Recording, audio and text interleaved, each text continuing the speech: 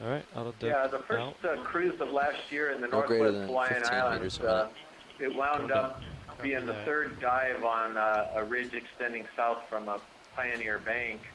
And we still found a ton of corals down there. It hadn't gotten below 2,500, but we now know that the high-density community extends at least 20 kilometers along that ridge, which is extraordinary.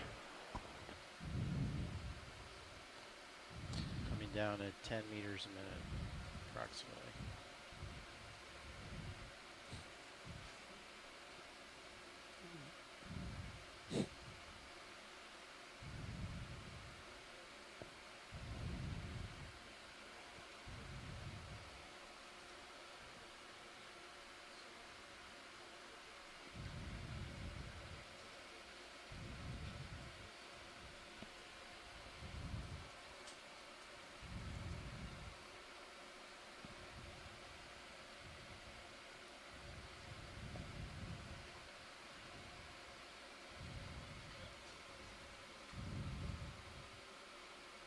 Pilot, this is watch lead.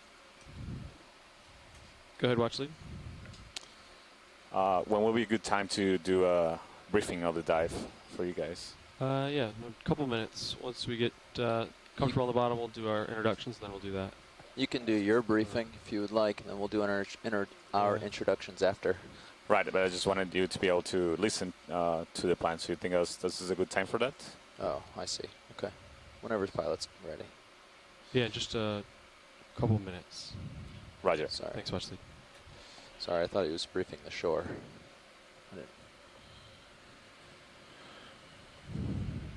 Okay. So the tether, the way it is, I can either pull it down. It's kind of blowing. Yep. So you got to figure out which way the current's going. And convince the tether to go that way, and it will continue floating on and out of his face.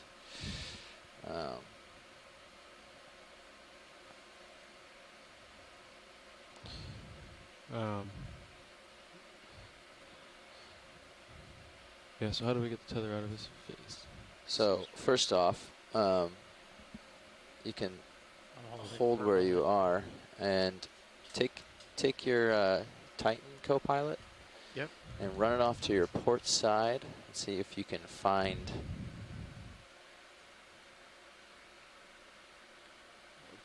That's the middle there. Looks like it's going to be tough finding a rock to collect here, huh? Yeah, I don't know which one you can choose from. There it is. Okay. Just make sure that it stays below the rails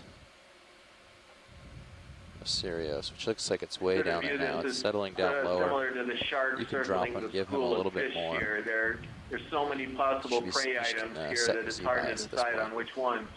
That's right. Go. We'll see what Matt thinks. But so like, yeah, so it looks like it's starting to blow off towards your starboard. So before you get too close to him, just let it blow off that way, so it's not in your hitting you in the camera or on your belly. Copy that. But you can come down to, oh yeah, you're already at 16. So you can keep about 15 or 16 for now. And hopefully,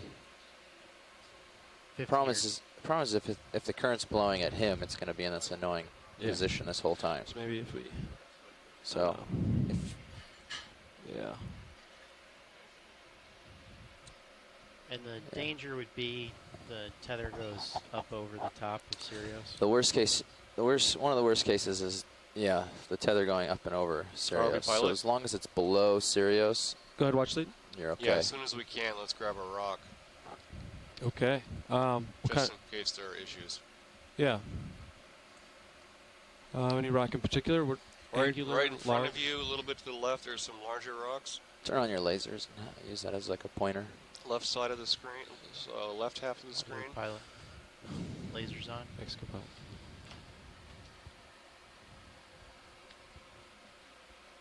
Watch lead, pilot. Go ahead. Do you want a larger angular rock? Larger Oh. angular would be great. That'd be great. Okay. All right. I think up here on So- the left there should be good candidates. So now it looks like yeah, feel good. Okay. Send a little bit more, pay out some more. Yeah, he's gonna sink down about 10 more meters before he's on bottom. So you're gonna have to at least eat up that much with him. Copy. Just getting my Z-Bios dialed in.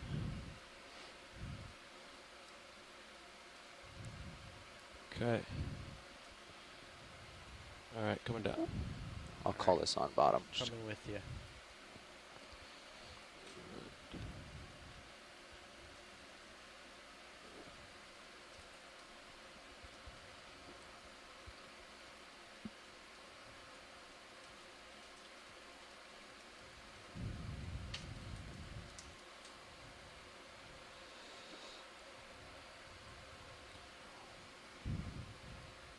Now, if you could range sonars in a little bit. For sure. Yeah, I see a Halosaurus right there. Copy that video.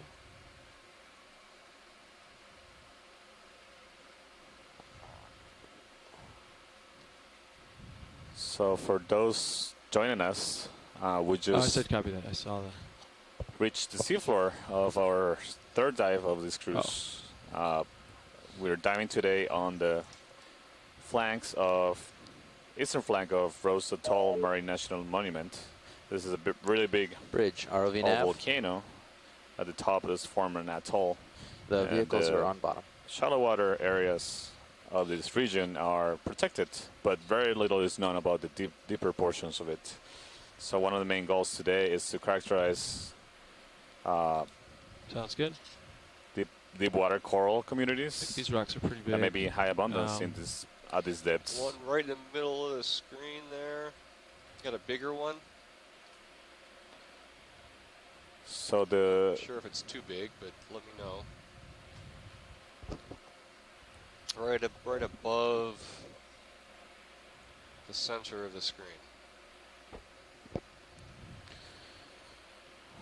So the general plan of this dive is to go up this face and climb on top of the ridge. So right now we're at a depth of 2,500 and pretty close to 30, so 2,530 meters deep. So that's about 1.5 miles. Between 1.5 and 2 miles deep. And we're gonna climb on top of this ridge, which should be reaching a depth of 2,400 meters, and we're gonna continue along the top of the ridge to a depth of around 2,300 meters, and we'll be making observations and Now, collections should I go ahead of and deploy the geologically sonars? important and biologically important samples. So right now we're setting down to Yeah. collect our Whatever first pilot's geological comfortable with. sample, That, yeah. since there's a Okay. good abundance of loose rocks here that will be So suitable ROV for pilot, collection. we've passed over the large rocks. We're drifting to the right. Yeah, these all these are actually a little bit larger than I initially thought. So I think those over there on the left were too large for us to grab. Okay. Right in this zone here, though, these are all right on the upper limit of our what we can grab. So yeah, Can you put the laser on? yeah, lasers are on. Where? Right on the dark rock in the center Okay. right now. I'm expecting A some little of these bit to the be- left. Yeah. Little bit to the left. And laser is about to touch it. A little bit more to the left. This Right guy? there. Okay. Yep. I can, yeah, I'll give it a wiggle, see if it's, Thank see you. if she's loose. That's definitely a doable size, so yeah, we'll take a look at it.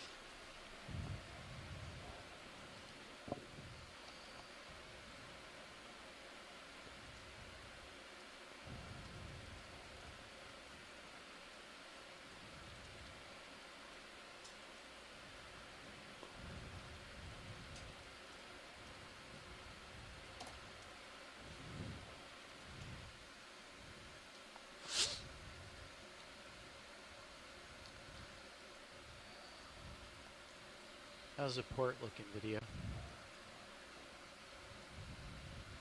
Is it It looks pumping like at just a all? little bit hot in the near field. So pull it down, maybe. I think lowers down and wider. Hopefully that one's loose. The camera angle is pretty sharp Yeah, down, those so are I can't all really covered detect with except for, there you go. Black coating is likely That to kicks some be light out. Okay. I can Manganese. pull it out a iron little bit. manganese oxyhydroxide. Is the iron and Yeah, I would manganese say precipitate out of the try to spread that front ocean light pool as waters. wide as possible with this dark material we're and looking they at. coat Copy. anything on the surface, so rocks or shells. And the iron manganese rinds grow very slowly. So on the order of millimeters per 100,000 years. The iron and the manganese, these Okay, iron co-pilot, I'm gonna manganese spill up the compositions, craft, so these Copy coatings, that. make sure to keep tend to hydraulics on for me, I concentrate guess. Copy that. elements Spin them up a little bit of farther too. great economic interest. For example, the rare earth elements, Okay. which are important in high-tech industries. So there's a lot Go of ahead and deploy interest the in lower swing arms. figuring out how to bring Sounds good. these iron manganese nodules to the surface, I'm gonna give it a to poke, exploit see if it's these there, as and then economic deposits, but I'll probably open up the port. it remains Rock cost box. prohibitive to bring these iron manganese nodules Copy. from great depths to the surface. See if it's We are currently at depths just below Can put it in the starboard box, 2,500 it'll be big meters. enough, just in case we get a little rock. oh, okay. Yeah. It's nearly 2 miles deep. Okay, so we're picking up a rock and we're gonna put it in the starboard rock box. Yeah.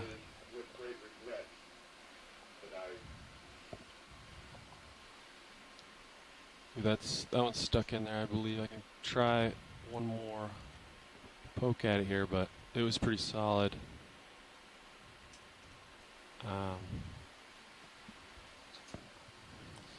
Yeah, that one's Really, anything there.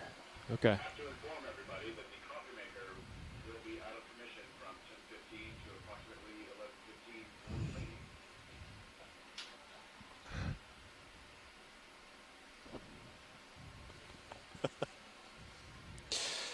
Just one under the ledge there. Brett, by the ship's officers, that we will not have coffee for 2 hours this morning. So we're all deeply saddened by this on board currently. Which one, But Jim? morale has been greatly lifted because it was Which just announced that the ship's door will be open for 10 minutes. That so guy, we're all yeah, in the back there. greatly Is he in relieved reach? now. Just barely. That one's stuck in there. So that's a good point that Oh, you you bring up, see Matt, of way the in here? The guy's sitting potential in the economic sand, importance yeah. of the manganese, but Use the also what's reflection of really the ground important to look note at is to that Yeah. those initiatives I bet he's might out have of reach. big impacts on the biological communities that we observe in the seafloor. So there's currently big efforts You'll of be able to poke many it, maybe you won't scientists grab it, but- around the world to understand I what did the potential hit it. impacts of those You did poke it? I was pushing away from it, yeah. Oh. initiatives might have on the seafloor, and really make sure that we put the Just try that best small information one in available between out those two. there This little guy? to minimize Anything the sitting in impacts sediment is going of to be a better that bet, potentially probably. common activity. Yeah. Again, the goal of this dive is not really at all to explore these resources, No.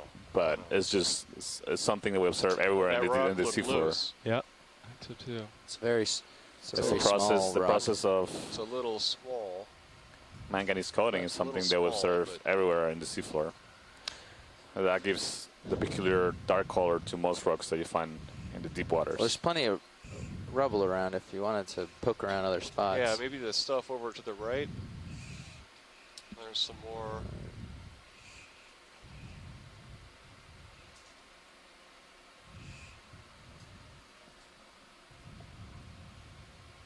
Try. So I see a polykey right above the lasers. I don't know if you've seen it, that pilot.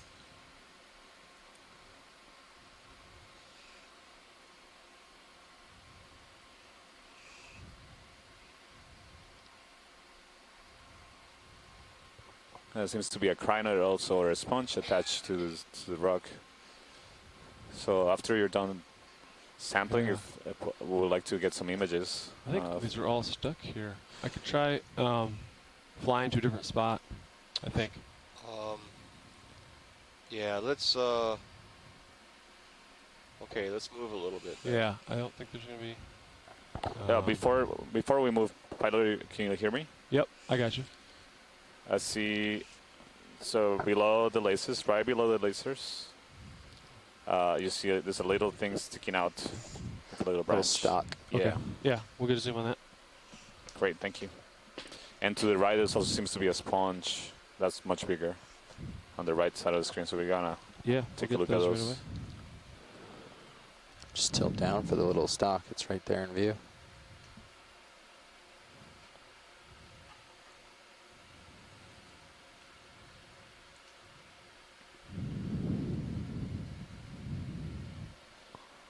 I think he's looking for that crinoid on the left. There's also a little possible sponge coral immediately to the right of the crinoid. Okay, video, you can come in on this little guy. So that looks like a Video co-pilot. potentially a sponge. So that looks about as wide as I can get it. I would concur. In Sirius's view, that looks pretty good. So Santiago, I'm pretty sure that this is a demo sponge, and it could Yeah. be in the family Cladorhizidae, one of the carnivorous sponges. We've seen various versions of this thing in different places. This looks different than anything we've seen before, but I'm pretty sure that's what it is. And the family again is Cladorhizidae, a carnivorous sponge. Great, thanks, Chris. Can you tell us what the carnivorous sponge means? Excuse me, what was that, Santiago? Can you tell us a little bit more about what it means to be a carnivorous sponge?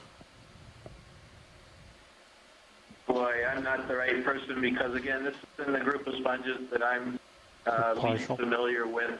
But basically, they have ways in which they can catch living organisms, such as very small crustaceans, things floating by in the water column, catch them, retain them, and eat them. You know, a lot of sponges are just considered to be filter feeding organic material coming by, but these sponges are actually adapted to catch prey and consume them. And Right. how they do it, come back it in got video. me. Presumably Thanks. those That's rods good. Hold sticking there. up with the little balls on the ends may provide some type of a trap that things stick to those rods, and then they somehow get passed down a little bit further toward that main disc. But I really have no idea. That's all speculation. Right, so they can eat living prey rather than just organic particles that are not necessarily living. I guess that's the definition. Yes, that's correct. Thank you, Chris. All right, thank you, pilot. This is great images. It's a very tiny sponge. Yeah, he's just a little guy. Having trouble keeping him in frame, actually. Is that full zoom right over here? Video. That is max zoom. Yeah. There's yeah. also a few worms wrapped around it, both around the center disc as well as one of the extended points.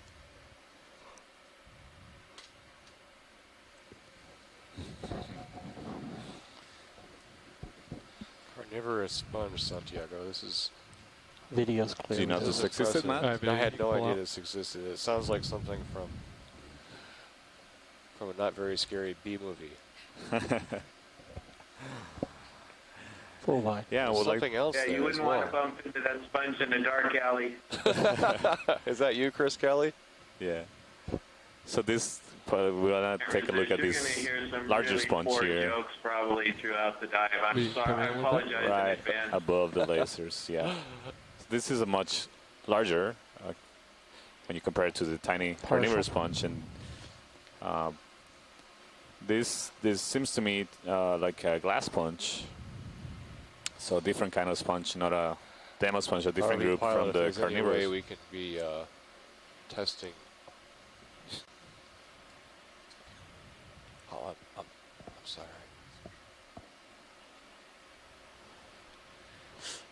So this one, the this shot, don't difference forget to do to the introductions. Carnivorous Sponge we were just seeing, Oh yeah. they do capture particles from the seawater, not necessarily living organisms. Although I'm not sure this particular sponge is living or not. It Yeah, we looks can. like it's not in very good shape. After You can see imaging this, I'll float over a couple feet, and then we'll poke other rocks. Yeah, because we're you can see the intricate still in the structure. same zone we were in. Usually you see associated animals living do in that it, like next. crabs, but I don't see any. I can see colonization by other little, seem to be tubes or potentially hydroids growing out of it. So this might be a skeleton of a dead sponge. It's just the structure, the skeleton are left behind, still providing some attachment for other organisms. Yes, Santiago, you're absolutely right. This is a glass sponge. It's in the family Euplectellidae, and it's in a subfamily Corbitellinae, which is the subfamily that has the vase sponges. So this is kind of the classic glass vase sponge that at least I heard about when I was growing up. It is dead. You're missing the top part of the sponge. To the right. And as far as the genus goes, it's either something called Regadrella or Dictyalis. It's one of those two. This one But perched right on again, that. glass It's pretty sponge angular. that's It's dead like right on the in bottom right of family your screen now. Euplectellidae. Happy. And there's Great, one right thank you, Chris. below the lasers that might work. Right. It's a little floaty right above the lasers. I think you're referring to the rock with the right there. To the left of it. See over here. It's like, Oh, yeah. yeah, that guy looks like it's just Waiting to be picked up. waiting to be picked up. Teetering there almost. It's a trick. All right.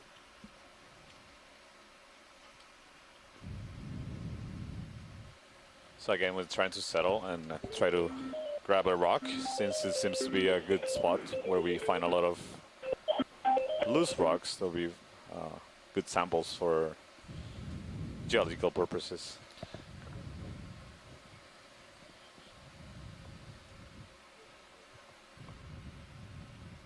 Nope, not right now. All right. Stable there.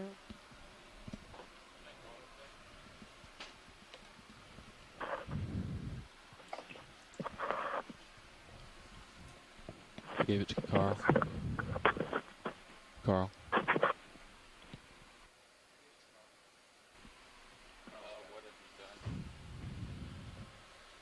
All right.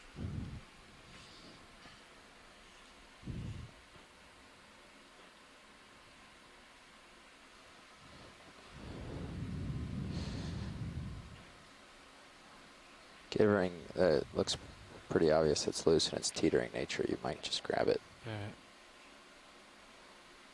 Okay. No, take them off my desk. And put them over there, that's two. Just get below it.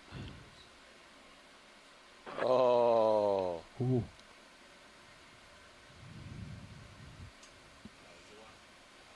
We get a photo of that? I'm worried it might. It looks like a lot of crust, huh? Yeah. It'll settle. Okay. Yeah, video can come in for a quick photo and then I'll store it. I'm worried it might drop. Yeah. Might be all manganese crust. I don't know if that's useful or not. Yeah, watch these. Do you want a larger rock or is this something you still want? Well, I would like a larger rock. That thing actually looks like just manganese crust Yeah. to me. Yeah. It doesn't look like it has any basalt in it. You wanna It looks rotate? pretty like a crust that broke off Yeah. another rock. Oh, So maybe try something else. Okay. Yeah, video can come out. I think we're going to try to find a larger rock that's got some rock left. Just to the right there, there's something rounder. There's something round just to the right of the claw. Drop that baby. Yeah. And the Right plan there. was the port rock box, Starboard, I think. starboard. Yeah. Yeah, let's see if this one's. These are all. Make sure you push on the right one there. I think you pushed on the left of those two. Oh, really? Yeah. No, it's getting close, of course.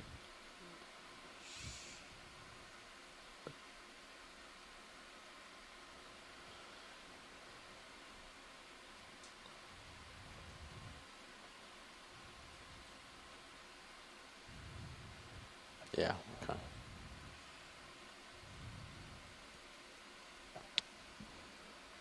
You guys see any other ones that look loose? That One just above that. Yeah.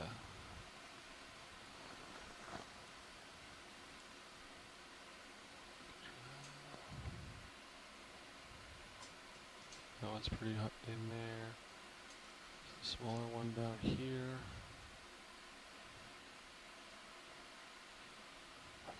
See this one that's a different color underneath there?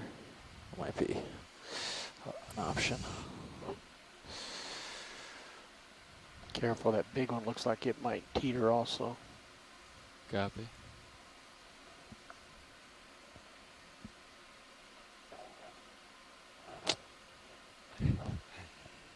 These are all stuck in here. Yeah. We've played this game before. Yeah.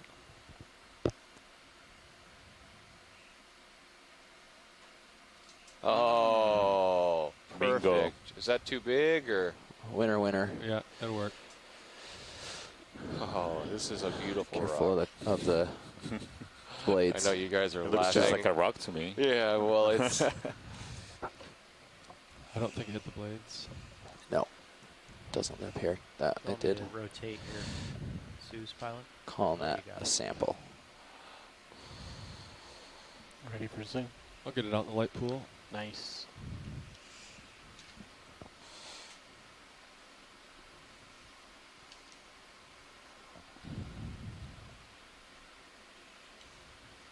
Yeah, we are go for zoom. I do have a little bit of debris in the air here, but Tilt up.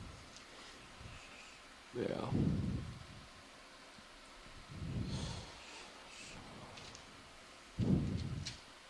I'll give it a little rotate for you. Yep.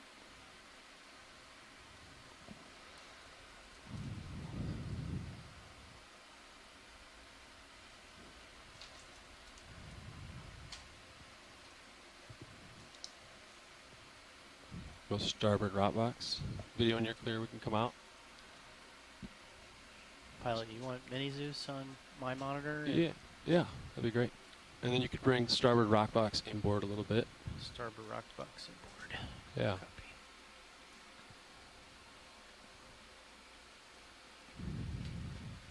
Perfect.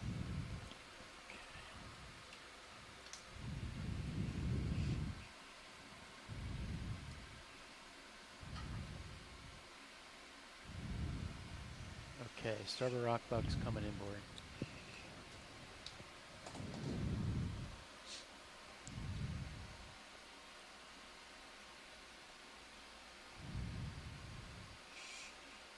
Stand by. Alright,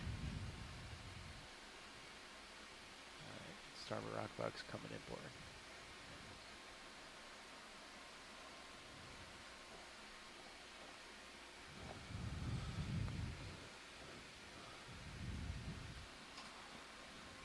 Santi?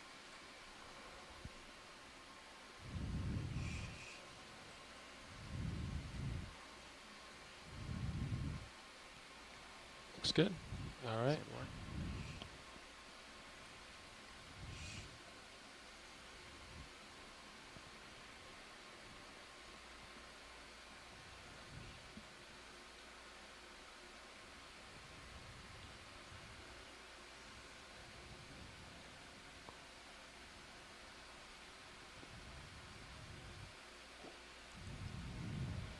Excellent.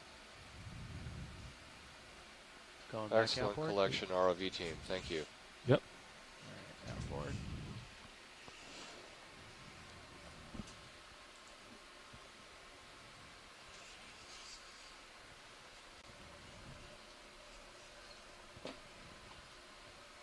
Fully outboard, we're stowed.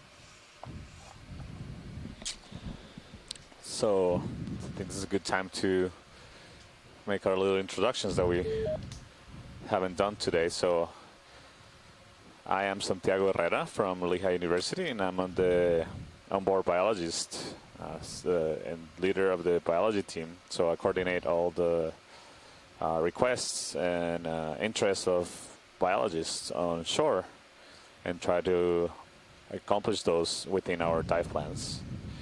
And we also have on board Matt Jackson.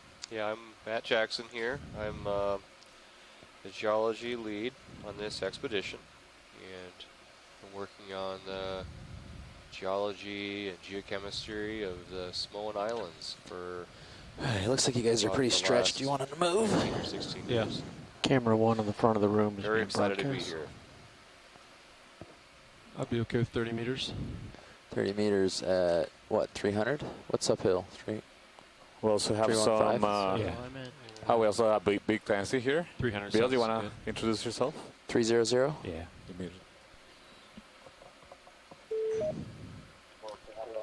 Yes, I'm Bill Clancy, a computer scientist, working with Kelly on the science team on seeing how well the telepresence system is working with our new tools. But especially I'm extending that to how the scientists are interacting with the engineers and video and on to the ship's control itself. Thank you, Bill. Pal, this is Watchley. Go ahead, watch lead. Did you feel comfortable doing introductions now? Yeah, that's good. Great time. Great. Yeah, so we're up in the front row from the Global Foundation for Ocean Exploration. I am the pilot, Levi Unima, and to my left we have... At Navigator, you have Jeffrey Lanning. And our co-pilot, you have Andy O'Brien. And on the far right video, you have Roland Bryan. Bridge, ROV nav. Can we get a ship move, please? Can we do 30 meters, bearing 300 at 2/10 of a knot? And then the way back, we have Emily Nero on video clipping. That's correct. Great, thank you guys. It's great Thank to you, have Rich. you all. And we'll also have several other engineers and crew members on board that are, and officers on the ship that are making this whole expedition a success. And also big shout out to Kelly Elliott, which is our expedition manager. She's the one that keeps everything running. So I also want to welcome all the scientists on the line. Thank you, Rich. Want to see if Ship's we have underway. any other scientists join us on the conference line. Please introduce yourselves. Give us your name and where you're located and what your interests interest in the dive are. 5 minutes, 10 minutes. Maybe we can start Say with like 2, our right? friends in Hawaii. Something around there. UH. The delay between the ship moving and Sirius moving. Okay, I'm Chris Kelly. I'm with the University of Hawaii here in the Oceanography Department, Yeah, and I'm shouldn't be also too serving bad. as 2 science kilometers advisor down. for the 3-year Maybe, Okeanos Explorer a couple capstone minutes, mission or in 8 the minutes. Pacific.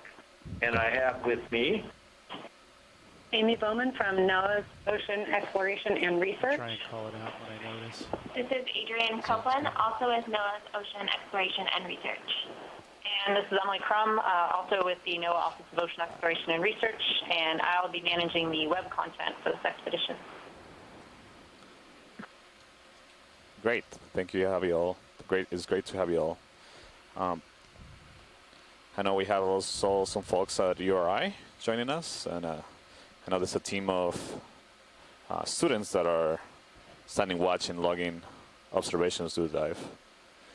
So that maybe perhaps they can introduce themselves.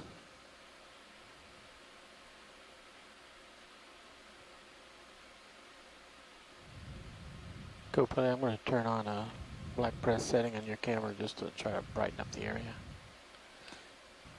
Don't be shy. Maybe we'll see who else is in the line. I just Do wanted we to have inform you still that Tara? I was going Tara to Hammer? hit a bright Hi, black this press is Tara to Harmer Luke from try to Stockton brighten up University some in of New your Jersey. image. Okay, thank you. It's great to have you, Tara. Do we have anybody else in the line? Yeah, this is Tim Shanks from the Atoll Oceanographic Institution. Looking forward to this dive and seeing the benthic biology. I like all things benthic biology, but especially those animals who live on corals and whatnot. Love that. Look forward to being on this dive. Great. Welcome, Tim. It's great Welcome, to have Tim. you. Can we maybe tilt the camera up a little higher just to see further out? Do we have other Give us a participants wider in the line? perspective. Yeah, this is Peter Oster at District Aquarium at the University of Connecticut. Hi, Peter. Thanks for joining us again. Does a 600-meter track sound about right to you? Yeah. Okay. So not too quick. Correct. I got 0.09 kilometers. Yeah, this looks just to be a Knots. talus slope on the side of the volcano. And all these kind of basaltic blocks that roll down the volcano have then, or subsequently, encrusted with the iron Looks like there manganese may be something deposits. just off the very So top I of the know screen. from samples Either that we Percingid or a coral. dredged from the flanks of this volcano, Copy that video? Or are you the talking iron manganese crusts on the surface of the rocks are 5 to 10 centimeters video, we're gonna thick. go for the brittle star. And when you cut through that Flow iron lasers here. manganese crust, Copy that. inside you find settle the real rocks, quick, which can and then be we'll go in. are There's also often a swimming basaltic, but polychaete you just can to the left of also that. have at the cores Very of these small. Okay, video, you can come in. nodules that you're looking at, you can have Oh, yeah. Very sediment small polychaete. Gonna or come up, see if I can get both. clams or any kind of shell.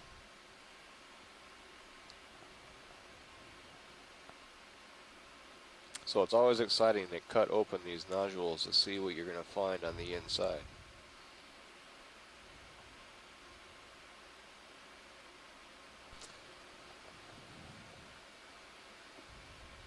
So this looks like a small ophiurite, a brittle star, and I've been seeing a few of these in between the cracks of rocks. Seems to be some of the abundant organisms in this lobe. Now, Nav. Copy that. Called brittle stars are extremely, when you collect them, the arms can break up so easily. That might be why they call brittle stars. I'm not exactly sure what the origin of the name, but that's Ship move is just why I about imagine done. why they would be. They're extremely Should I fragile check on another? Are you happy? animals, closely related Just to a sea minute. stars or sea urchins. Next video. I just wanted to point out that all the scientists that you heard introducing themselves that were not specifically mentioned they were on board, they are participating from different parts of the world. So this is a great community that we have participating through via telepresence. So this is one of the great things of having this live video and the capabilities of communication to be able to have input in real time from scientists and also from anybody that's interested in the expedition. Pilot, I see what looks like a crinoid straight ahead. Can we please take a look at it? Absolutely. I also wanted to point out that we have also scientists that are not necessarily participating in the call, so they're not calling in, but they are participating in a chat. So we have a chat room where we exchange comments and also make observations, log all the observations, so we can later go back and analyze the information we're collecting during these dives. So it seems like we have watchsenders from the University of Rhode Island at the Inner Space Center. There's a whole team dedicated to the expedition there. I see also people from Florida State University, Amy Bacco, Diva Amon, calling us, joining us from Trinidad and Tobago. Video, you can come in. Many different folks from around the world. Sako Matsumoto, joining us from Japan. So yeah, this looks like a crinoid, so a sea lily. We saw several of these animals in the previous dive yesterday. At least 5 different 5 or 6 different species of these comatillid crinoids. So comatillid are the ones that don't have a stalk. You see they have appendages that uses to attach to the rock. But this one looks completely different from the ones we saw shallower depths. So it makes sense to be isolation by depth. We usually find different species at different depths. These animals use the arms. You see the arms are projections that come from the center, and the arms themselves have smaller projections, and then those smaller projections. So you see this as kind of something like a fractal or a modular architecture. Going for full screen. Similar to what you see in plants and in corals. So Santiago, something's going on in the middle there. Is it pulling food or? Yeah, my guess is that what we're seeing is maybe gonads. So seems like this animal may be reproductive. Okay. I'm not an expert in this group, but I'm seeing the comments from people on the chat from other scientists that also making suggestions that it could be reproductive structures that we're seeing. So these animals can filter the water, so that they're suspension feeders. They use those arms to comb through the water column and capture particles, which is the only source of food available at this depth. So all the particles that fall from the surface, organic particles, they capture them using those arms. And since we're pretty deep, we're more than a mile deep, the amount of food that rains down is very, very little. So you can see that evidence of that on the rocks. They don't have a lot of sediment, so that sediment comes from the surface, mostly mineral, but it's also sediment that has a biological origin that provides energy source to organisms in the seafloor. So these challenging conditions make it that that living here is challenging.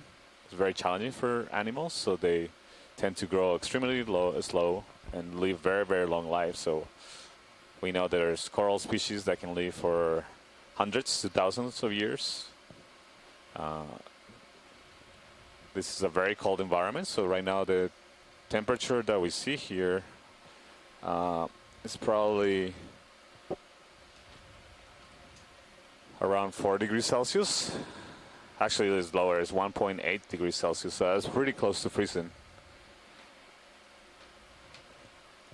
So what is that, 34, 35 degrees Fahrenheit? Yeah, like between, I think, 33, 34 degrees Fahrenheit, yeah.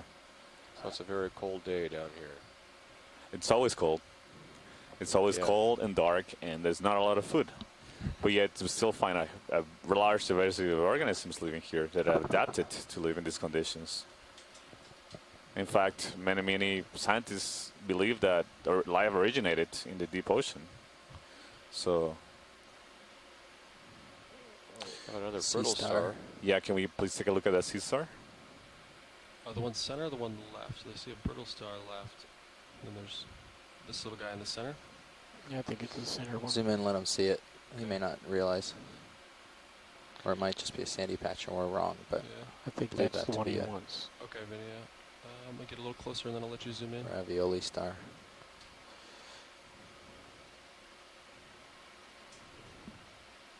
Okay, video, you can come in. See what we got here.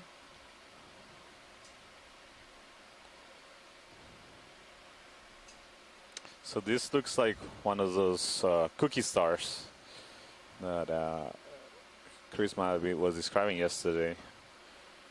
We saw one species yesterday that seemed to be in the genus Ceramaster.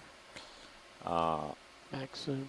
I'm sure Chris Ma is going to be very interested. Chris Ma is a scientist at the Smithsonian. He's an expert on these organisms, so sea stars. It's very unlikely that what we're seeing here was what we saw yesterday, since we are at a much greater depth here, so more than 2,000 meters deeper than the observations we made yesterday. So again, animals, the distribution of animals in the ocean tends to be tightly linked with depth, and that's because there's a lot of environmental parameters that vary with depth. So the deeper you go, the less light you get. So light pretty much disappears for practical purposes below 200 meters in most world's oceans. Video's clear with this. Temperature drops quickly from surface temperature. So here in Samoa, we're in tropical or subtropical waters. That temperature are pretty balmy, so it could be 28 degrees. So that's like almost 80 Fahrenheit. I think we did. Very nice to swim in. But as you get deeper, you start entering a gradient. Santiago. Hey, Chris. How are you? Hey, good. So this is going to be one of those good news, bad news things. That animal that you're looking at, the good news is that it's not something that I recognize. It's a goniasterid sea star, but if you look at the close-up around the edge there are spines coming off of the inframarginal plates, which is the lower series of sort of little boxes that you can see right around the edge. And that isn't something that I've seen on any goniasterid before, other than those coral-eating sea stars that feed on that we've seen on corals. So I would say that this is probably something that is new to science.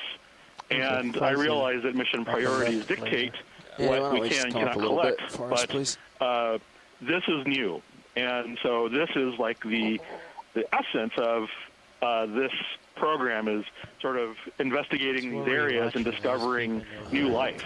And so I was watching your sonar. You can see the bottom getting close to that 12.5 meter line. Given that it's a slow Saturday in Washington, D.C. Just for the sake of what it's doing down there, I don't know. Many of also lost your tether for a species in second this on the fisheye, which are very poorly known. Probably fine, you know, they may feed on anything from being cautious. Plus, he was moving on, so you're kind of close, and he was about to take off. So you want to just any kind of detritus that they come upon. It's hypothesized that some of them may even feed on things like crinoid remains. But of course,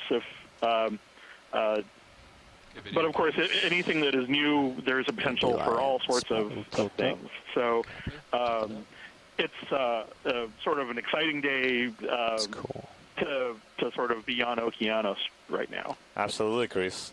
So we're getting an image right now of Siphonophore. So this is a case of a benthic Siphonophore. We saw several of these kind of animals floating around the water column yesterday, but this kind of Siphonophores are different. These ones tend to live on the seafloor. They're not very common to observe. Every once in a while you see some, and we've seen some around 112 events and also seamounts. We know very, very little about this. They're really hard to collect. They tend to fall apart, and only way to collect these kind of animals is with the suction sampler to be able to preserve the structures. Fortunately, we don't have that kind of capability in the ROV. But this is a beautiful, beautiful animal. And again, like Chris just was pointing out about the sea star, many of the species that we see here, we can be pretty confident that they're very likely to be new species. And that's because this is an area of the world we know very, very little about. We're just starting to learn what lives here.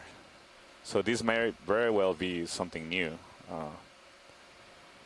Or at least if it's not a new species, it could be definitely a new range or a new observation of species in this area. So expanding the range, expanding our knowledge of where these animals live in the seafloor, and giving us a better understanding of how biodiversity is distributed and has evolved in our planet.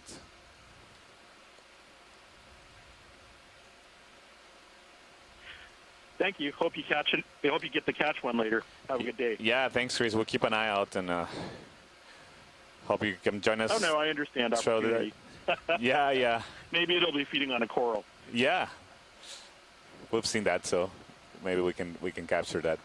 Thank you, Chris. It's great to have you. Okay, I'll be back, clear. hopefully.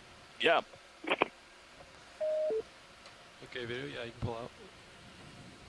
I think we're ready to move on from this guy.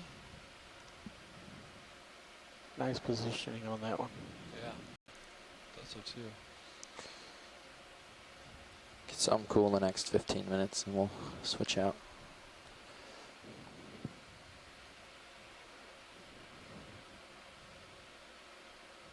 We're stopped. Now would be a good time to switch, probably.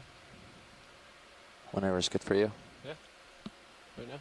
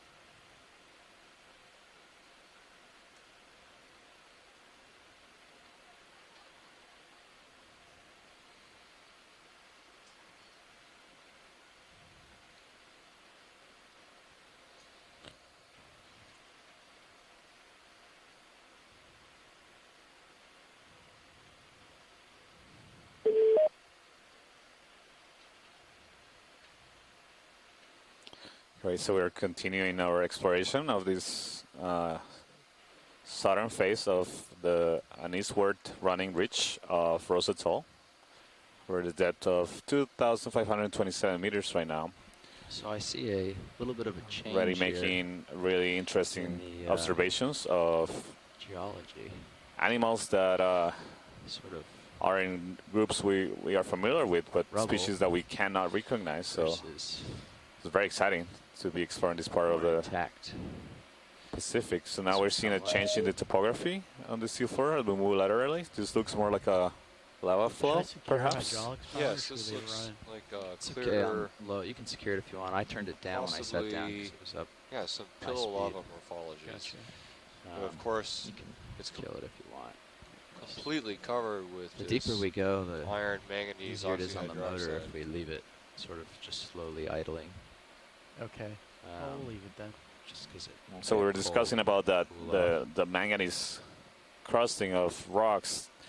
It makes it hard to tell apart rocks, different kinds of rocks in the seafloor, because they all tend to look or have the same color of the manganese. But so what we're looking at is things in context of where they are and what we are likely to expect, and the morphology of the rocks. To give us clues of what we are looking at and what's under that the manganese crusting. If you look at this, the Sirius view, the right monitor for you guys there, you can see this is just a big plate that's intact with rubble sort of all around it. Or at least maybe it's a lower section. Yeah, that's a great view on the Sirius camera. So if you are watching, you can turn to channel 2 and you see a great view of this. Seems to be like a flow, but it's like a. Go ahead, Bridge. Hard to describe. How would you describe that? So it's like a consolidated, perhaps, or a lava flow. And we're on the slope of a volcano, so we expect to see a lot of volcanic material from eruptions that happened a long time ago. A little stock. Potential dead stock. Copy that. Squall's coming. Could Thank be you. a flow feature. Does look. You And want to the go partial? See if lava it's just the solidified dead and was stem. subsequently encrusted with this manganese, iron manganese. Just hold fast from a coral or something. Probably not of interest to anybody.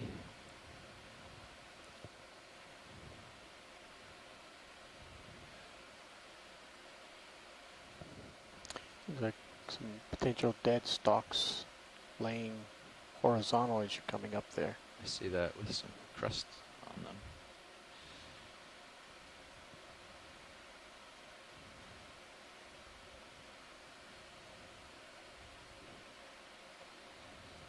Oh, and something on the top left there.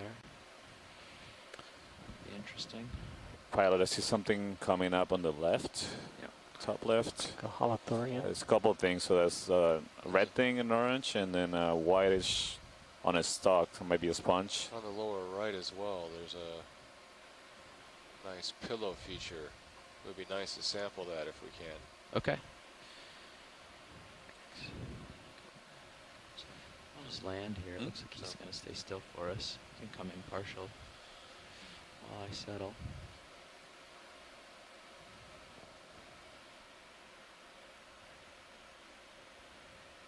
Alright, you can go in some more.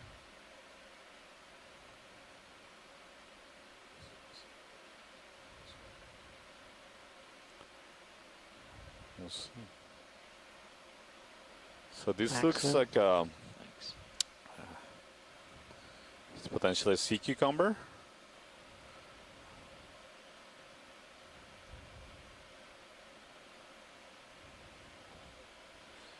I think Cool, we Pilot, I'd might come up be just a looking at little a bit. sea cucumber from the rear, but it could also be Okay. What tweaked you on that one? Like your light pool's hitting D2's foam pack.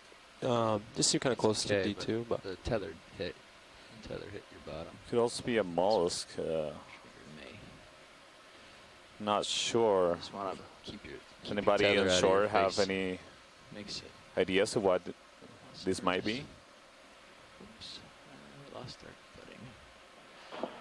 footing. Yeah, so Santiago, we were trying to figure out a sandwich order for lunch and just looked up suddenly and see that this is a holothuroidean. I don't know if you mentioned that already, but Yeah. as far as going farther than that, I'm not sure at all.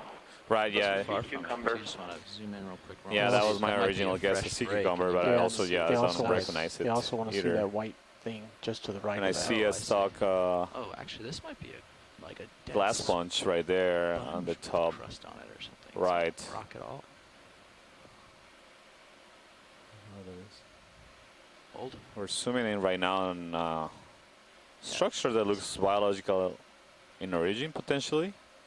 Not entirely sure. It could be a broken piece of... Not sure what you're beautiful. It could also be a broken piece of iron manganese rod broken off the surface of the rocks around us. Yeah. So maybe a piece that broke off and rolled down the hill or something like that. Yeah. Look at that double layer there. So on the you left. see there's another of those carnivorous sponges attached to it on the left. Yeah. So colorize it, carnivorous sponge on it. It's very strange, huh? And you can also see what looked like to be some small hydroids on it. Right, well, look at this. Yeah, Santiago, there's also a different type of sponge when they zoom out. It's sort of in the upper right. There it is, right there. Yeah, that was the I next. don't remember whether we've seen this sponge. I think this is too deep, so we did not see this sponge yesterday. But this is also a glass sponge in the class Hexactinellida, and this is in the genus Calophacus, and it's in the family Rosellidae. It's one of the stock sponges. Looking inside And they're really fascinating. They're Look at the very nib cams, poorly almost look like described. So the thing we Dr. were just Henry looking at was a stock Reiswig in that fell over or Vancouver something. See that? is working on this group Yeah, see how you're looking down like a trunk of a actively tree? right now. And there's at least probably about 5 to 6 species that are undescribed in the Hawaiian Islands alone. So I'm not really sure whether this is new and different than the Hawaii one, but it's a great observation. So Calophacus glass sponge. Yeah, thank you, Chris.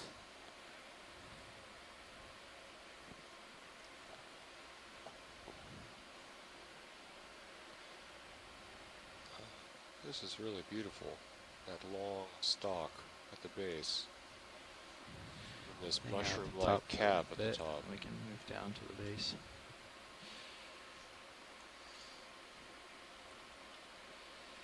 All right, I'll tilt down to the base.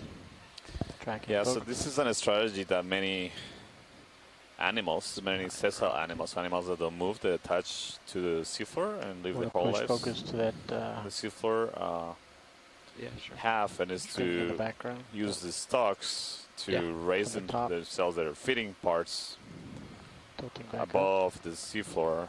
And the reason for this is that the closer you get to the seafloor, the That section. current velocity Yeah, more of the same. decreases due to So friction. Very So strange. basically at the boundary, right at the boundary with the seafloor, the speed of the flow can be rarely reduced to zero essentially.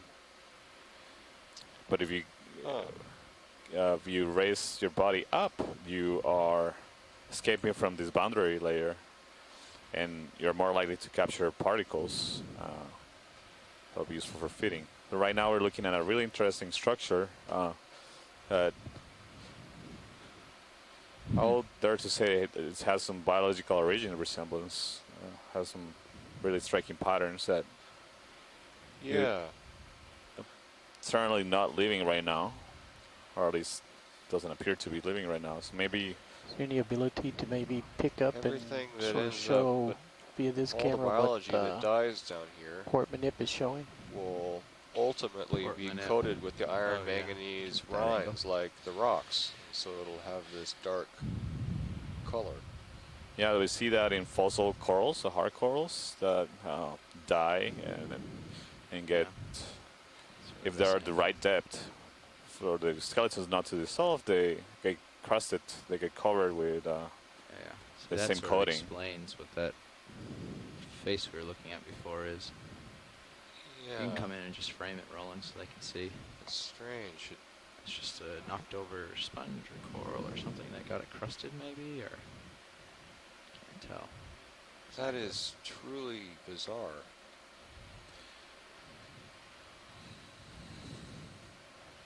And it's Is that put all the possibly way into what biological, would look like a Santiago? trunk.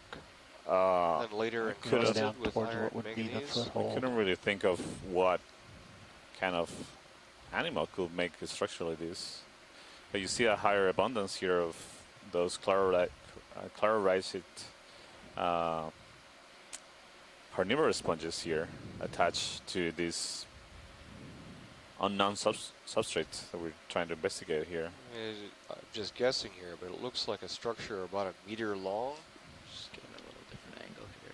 Here we go. And maybe pan down the shaft. Yeah, this is Yeah, I'm not sure. I Great mean, spot. I might even there's not a lot of guess that it could be a. room for where I am. I can try Yeah. to rotate, but I'm just sliding along a little I'm wall. not sure. here. I mean, it looks very, very different from the rest of the seafloor here, and it has some interesting patterning. I'm not sure what it could be. I mean, it looks separate from the lava flow. Yeah. Yeah. Yeah, keep going down to the foothold. Is it loose It's at not, all? it's not like I have No, I know, just in general.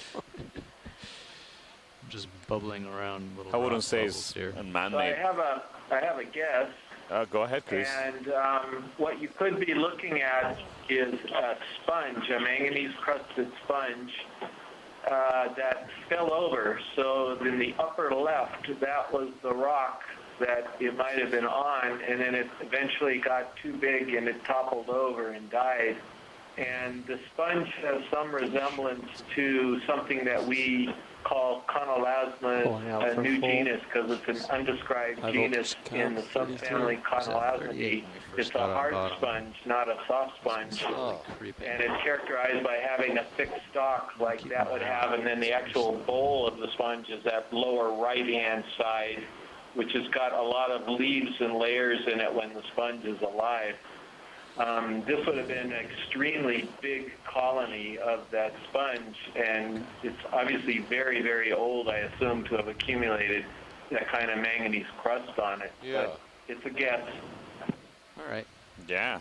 Thank you, Chris. That's definitely Minis just a has a good pretty good angle on that hypothesis for this. subject too.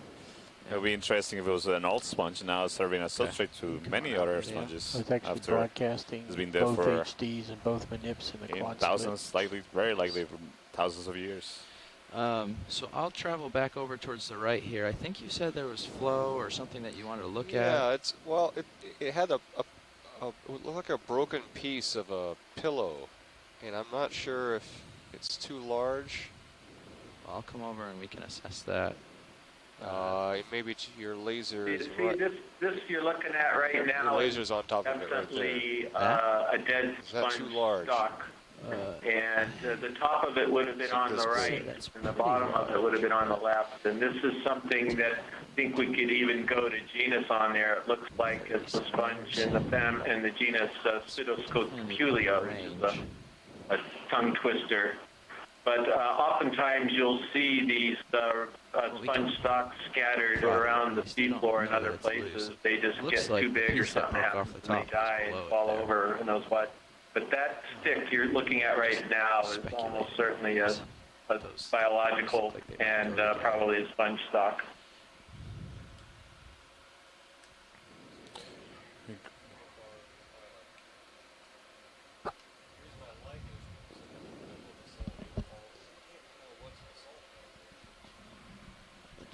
I'm having trouble here. I can hear you talking, but I can't hear you in my headset. I'm having trouble hearing you.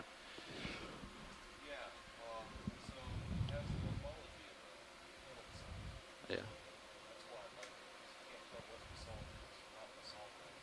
Okay. We can give it a prod. And see how large it actually is, because it can go on. And I think it's pretty spool of hydraulics. Solid. So the reason I like this sample that the lasers are currently on is because it has the morphology of a pillow basalt. So you can't tell what's basalt and what's not basalt down here because everything is covered up with iron, manganese, incrustations. But if you have something that looks morphologically like a pillow basalt, you have a better chance of actually having something that is basaltic in composition beneath the iron manganese incrustation. The question is this too big? Number one, and number two, is it loose enough to collect?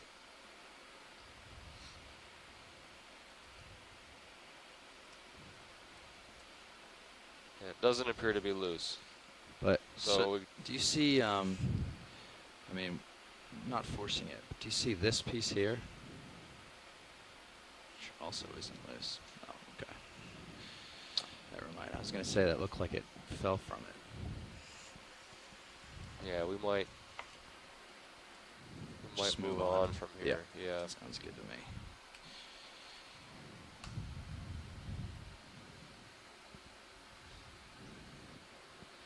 Yeah, thank you for the attempt, ROV team.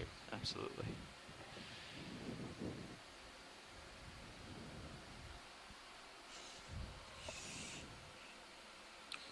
All right, I think we've done some good observations of this landing site, so we probably should start moving ahead to our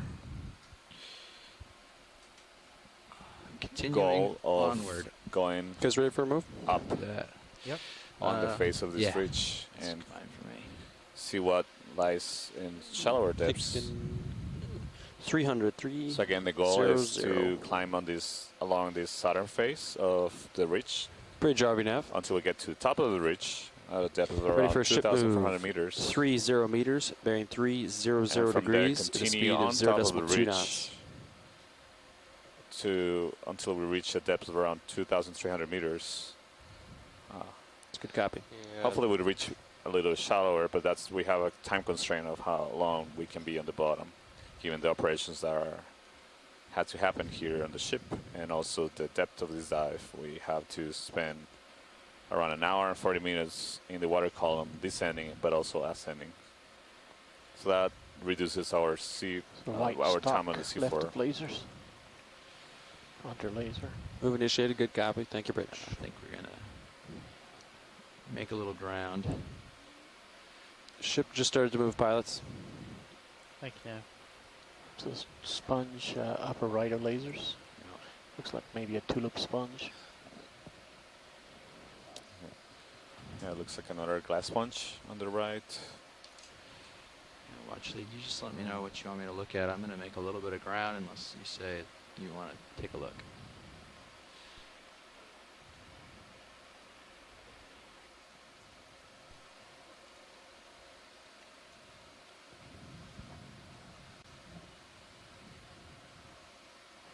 And can we tilt the camera up a little, Yep. get a wider perspective? Sure thing. And you can take past the thing on the bottom right if you want a little, just track the zoom out a touch. Yeah, perfect. Thanks. These have built, looks to be morphologically beautiful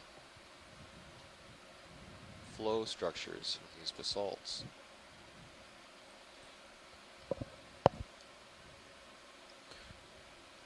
Look like some more coated. So we don't know how layered old this stuff above the particular island is. It depends on which hotspot it belongs to in the Cook Islands, the Cook Austral Islands.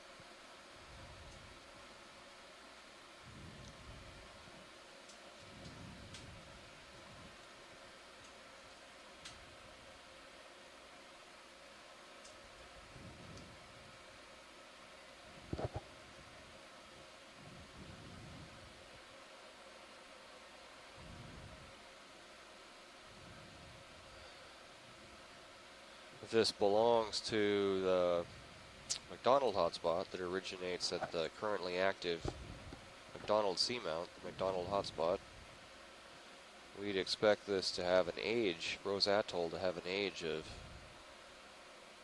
just under 30 million years. Sponge top left. Rose Atoll going off screen. Formed over the Arago hotspot, or the Rurutu hotspot. It's also called the Rurutu hotspot.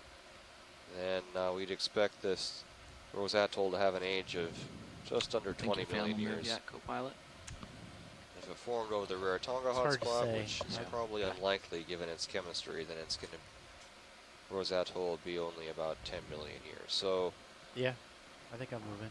We have 3 different hypotheses for the origin of Rose Atoll, forming from any one of these. Ship is halfway through the move, so you got 15 meters left. Arago, Rurutu, or Rarotonga. All of which lie in the Cook Austral Islands. We can test these hypotheses with an age date. If we can get a good age date on one of these rocks, we can pinpoint which of the 3 hotspots Rose formed over. So Matt, could you explain us what exactly you mean by a hotspot? Yeah, so there are several ways you form. Yep. Several ways that you can melt the Earth's interior so that the melts can erupt at the Earth's surface at a volcano. Mantle melting occurs at mid-ocean ridges when plates spread apart and the mantle upwells and melts. And this lava, this melt percolates up and erupts as a lava at mid-ocean ridges. We call this mid-ocean ridge basalt, or MORB is the acronym. Also in subduction zones where oceanic plates subduct, we get mantle melting, and these melts percolate up and erupt as lavas in subduction zone settings where one plate is subducting, an oceanic plate is subducting either beneath another oceanic plate or beneath a continental plate. Now, sometimes we have volcanism in the middle of plates, not at plate boundaries. And this type of volcanism, an explanation for this type of volcanism is that you have upwelling regions of the mantle called lava lamps. So basically, hot, buoyant regions of mantle rising, much like you see in a lava lamp. These portions of mantle sort of rise getting up into the zone. We because don't they're even have to hot talk. and I know what you want. partially melt beneath hotspot Video's clear. tracks, beneath All right, let's do it. hotspots.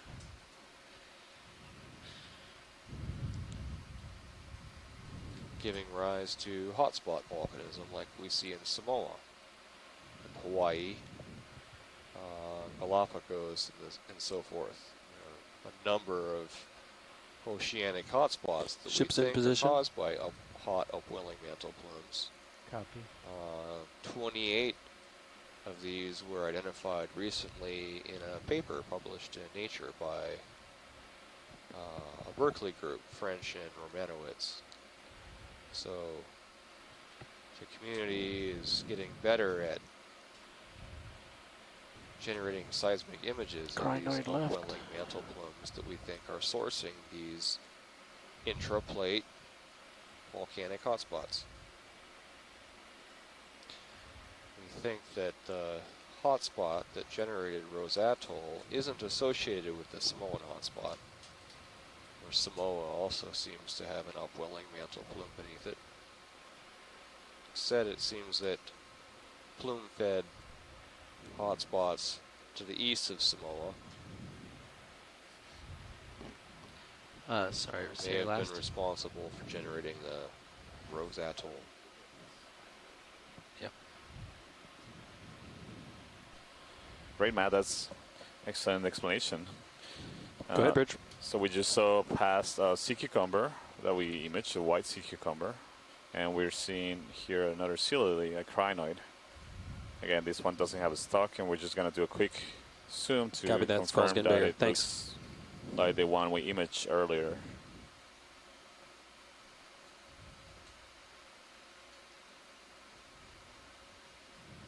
So these are animals, even though they look like it could be more like plants or some other kind of weird creature. They can actually swim. They can deattach and swim. So this one doesn't have those swelling Not as much anyways. bags that the other organisms we observed earlier had. And it also looks slightly different color to me. So the previous one we observed was more yellow. This one has a reddish color. So this could be a different species from the one we observed earlier. Going for full species? Yeah. Yeah, Santiago, and yeah, you saw some of the little steri, the little, I think that's what they're called, coming off of the arms are damaged someplace. So I wonder if every once in a while somebody tries to nibble on these things. Videos right, and that's a great observation. And Chrisma made the point that as some of the sisters, there's a hypothesis that they might be eating crinoids. Not sure they can be as fast as to get to this crinoid and before it starts taking off and swimming, but maybe some of the stock crinoids. We'll have to get his opinion on that. Looks like Sirius is on top of it. RV pilot, if any of these rocks are loose, it would be... Yeah, how much we got left in the swing there? Not too much. We see this seems to be a lot. He's looking at you. Seem to be observing a lot more of those sponge stalks covered in manganese crust that we saw earlier. So we see some in the center and to the right. I think you'd have time here. Okay. Yeah, I've got a 15 degrees before I'm right over you. So this is indication that at least in the past there was a large amount of sponges in this area, maybe upslope. The question of whether or not these are still there, or some or this community is still there, it's something that we'll likely find out when we keep climbing up on top of this ridge. So right now we don't seem to have much of a current here, but it's likely that this will change once we get to the top of the ridge.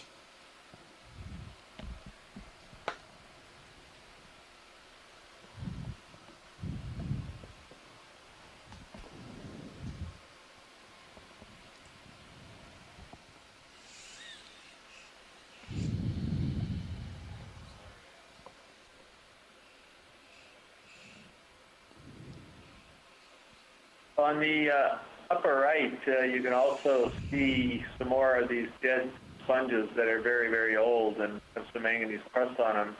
That one just to the left of the manipulator arm actually still has the upper part of the sponge, you know, much like what we were suggesting for that really big thing. And that's enough of that sponge to see. Again, I think it's in the genus. I like that rock. Julia. This one? Yeah, the one you just touched. Okay. You're gonna go starboard or port? Okay, so this seems like you have to open it if you want to do. Port. This could be more recent, so this could be yeah, an that was a indicator pretty that good there might sized be rock on the some of the sponges still on that living side, wasn't it? Yeah, up the ridge. Why don't we bring the rock box in and open it up? Can you bring the rock box inboard slightly? Because it seems like these sponge skeletons just so don't I can see degrade down over it so I can line time. up the They handle. are so persistent, and then they eventually get Port this rock manganese box coating, coming which probably makes them even more durable. And you know, who knows how All the old way these, inboard, or No, just so I can sort of see it dead in sponges the are. HD's camera.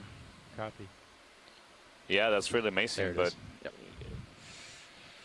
at least to get a noticeable layer of crust, we can guess that they could at least be a couple thousand or to hundreds of thousands, even million years old. That's the rate at which the crust accumulates on surfaces, as Matt was discussing, is very slow. So about a 1 millimeter per 100,000 to a million years. So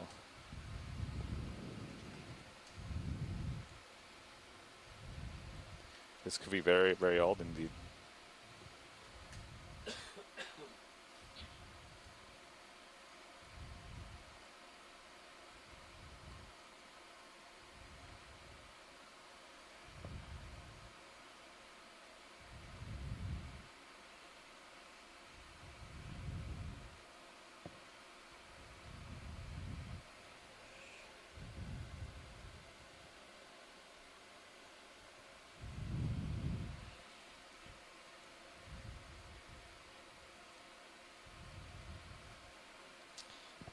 Ready for a rotate? Just a little more focus here for a second. Okay. Well, let's see approximate size of this. I missed the laser sights on that. It's about 20 by 10, I would say, centimeters. Thank you. Yep.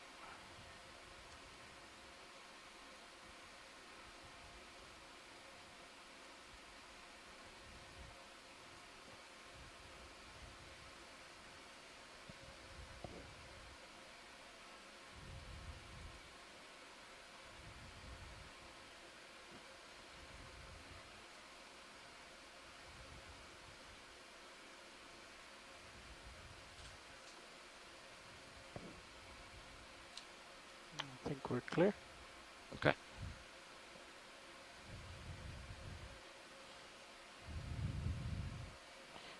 Do you want to lace it while it's there? I had the lasers on it for a bit when I first, but I could do it again. Oh, There it is. excellent. There you Thank go. you. Pull on out. Cool. Come on wide. You're wide. Thanks.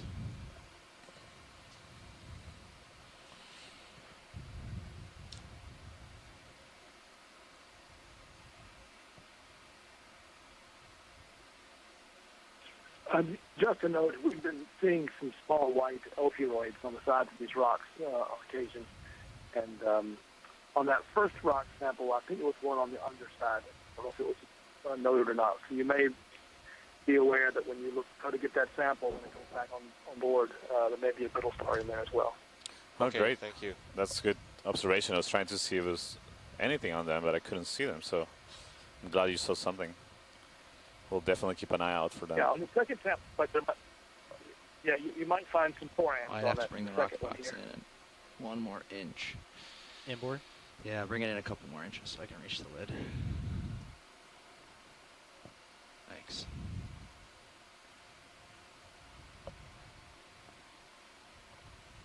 Want some more?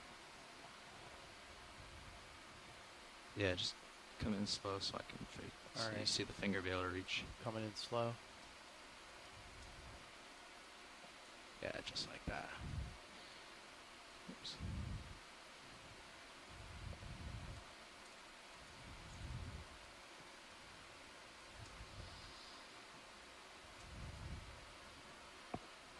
You want a little more?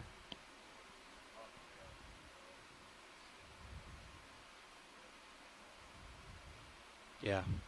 Okay. Bring it all the way inboard if you can. Sure. It's going to be a lot easier to be able to reach past. That's full inboard. Thanks. Like this.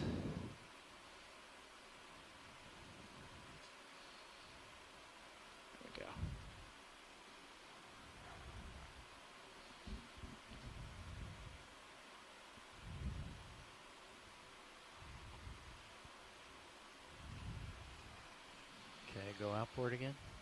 Yeah, you can stow it.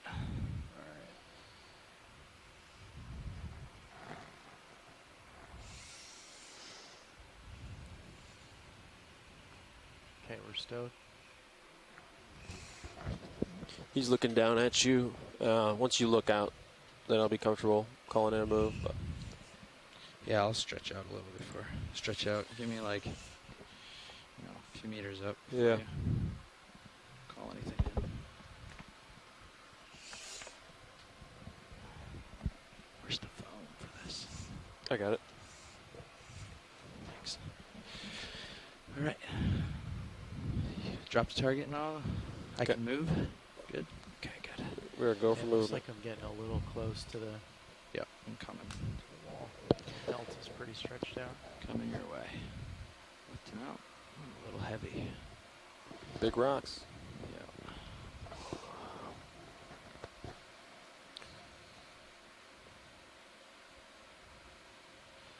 So we're continuing along. Santiago and Matt, what's the distance to the top of the ridge from here?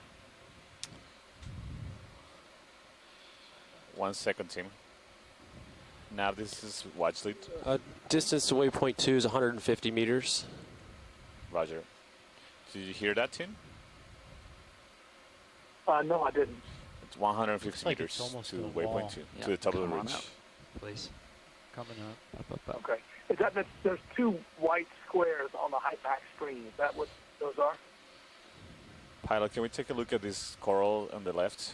We're just We're just gonna make sure Sirius is okay up here real quick. Roger. I'll take a note of my depth and come back down if we can. But taking that rock sample, Sirius got a little ahead, and we're just making sure that path ahead is clear. You can see how it's gotten a little steeper here. Yeah. And so this is where Sirius is up in this steeper portion. And Okay.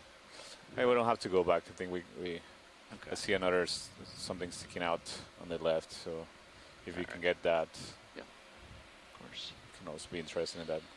Sorry, team. Can you go ahead again? I missed what you were saying. Yeah, I'm just looking at the high pack screen. I'm seeing the two white squares there. I wonder if those are the That targets. looks we're like a headed for. potential. Oh no, coral those spawn. I believe Yeah, those are just we're gaps headed in for the the coral. bathymetry. If I'm correct, I don't think Oh, I they see, yeah. they don't Yep. necessarily Love that mean lighting anything from for the Sirius. planning of the dive. Okay.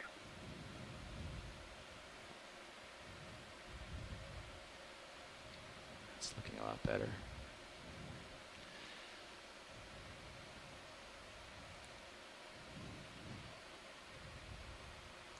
So this looks like it could be a coral.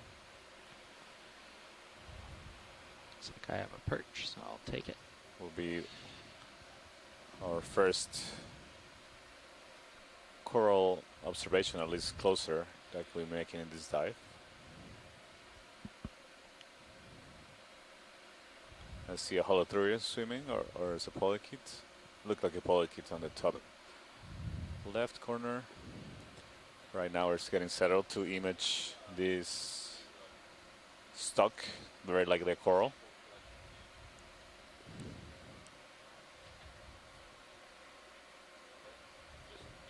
Overspeed alarm eye. Okay, come on in, Roland.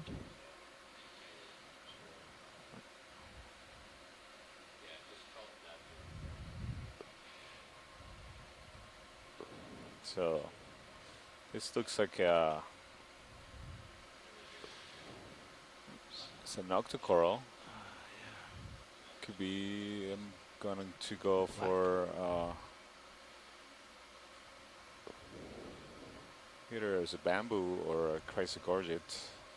Trying to see the skeleton.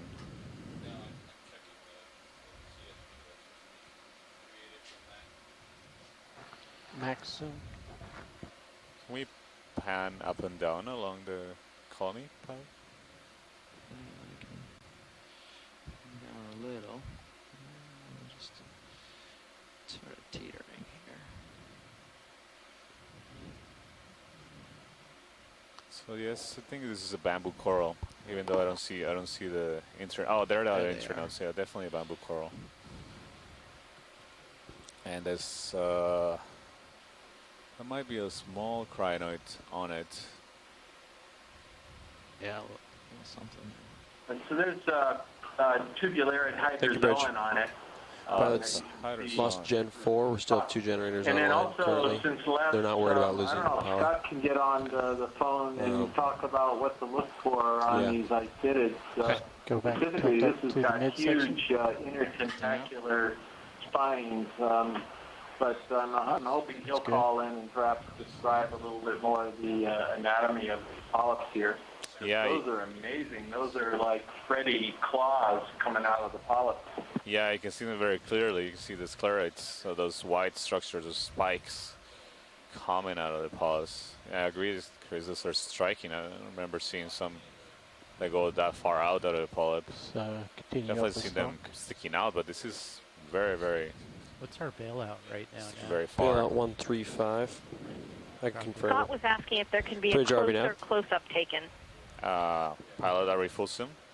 Confirm bailout 135. Yeah, this is full zoom. We can Yeah, try to get interesting. I've closer never if we seen need this closer. prominent of a Look. sclerite per Continue up. se. So I just also wrote that it may have nematocyst batteries on the polyps. Copy that. 3 generators online. So you want to get closer? They brought 3 online. They were just changing over. They are. Yeah, that's up to them. If they need us to get closer, we can. We can fly up there and. Yeah, so Scott just Won't be as, informed everyone in the event log that he's not in a here to get position the to dark call background, in, so so there's a maybe little more Tim, Tara, and I can kind of relay his comments. definition, but I can get closer. Roger. We'll More sort of maybe contrast. lose that. That's good. Now, Contrast. just tell Ready me to a pull out tree for full DP. specimen? Okay. Yeah. Well, actually, did you say you needed a closer shot of this? Or I you see much of it. One thing I'll say just in his absence is that there's one group that includes the genus Lepidopsis. I think it's jade clade, if I remember. I've forgotten. But they're characterized by having those very long sclerites between the tentacles. Sclerites are the spines I was referring to. So I don't know if he would agree. It'd be, maybe he could throw in an ID in the event log and confirm or Okay, condemn video's that clear. comment. Well, actually, I just want to. Thank you, Chris. I just wanted to check in and make sure. I didn't know if. Did you say you needed a closer look, or are you good with that? All right, thank you, pilots. I think we can continue climbing up. I see actually on the left, it's shaded, so it's further up. Seems to be another Oh yeah, there's a organism. Carnivorous Looks like a possibly. coral. Chrysogorgia? Calling it. Possible. So you see here the substrate is not as much cobble. It's a lot more boulders and outcrops. So that was a pretty good spot to get samples down below. It'll be much more harder to get those geological samples in this area where you see a lot less rocks that seem to be loose.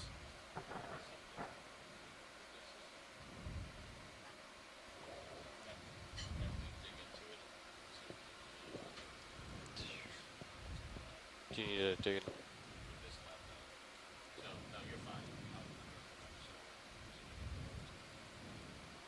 Get as close as you can to this one because these are really small polyps. Okay. Tilt your camera down a bit as you go. Train looks a little steeper here, maybe shorter moves, I think. I think I'm going to stow the lower swing arms a little bit too. Yeah. Okay.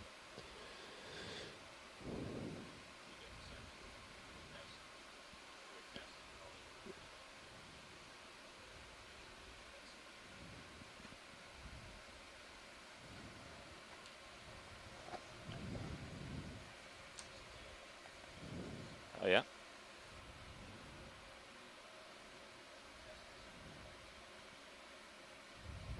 Okay, Roland, you can start in.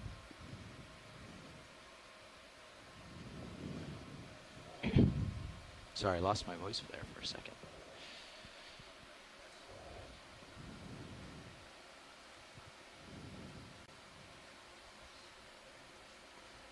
So this is another octocoral. This is a Chrysogorgid, likely a species in the genus Chrysogorgia. You see the tentacles right now are retracted. They're not expanded out. And this coral, we've observed this kind of coral. Not exactly, I wouldn't say it's the same species, but this family, we found representatives in yesterday's dive shallower. You see the golden skeleton. So these corals are commonly referred to as golden corals. And you can see inside the structure of the branches seems to be a squat lobster, so like the Carnivorous or Galatheid squat lobster. So they're commonly found associated with these corals. There seems to be some degree of specificity as to some species of associates seem to be only found in certain species of corals. So this can be very tight symbiotic relationships. A little bit left. Up or down, whatever you wish. And I'll slowly pull out for full.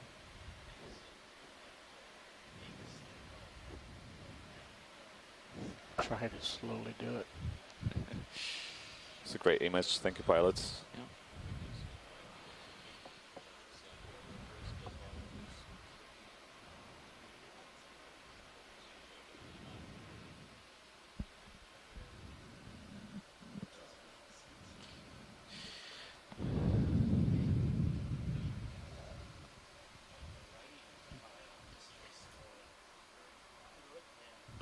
Okay, video's clear.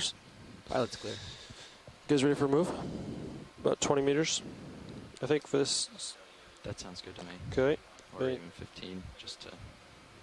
So at these depths, we expect that most corals that we see are this kind of corals, octocorals, like the bamboo coral that we observed. Bridge RV nav. Just now, the stock one. And ready for a ship move. The one we're just imaging, the golden coral, 300 degrees, speed .2. Coral, and that's because there's a depth limitation based on the availability of calcium carbonate, a particular form of calcium carbonate called aragonite that stony corals tend to use preferably.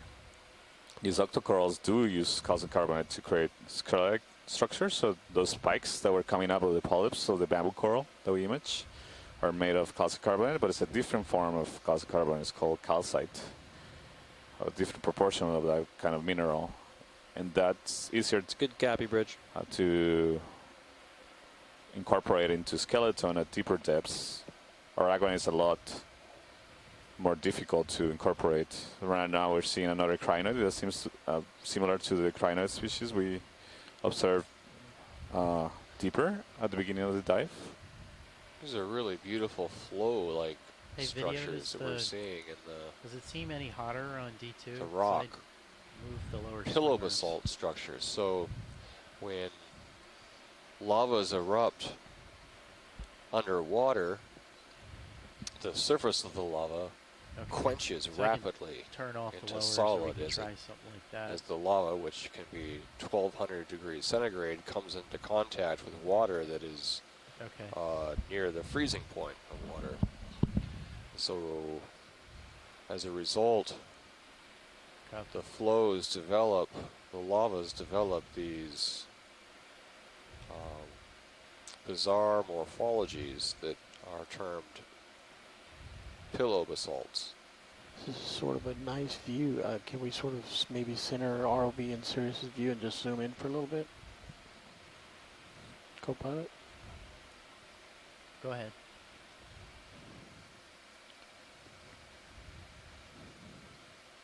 Lots of nice pillow structures in the view screen right now. So there's another crinoid coming up in the screen. Pilot, any chance we can do a really quick zoom just to confirm it is the same? We don't have to settle, just snap in. Snap zoom. Interesting. That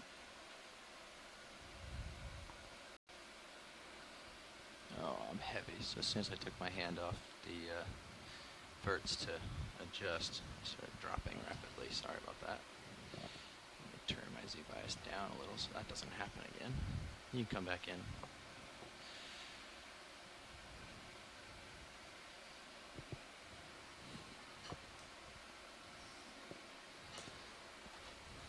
partial.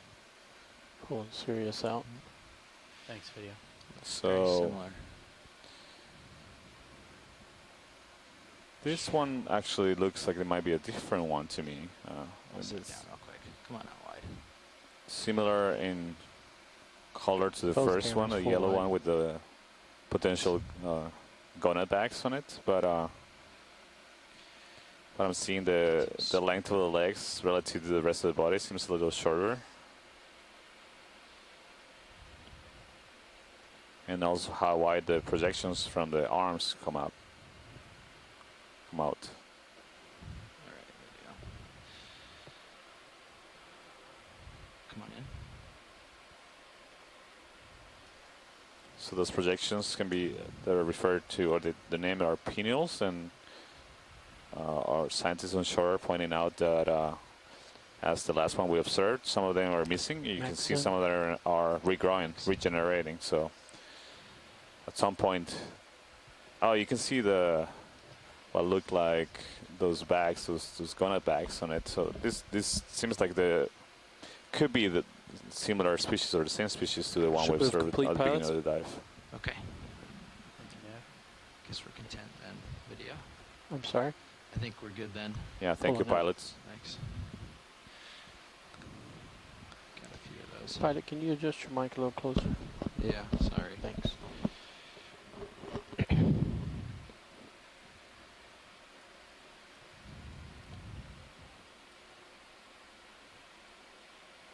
Sirius is clear for another move.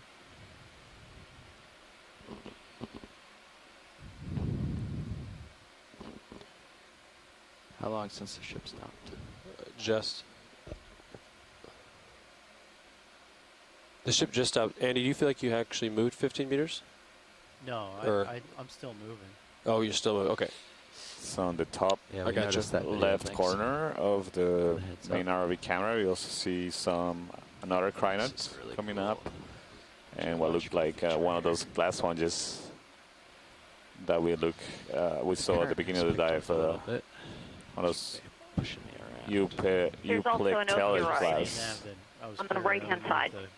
There's also there's also an off-road on yeah. the rock on the right-hand side. Yeah, judging by your sonar, you can see you have a pretty good sight distance, so it's not steep. It's kind of getting less We steep. imaged one of those I earlier gotcha. in the dive, and I also see another what looks like a Chrysogorgia coral behind that rock on the top. And another stock coral, likely a bamboo coral, So yeah, probably when you're ready for a like move, the one we imaged. we can call it in. Also several more of those Let's see if they want to take on a the look, left. and then you maybe delay a minute or two, so I have time to look, and then we can go. Yeah, perfect. You don't have to wait till I'm done. You can just. Can we do a quick snaps on these guys? Yeah, the vehicle is being a little weird at the moment, so we will do what we can. Come on in, video. Whoa. Yeah, so this looks like the one we just imaged, but this one has extended polyps. See, there's a little. Again, you can see the squat lobster in the middle of it. Thank you, pilots. Yeah. And you want to try to track back to the one behind it, too? Or are We've we gone pretty about confident 50 on that? meters, In 50 the back, we meters. see another bamboo coral. Yeah. We need to see maintain the about internodes. Although the polyp shapes. under a tenth. Let's see. So No, you can see also the projections of to make it to the end of the sclerites dive, we should speed up a little coming bit. out of the polyps. So this is More of the same? seems Copy to that. be the same one as, or the I'm same still kind that we pretty saw far behind. earlier. So these Sorry, whips were backing traditionally a little. called Video. Lepidices, the genus I mean, I'm Lepidices, backing. but that's been revised because, Accidentally. Call it in, but we'll let- as we Alright, learned, come that on the now. morphology of the colony Yeah, go is ahead. not a very good character to define 15 meters or 20? the species or the different Seems to be genera flattening. in this Probably group. 20. So that group is currently under revision, as are I've got the uphill, though, a little right of his pretty heading much right every single now. group of He's on corals 290.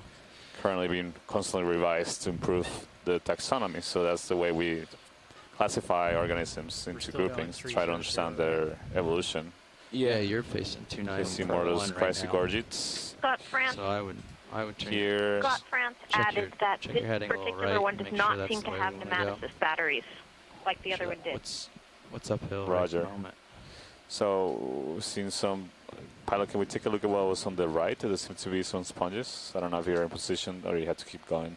No, we can take a look. There seems to be some of those, what seem to be sponges. I'll call it in at 20 meters, 300 degrees. Orange, yellow. Sound good? Okay. Bridge RV nav.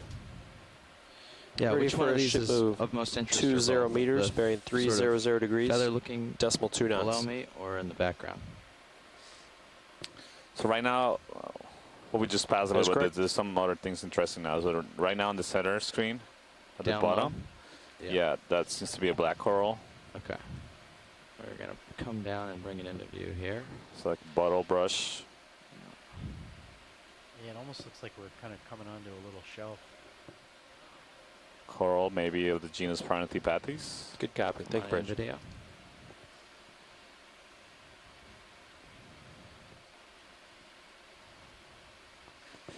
So we're definitely entering the coral realms. Yeah, the currents here have picked up.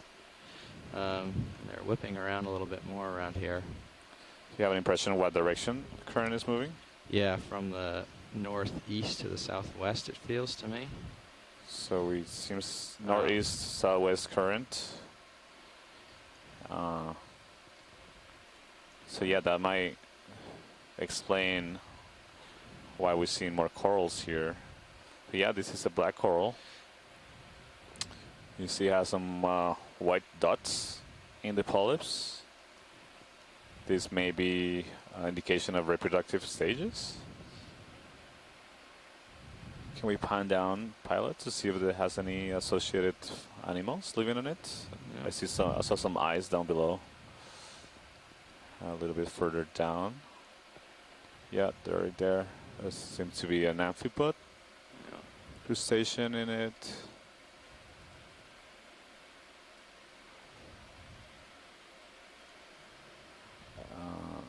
I'm not sure if I see anything else in there.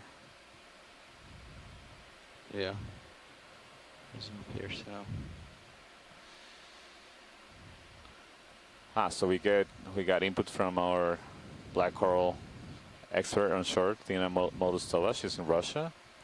And that the white dots are not reproductive stages necessarily, but they seem to be mouths of the polyps.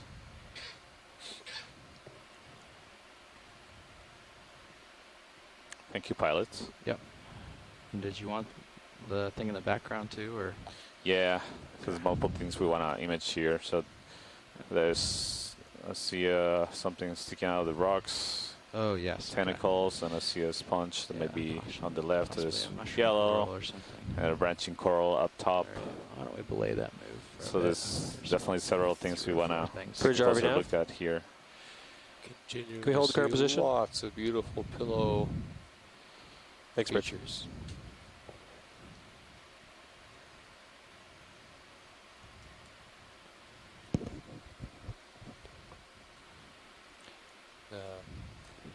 Looks like they almost finished that move, Jeff. Okay. So that was 15 meters into the move, I guess. All right. So I'll keep swinging. So this rock that the coral is sitting on, back down 5 meters. field Present of view, position I. Thanks, Bridge. it's a pillow basalt that appears to have been broken open. Yeah, that's where I'm going. The neat thing about pillow basalts is, of course, when the trying to lava is figure out the best extruded angle to for the it. ocean, on the ocean floor, it quenches on the surface to solid, and it cools from the outside in. So the inside of the lava of the pillow is the last bit to cool and All right, solidify. video. Come on in. Tilt down.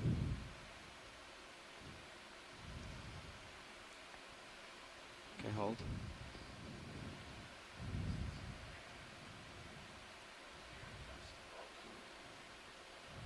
Just adjusting. There we go.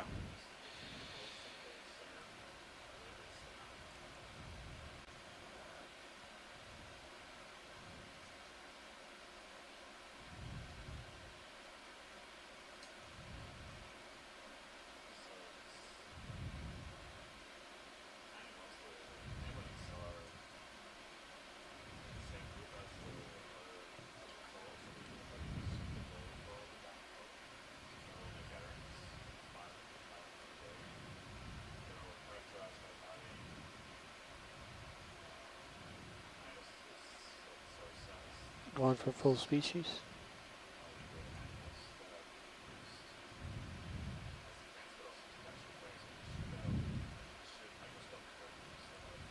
Slight tilt down.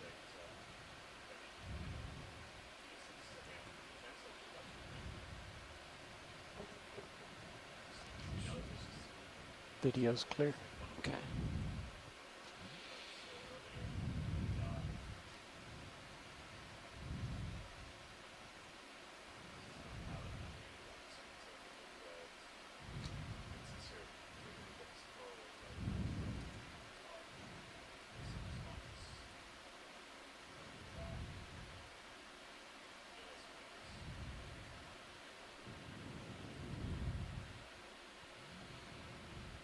Video. Tilt up to the darker spot here, and you can come on in.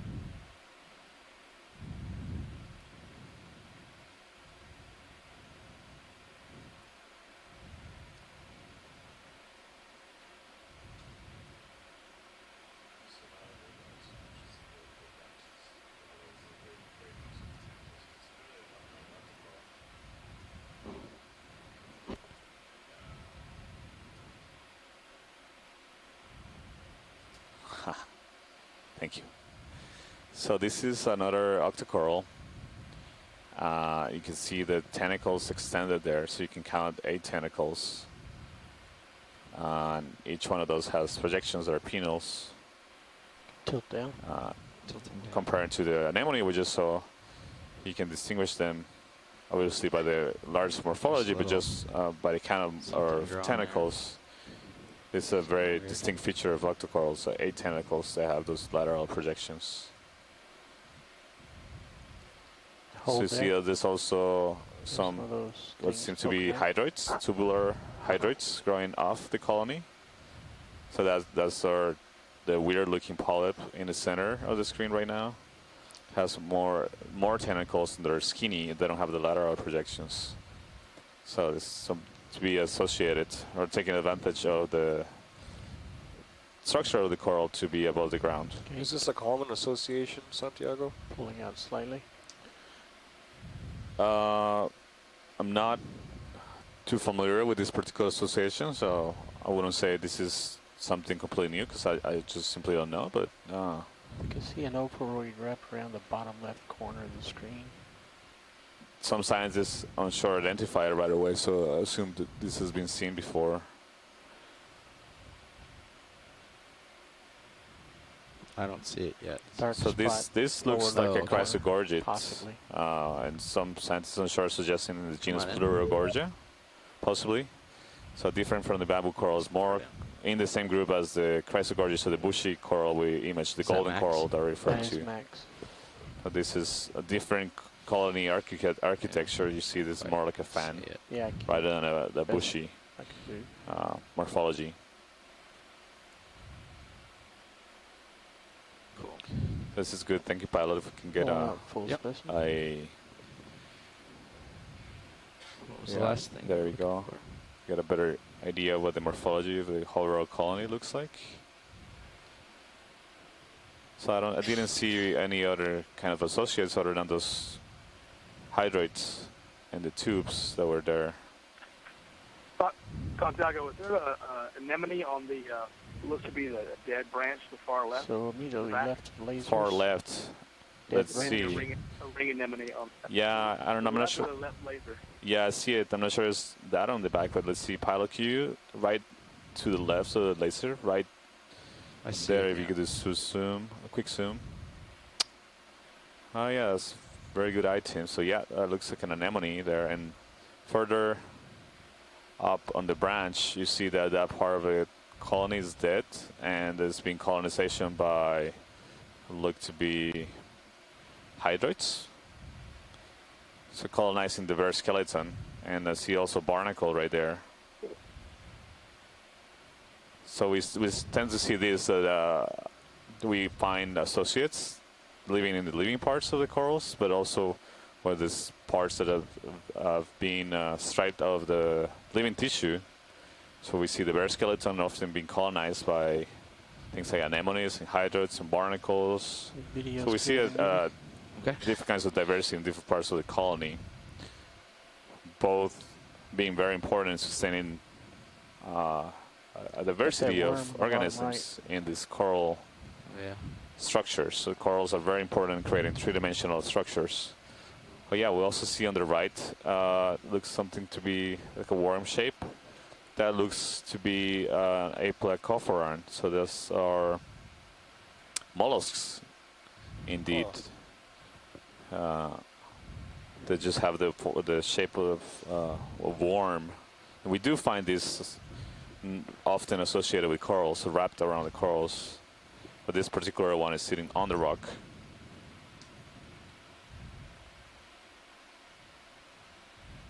So really nice images.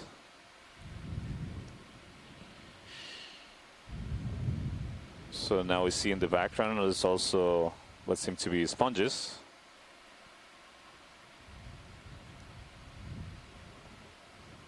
Yeah, is there anything that you want to look at? Yeah, can we please take a look at one of the sponges? One of the sponges, okay. Yeah.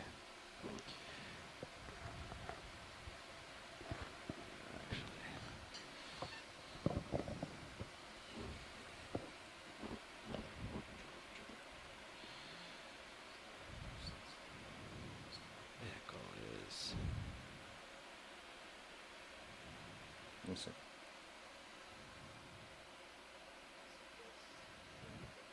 Nav, how long ago was that easy stop? That was, let's see, maybe 7 minutes ago. Oh, Started enrolling. I'm just curious because I'm definitely not moving anymore. You're definitely moving or definitely stopped? Definitely not. Not moving? Okay, yeah.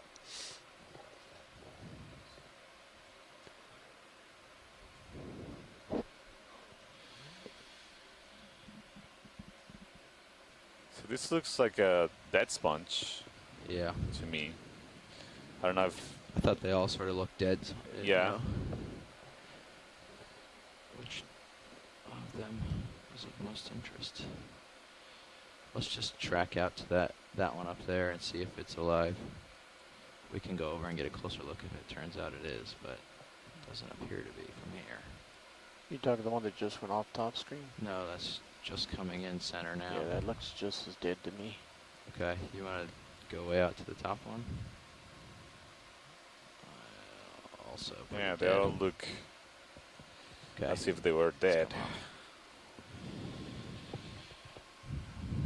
Looks like some very large barnacles top of the screen. All right, I think we can...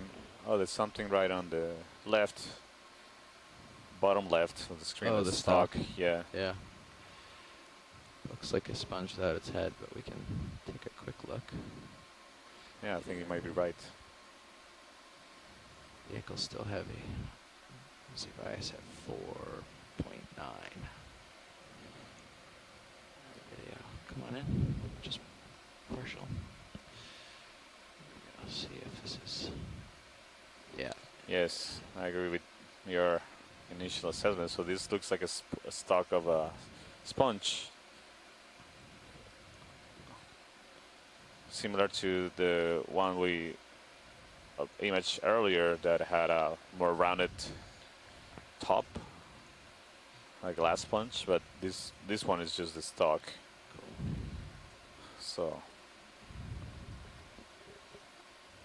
we'll likely see more of these as we move. See that bright white spot on the right? Along the dive. Top corner. Yes, I do. I also see another black coral possibly coming into view.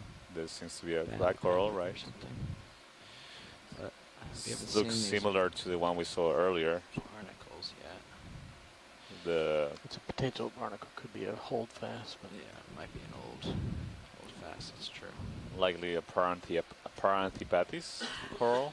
Is there anything you want to snap on here, or just want to keep rolling? I think let's keep rolling. All right. Onward We and imaged upward. this, and I've seen seems to be a lot of things. So I want to make sure we take a closer look at the diversity. Onward.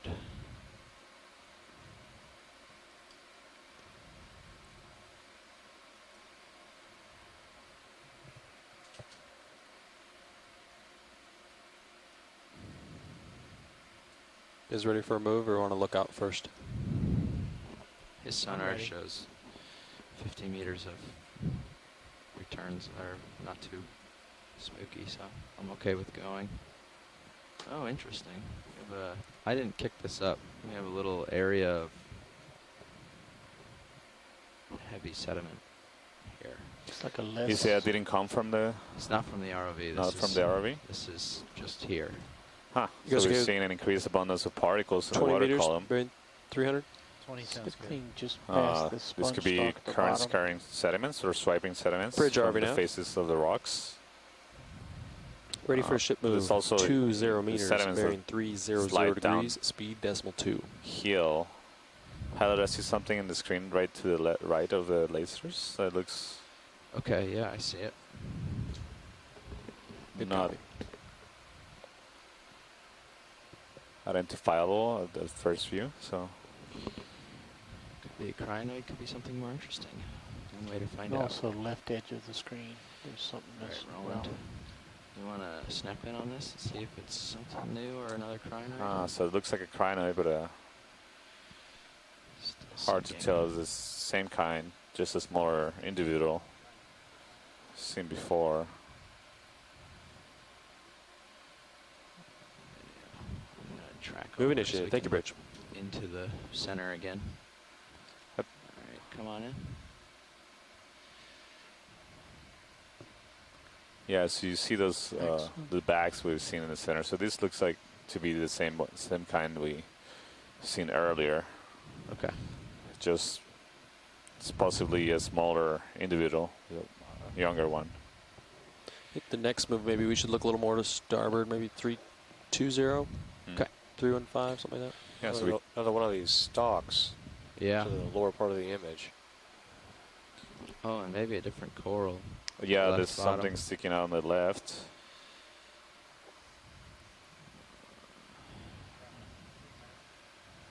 Help me watch my starboard upper, if you would, co-pilot. These stalks are truly bizarre.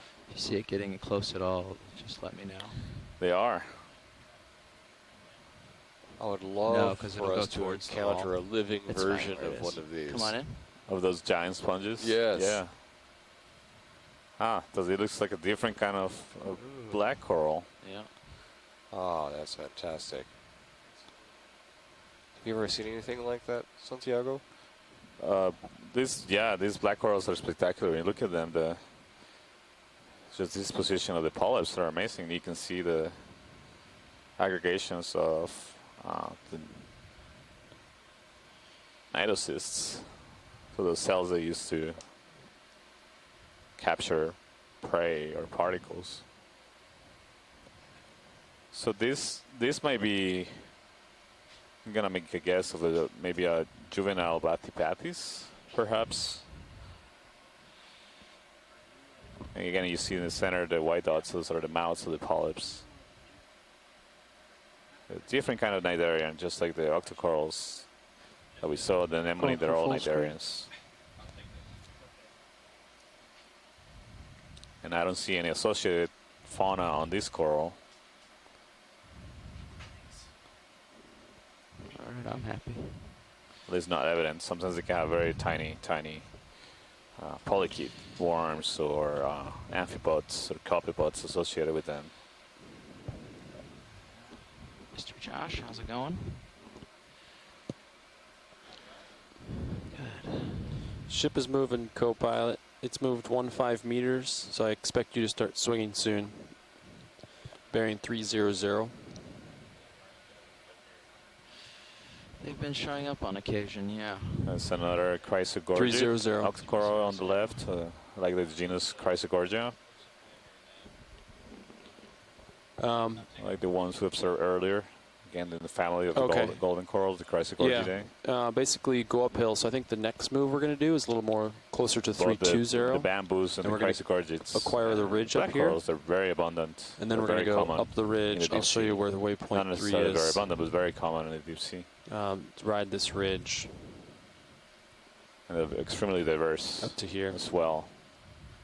many different species of them. Looks like a different white coral on the right. Pilot, can we take a another one of quick those, zoom? Either white the one ones on the top of the rock We're center really slow on the, right the now. right, they seem to be the same, but Terrain, rocks were stuck. Sorry, watch and lead. stuff. Which one are you looking for? if we can go for the one in the center, right, okay. in the one on top of this rock. So yeah. You can come on in partial video.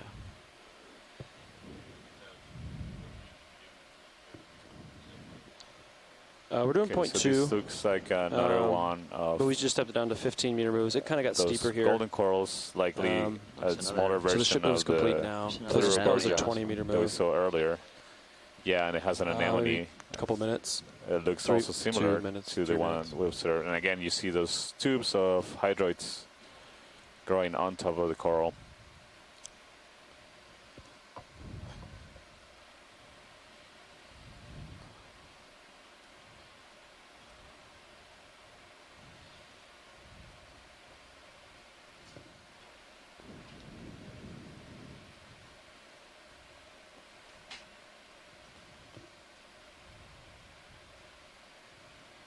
Yeah, this is great.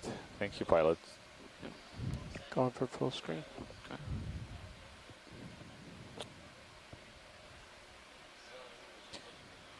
Yeah, so I was saying earlier, this anemone, that anemone is growing on the bare skeleton of the coral. Video's clear. So corals do have predators. So that little worm that we saw earlier, right next to the same kind of coral, that is an apocophoran, it's circular mollusks. Some of rock those to the species upper can be left. predators with corals, another so they can broken eat the pillow. flesh out of Might the wanna skeleton of the take an image coral. that. There's also sea stars that are predators of corals, so they often find them just a This is large fat sea star on a coral and the bare skeleton of the trail it leaves behind. Can we feel the screen? Sorry, with that one? Santiago. Those are some of the nicest pillow structures I've seen so Yeah, far. you The can take a lasers partial. right now are on a pillow structure that has been broken open. So you're seeing the insides of the pillow. So sometime after that pillow cooled and solidified, after that lava cooled and solidified, a portion of the surface of the pillow was broken off, exposing that nice interior. Really nice pillow features here. Video's full wide. Continuing onward, you can track past the box if you want. Is that Josh, what would you say is Or uphill? is that a 320 maybe? Oh, This beautiful might be a pillow different features. sponge, yeah. For the next move, let's try to. I wish I these think- were a little smaller so I Actually, could. that's sort of off track. We could take Yeah. a snap. I don't want to Yeah. zoom out this direction too far.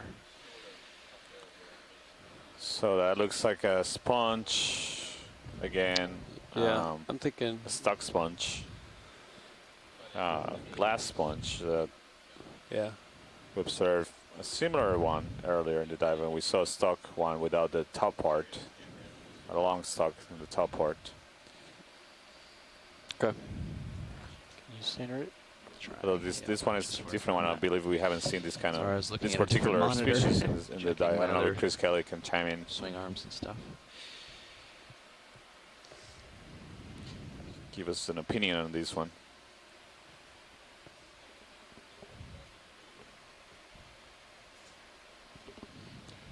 Okay. Video's clear. Pulling full wide. Swapping out. Okay. We'll be doing the same shortly.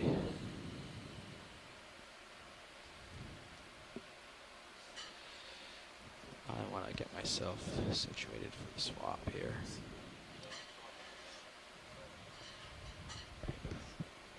So those glass sponges have skeletons that are made up of spicules, so long filaments of silicates, so siliceous spicules. They have a high content of silicates in them.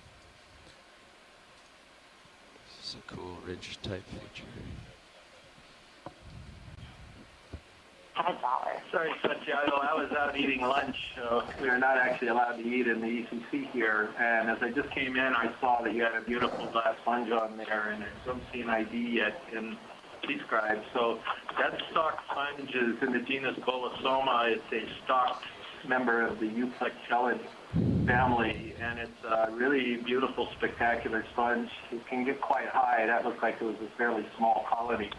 But we've seen these everywhere. We've seen them in Hawaii. We've seen them in Wake. We've seen them in the Marianas. And we don't know if they're all the exact same species, but certainly that genus is pan-Pacific. Great, thank you, Chris. Yeah, we saw a very tall stalk of a sponge that seemed like it could have been part of a sponge like that, like this species. What? So we're reaching a steeper slope here. Yeah, it's definitely been stair-stepping along the way. Where it's a little less steep, and then it gets really steep, and then it keeps going back and forth between that.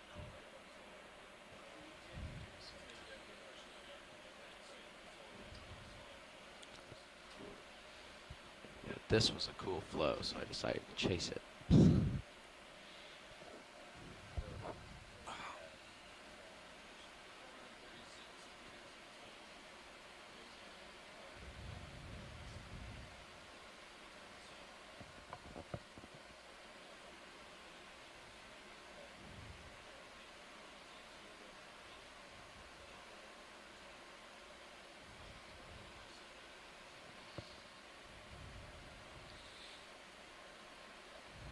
So right now we're at a depth of 2,467 meters. So we have come up approximately around 70 meters vertical from the beginning of the dive. We're making our way up to get on top of this ridge. So we're climbing along the southern wall. You can see this is getting very, very steep. So the RV pilots have to be very careful when they climb this kind of terrain to prevent any of the vehicles to hit the bottom.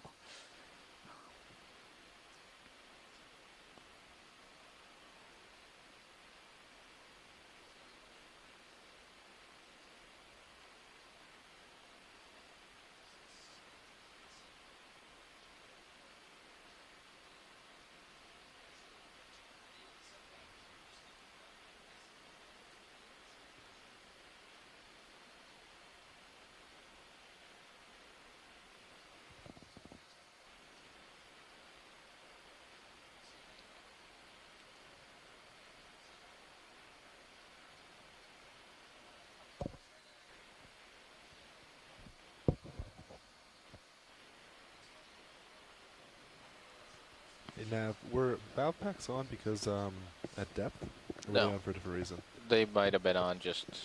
So I just want to remind everybody that we are diving Rose Atoll, and we're diving within the Rose Atoll Marine National Monument. So what do you think about a move, Sean?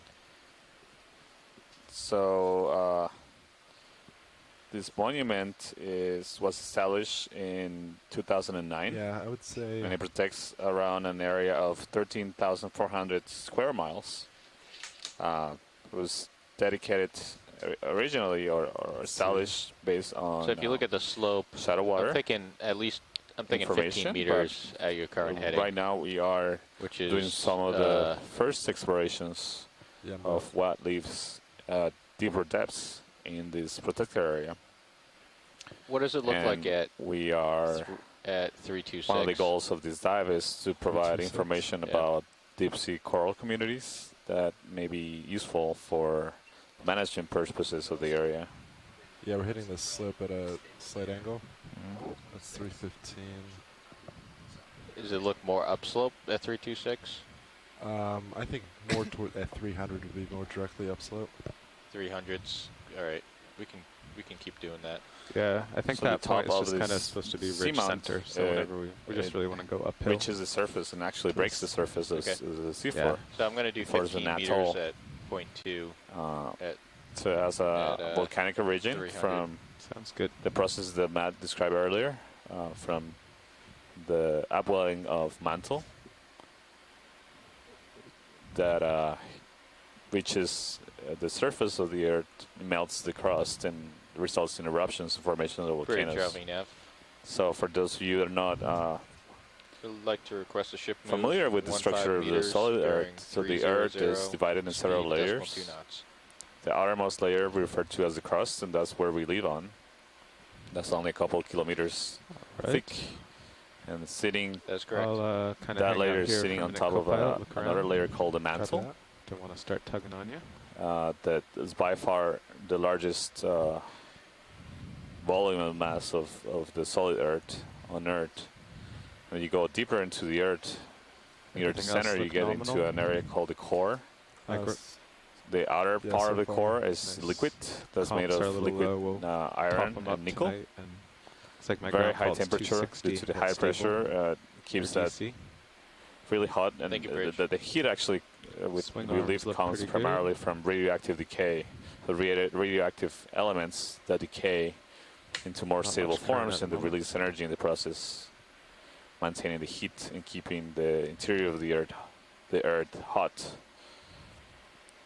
And then the centermost part of the Earth, the inner core, is made.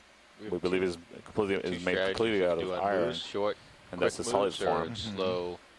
Again, even though you get temperatures that are as hot as the surface of the sun, like watch. I mean, due to the high pressure that 30, but iron watch Sirius gets and then to be in a solid state. Just as she's settling out. So what we're seeing here, exploring today in the seamount, is the expression of the processes that happen deep in the air, so that heat that rises as a plume from the, very likely from the mantle boundary with the core, but we can do the and reaches all the way to the surface and creates this volcanism. I mean, formation of we're still relatively shallow islands and seamounts and underwater volcanoes. All of which we'll be exploring throughout this expedition here in American Samoa.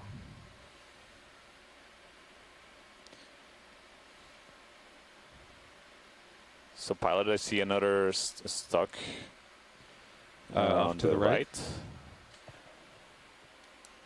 Would you like to get a zoom on that? Look at that.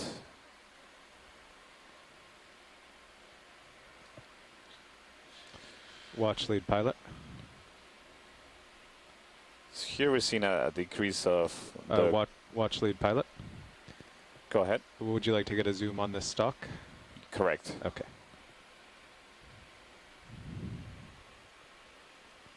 So watch lead, if you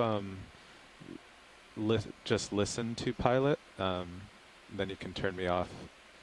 Or if you listen to it quietly. Roger. Then you'll just be able to hear me, but I won't force talk to you in case I'm talking to the other guys. We can see how that works.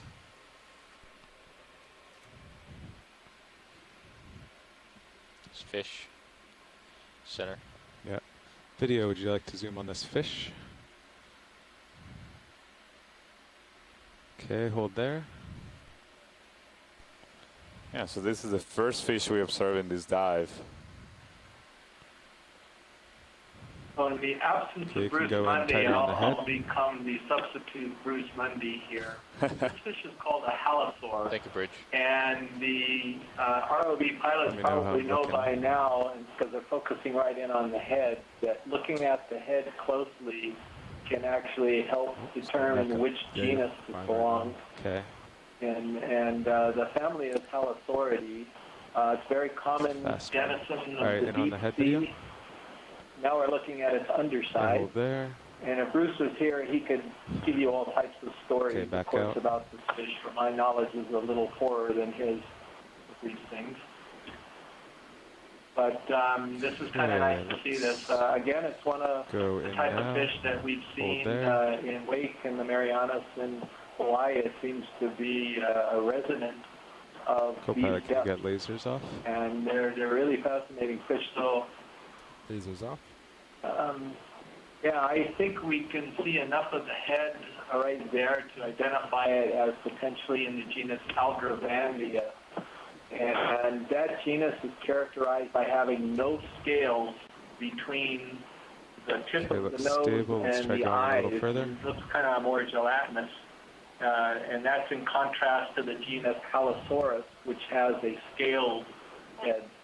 So I'm going to go ahead and punch this in as Aldrovandea. I'll let him go. Can go wide video. Thank you, Chris. I think you do a great job replacing Bruce in these deeper dives. Yeah, I'm starting to overtake you a little, pilot. But Okay. there's still I'll move ahead. plenty of time.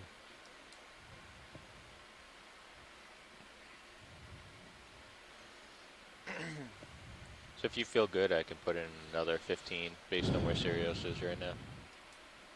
Yeah, sure. Then we'll kind of stick to 30 meter. Yeah. Oh, we do have the stalk up here. The stock? I was headed for the stalk when the fish interrupted me. Oh, a stock you want to look at? Yeah. Oh, okay. Well, I mean, Sean can come down a little bit too. He's Oh, yeah. got plenty Okay. of. Yeah, let's do another 15 then.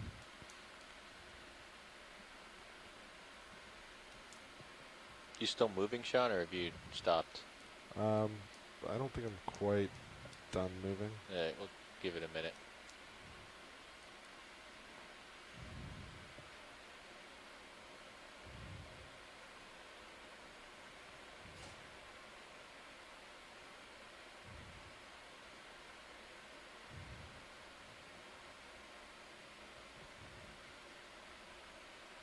Can you turn a bit to follow me, Sean? Absolutely. Thank you.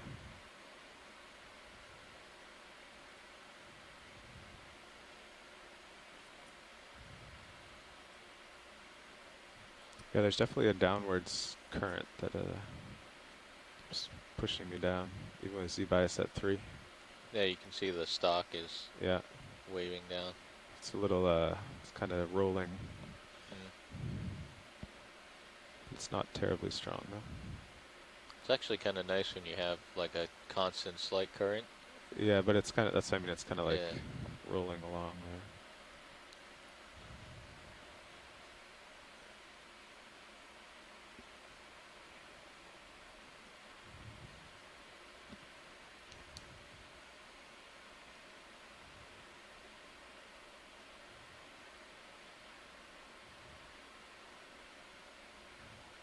Okay, video. Can go in on this coral. We'll start the base here. And could you get lasers on, Copilot? Lasers on. Okay, rotating right.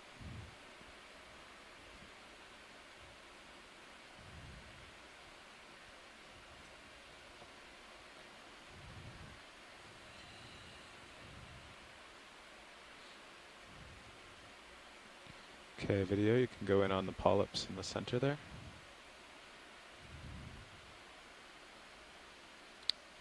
So this is another one of those bamboo corals that we've seen. We just call them lepidices. And you can again see the really long sclerites, the calcium carbonate sclerites coming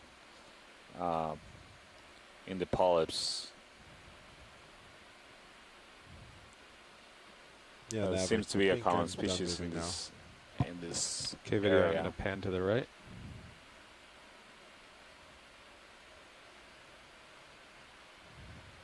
So they're called bamboo corals, you can see, because they have the appearance of the bamboo with the skeleton. So the skeleton is separated by those, they look like joints, we call it internodes.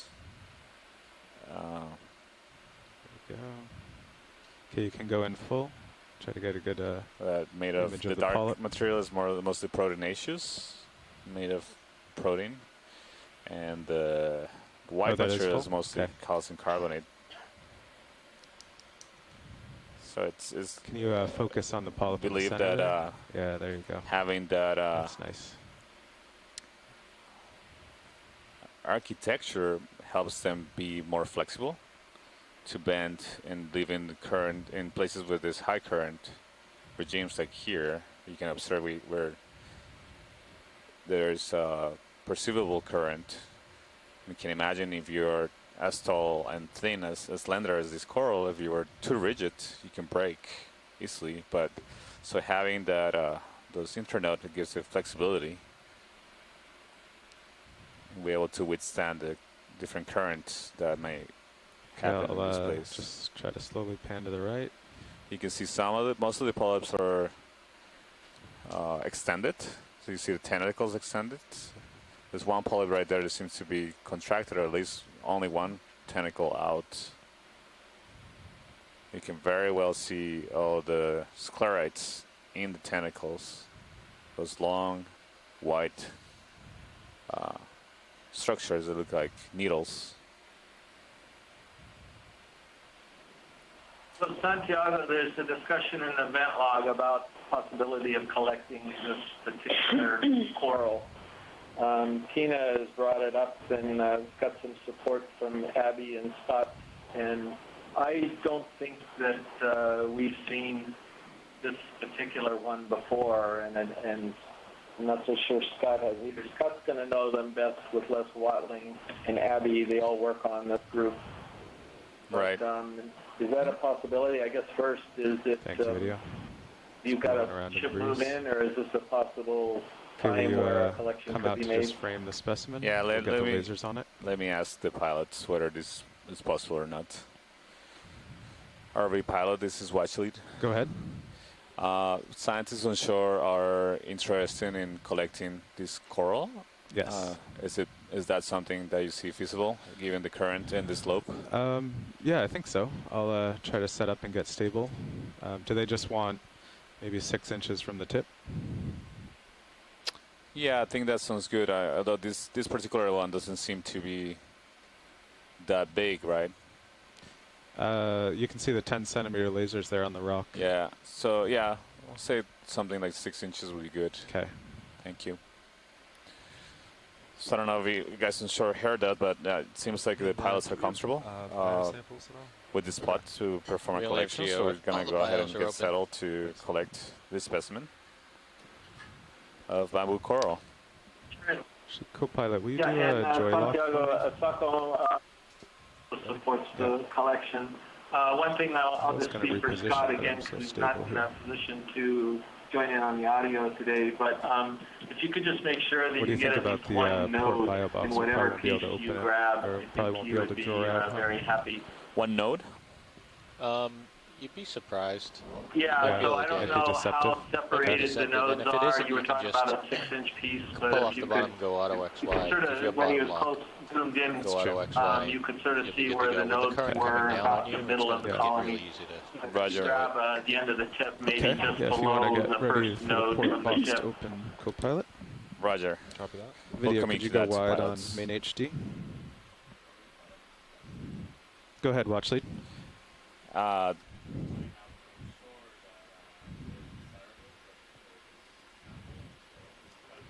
Yes.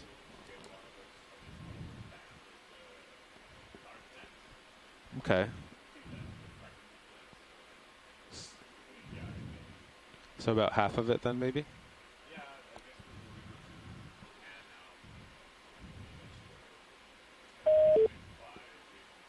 Okay. Okay, video, will you go in partial? Just to frame the coral. Okay, hold there. Is that good enough to find the bands? You can see them easily at the base of it. Yeah, So I'm trying to I see two at the base. See, there's one trying right to see there. whether near the top. They don't seem to be as frequent near the top. Video, will you go in to the center there? See in the lower right of the There's screen? one Okay, hold there. just to the right of the right laser. If he goes a little bit towards the tip a little further, I think you'll see one. There's a faint one there, right about in the center now. Yeah, I see several of those. So you can Yeah, one of the reasons I'm mentioning this is because the actual, Santiago, you better if you can get two nodes in there. The spacing between the nodes is an important diagnostic character for this family, which is very difficult to identify. So Sean, if you want to get the pins ready and everything. Roger that, Chris. I think they're ready. Good. They're ready. All right. All right, will you take my mini Zeus and come over to the craft a little? Absolutely. Okay, so watch it. It looks like about center is still good. There's a few bands here. Okay. Okay, video, you can go wide.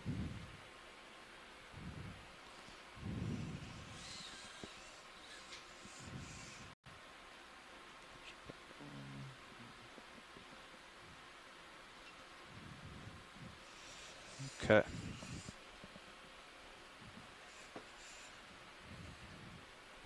Craft coming on. Okay.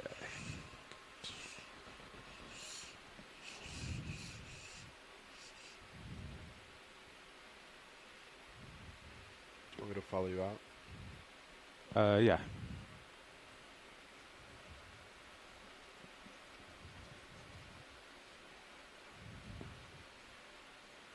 That's good.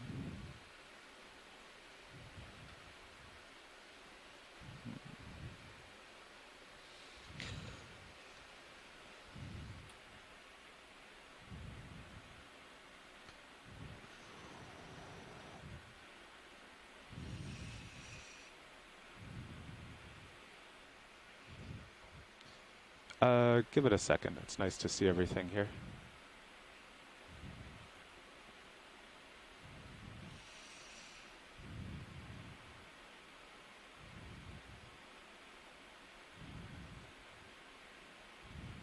Watch lead, how does that look? I think that looks good, pilot. Okay.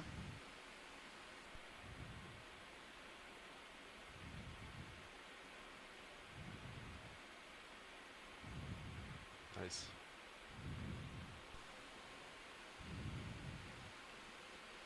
Okay. Very nice sample. Ready for draw? Hold on, let me get it more in front. Right, Emily. Watch lead, do you want any more imaging of this, or did we get enough? I think we got enough of the imaging done beforehand, so I think we can go ahead and put in a buy box. Yeah, I'll just get the arm somewhere safe. Okay. Yeah. Although we can, if you have the camera. Oh, okay, I see the arm now. I think we can grab an image of the sample from the Sirius. Ready to extend? Yes. Just for record. Oh, you would like a stand by, co-pilot. You would like a image of it? Yeah. Oh no, sorry. That's not the Sirius camera. That's the Sirius camera down there. Yeah. Just do it. Is the main HD wide video? Okay. There you go. Yeah, just to see it in the claw, right there. That's good enough? Yeah, that's good enough. Thank you. Great. Okay. All right, extended drawer.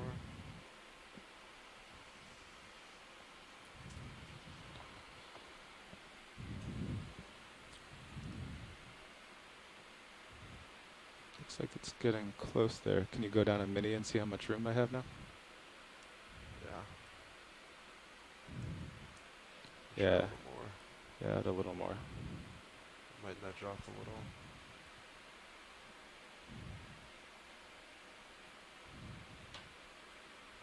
All right. Can hold there.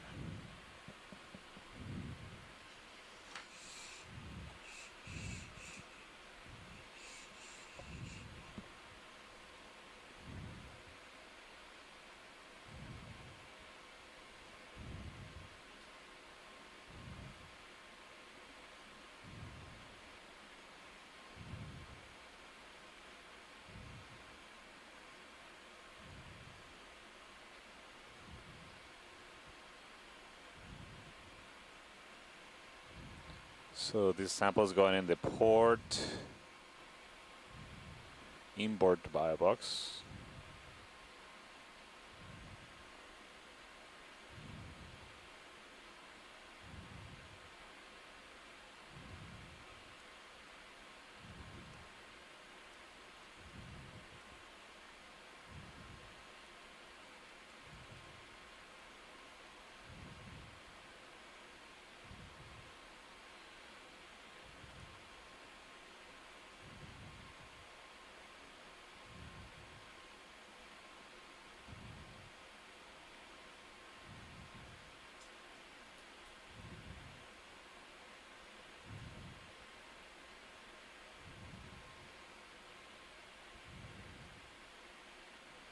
The sample is in.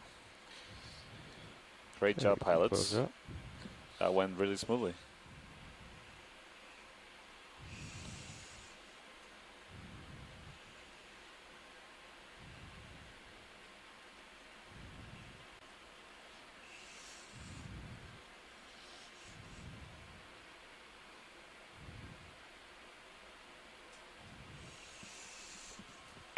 Okay, arm coming off.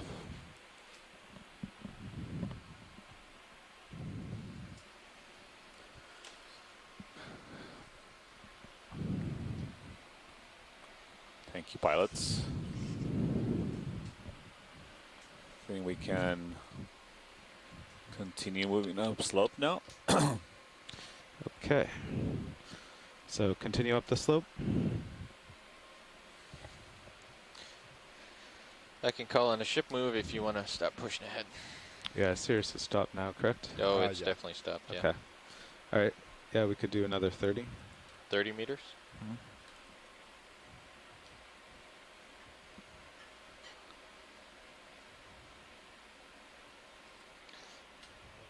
Bridge, RV nav. We'd like to request a ship move. 30 meters, bearing 300, speed 0.2 knots.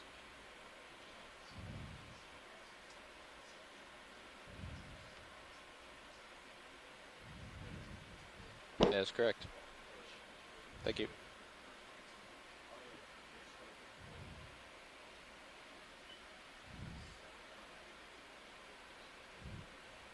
So we're at the correct heading now, right, co-pilot?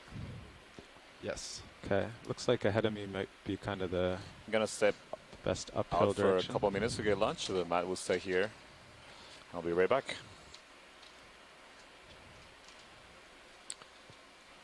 It's just looks like a 30-degree slope or so. Is this? Yeah, it's not quite 45. 40. Thank you, Bridge. I'm just drifting for a sec to see where this current is. Just pillow It's kind of basalt back. textures filling the whole field of view.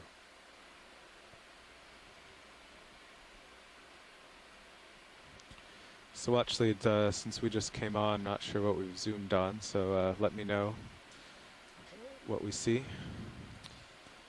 that you'd like to zoom on. The biologist interested in this feature we're looking at in front of us? The white one or the yellow One one? of us is, but then I'm biased. I like sponges. Let's zoom in on that sponge. Yeah, maybe we could do a quick zoom and take a look right at for the white one. The white one, okay. The one on the right is dead, I think. But the one on the right in the center, I guess, is live.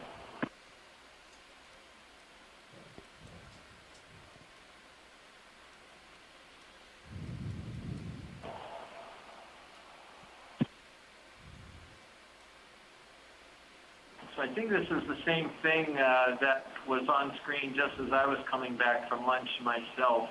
This is, I think, in the genus Bolosoma. It's a stocked euplectellid or glass. It's a glass sponge. And glass sponges can have all types of shapes and sizes. You can get vase-shaped glass sponges and stock ones like this one with balls on the ends. They've got an amazing diversity, and they're one of probably the most ancient group of animals that are out there on the phylogenetic tree. So they've had a long time to diverge in their morphology. Can you frame the specimen? This particular sponge is probably filtering from the side that's facing us, this round side. The water goes into the tissue. Could you and then zoom there's to a frame sort of the a specimen? round opening there on sort of the right-hand side, and that's going to be the osculum, where some water comes out, and the rest of the water probably comes out the other side. But it can probably filter from both directions. The actual stalk that you're looking at is made of very long silica threads called spicules, and it will glue these threads together using more silica. And then same thing for the base plate. It actually glues onto the rock. And the silica itself is semi-transparent, and that's why they're called glass sponges. And the denser the tissue, they become whiter and whiter. So a beautiful specimen of a Bolosoma. Video pilot. Could you zoom in and frame the top?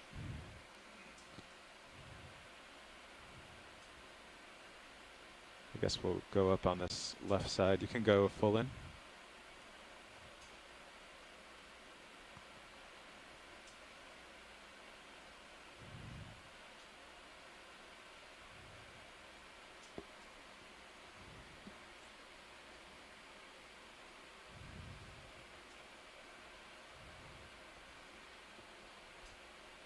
Okay, I'll pan to the right.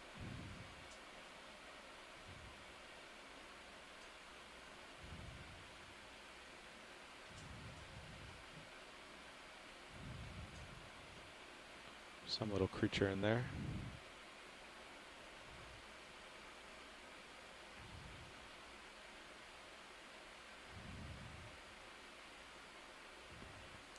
Anybody want to comment on what this little creature is lurking in the sponge?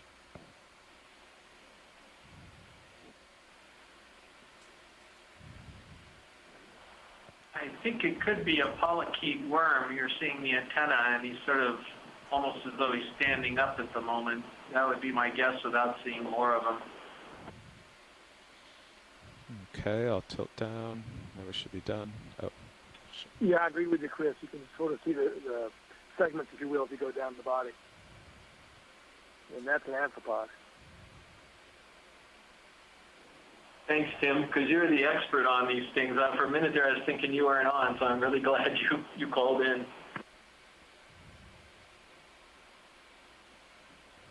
It's a really large black eye on that amphipod there. I don't really recognize this one. Okay, watch lead, are you happy with the sponge?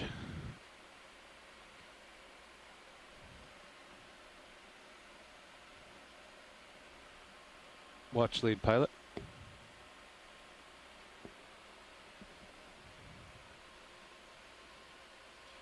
Watch lead pilot's trying to get a hold of you. Yeah, thank you for holding that image so long. That's really helpful because I'm roughing through papers here trying to figure out who that might be. And so that's great. Thank you so much. Thank you, Bridge. Okay, video, we can go wide.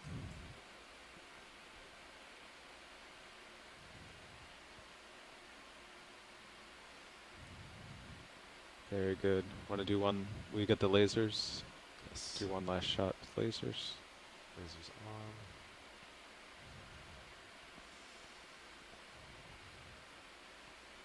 There we go. Okay. Coming off. Oh, there's a fish crossing the field of view.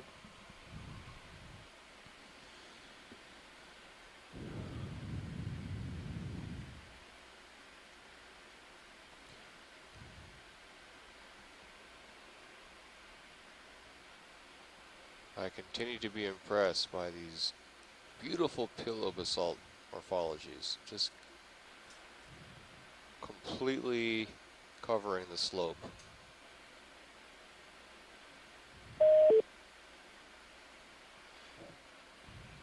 We have someone new online here. Coral Center.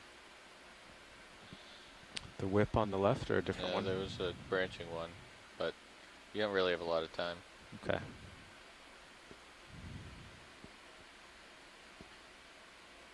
We're at about 65 degrees on my camera. All right. Carry on. Go ahead, Bridge.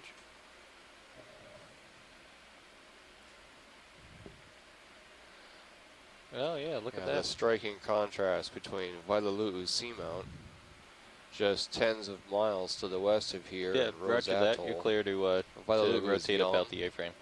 Is there some, do you see something on the left side of your Showing screen there, active co-pilot? volcanism. Is that a big coral? Or just some sediment?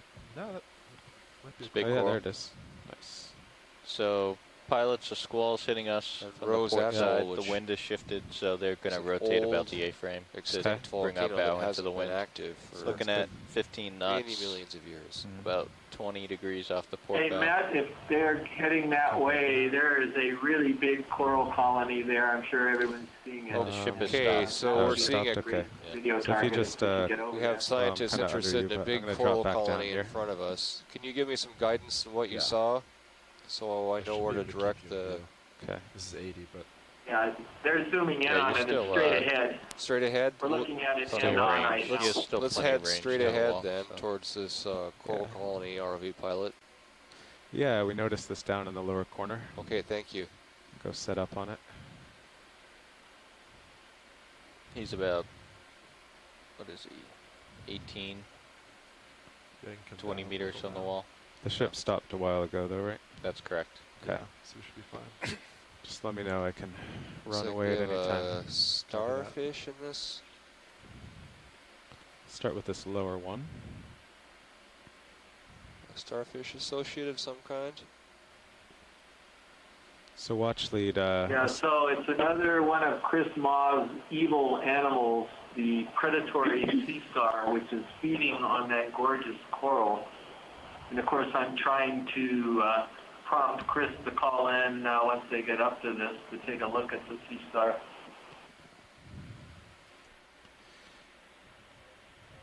Yes. Oh yeah, I was just going to start on this small one because it was on the way. I'll just zoom in and let me know if you hear any interest.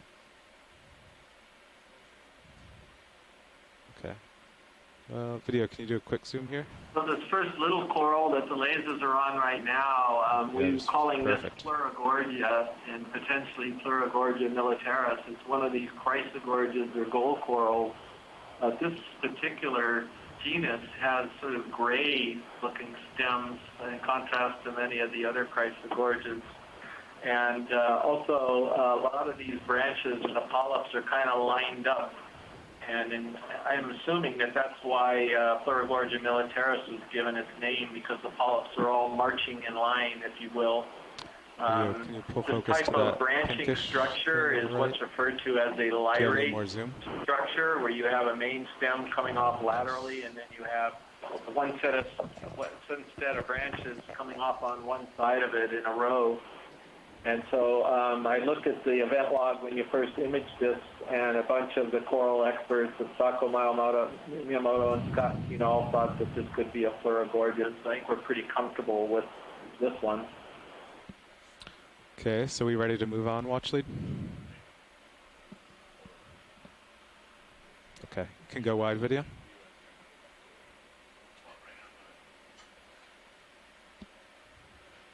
Thank you.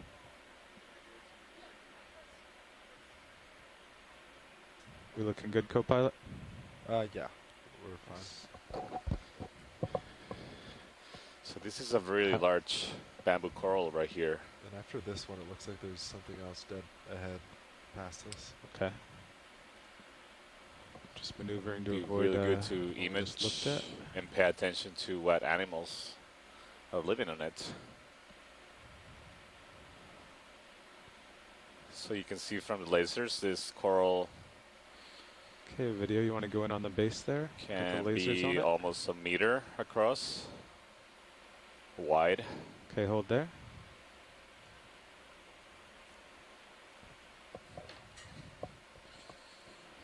Okay, You can see the nose. go out to get the there. whole specimen.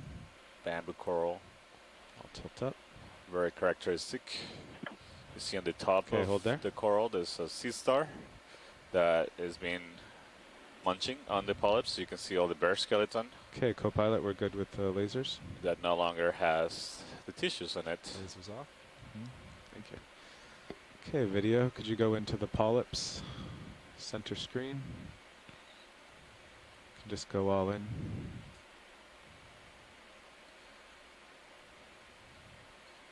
So hopefully, perfect. Maybe Chris Mack can join in the call and talk to us a little bit about the sea star that is eating this coral.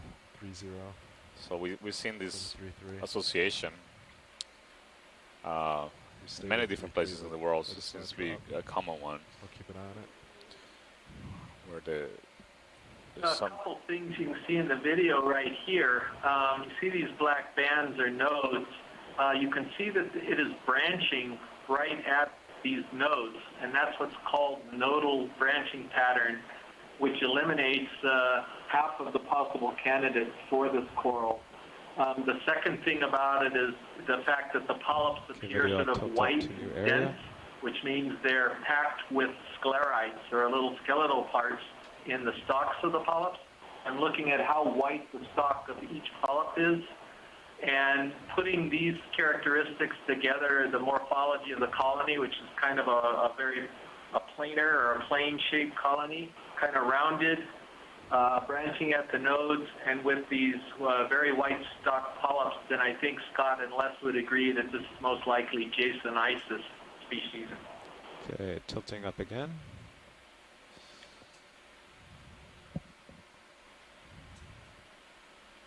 Panning to port.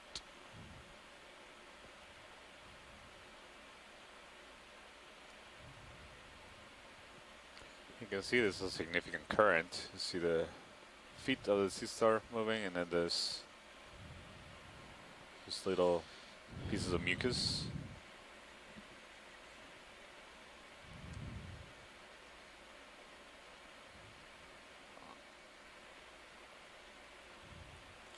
There you can see perfectly see this video. Can we zoom skeleton, out a touch to frame the bare the skeleton whole of animal? the coral on the top parts.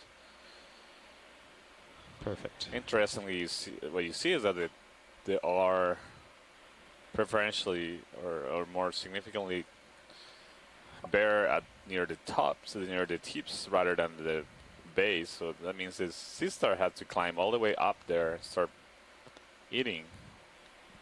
It's very curious. You don't see a whole branch bare all the way to the bottom of the colony, but rather just the tips. Which is very, very interesting. Makes you think these are the youngest polyps. So it may be possible that it's preferring the younger polyps rather than the older pieces of tissue. Watch lead, would you like anything else from this coral? Can you pan to the left, pilot? Let's zoom in a little and see if we have any other evidence. Of the starfish? Did you say to the left or the yeah, right? to the left. Okay. And Can to you the right, just get come out a touch video? general idea of these other animals. That's good. Not as evident as the sea star.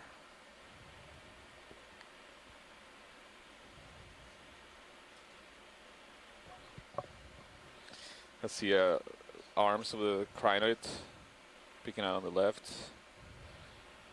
It's a yellow crinoid, much more ones from the ones we've seen just on rocks.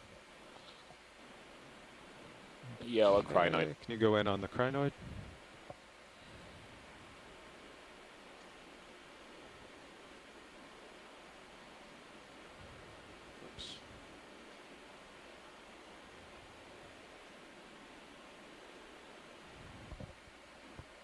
Is that max zoom?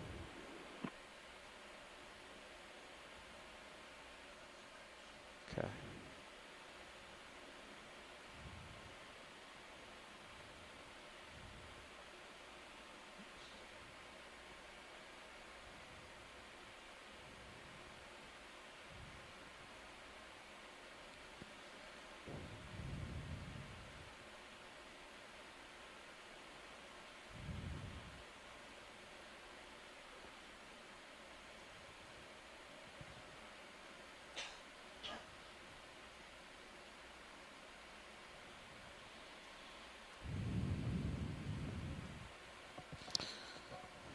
Thank you, Okay. pilot.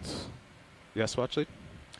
I think this is nice images. Maybe we can zoom out a little and see if there's anything else evident. If not, Okay. Can you go out to frame the whole coral? See what else there is.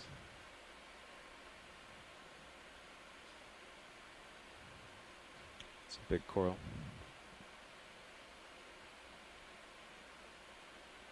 there's also another interesting suggestion from Tina Moldostova that rather than having to climb all the way up, the sea star might have settled as a larvae.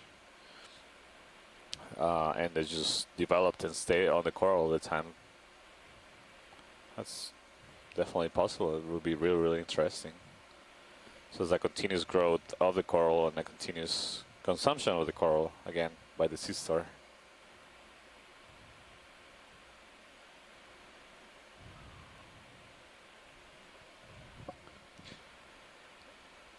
Watch lead, are we all set? Yeah, thank you, pilot. Okay.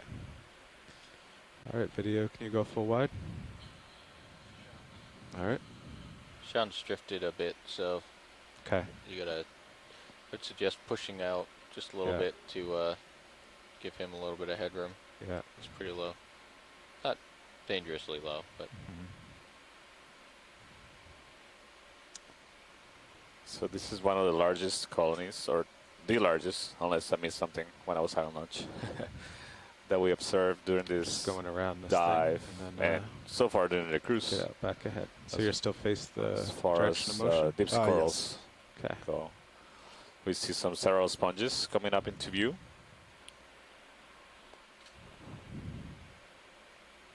And we seem to have reached a step area with less pronounced slope. Fish or something. See on the left, coming up, there's a fish. On the top, yeah. It's a fish. Coming into image. Okay, video. Can you go into fish?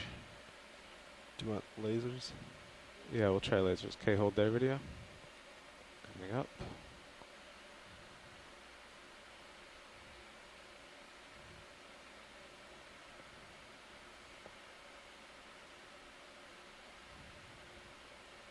It's coming right for me. Lasers. Here's a substitute Bruce again. I think this is what's referred to as a slime head. That's good enough. Very unfortunate name. I can't imagine he's very happy about it. Maybe that's why he's frowning. But I'm going to take a look because the name that Bruce identified, one of these that we imaged last year, is brand new to me, and it's a tongue twister. I've got to look at my reference material. But anyway, that's a slime head, I believe. Pretty far up and somewhere between Sirius and I. Alright, you're good. I don't think he was that far up. Oh, I see him. But yeah, so we see several more sponges with the glass sponges that we've seen earlier. This is definitely a little depression that funnels the current through. Do you have any of those foam things over there, Josh?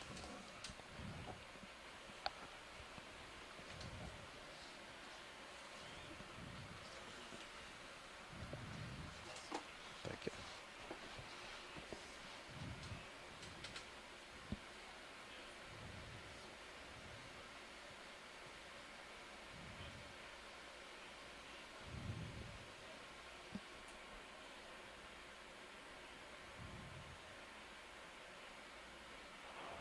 So Bruce and some of the other fish biologists that have participated on the cruises last year, the actual family scientific name is Alepocephalidae, and they had identified it, at least according to what I'm looking at, as either in the genus Vathytrocles, I think I'm pronouncing that right, or in Narcites. Video, snap zoom on the squirrel in the again, I have center. no idea whether it's the same species that we documented in the Northwest Hawaiian Islands, but very similar to it. Thank you, Chris. Okay, So you can go now we're wide. seeing another octocoral colony that looks like another one of those chrysogorgids, likely the Plutorogorgia that we have imaged a few times during this dive. Seems to be abundant in this area.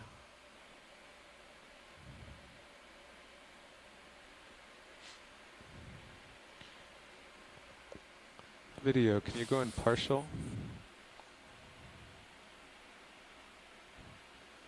That's good. I thought I saw something here. Oh, there it is. Yeah, and Watch lead any interest in these two colonies? so those look like the chrysogorgia that we've seen during the dive. So I think we can continue. There's also a black coral. There's another black coral right there. Yeah. Okay. Do you guys want another move? I think so. 30 meters. Yeah. Okay, video, you can go wide. Okay. Thank you. There's a couple another chrysogorgids.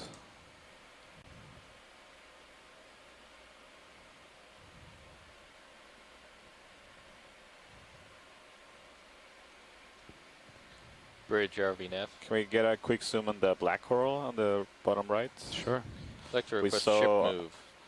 we've 30 seen some that are meters, more like bearing bottle brush 300, without branching. Speed 0.2 knots. This particular one seems to have branching. That's correct.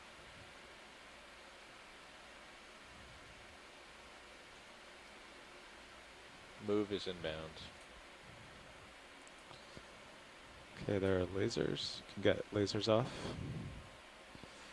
Lasers off. Excellent. Okay, video, we frame the whole coral.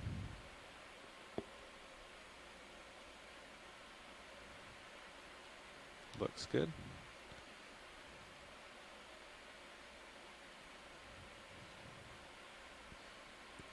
You see this coral is missing branches in the middle. Video, can you come That's out of dark. touch so it It's is interesting. all on the screen? Yeah, that's good. It's certainly branching.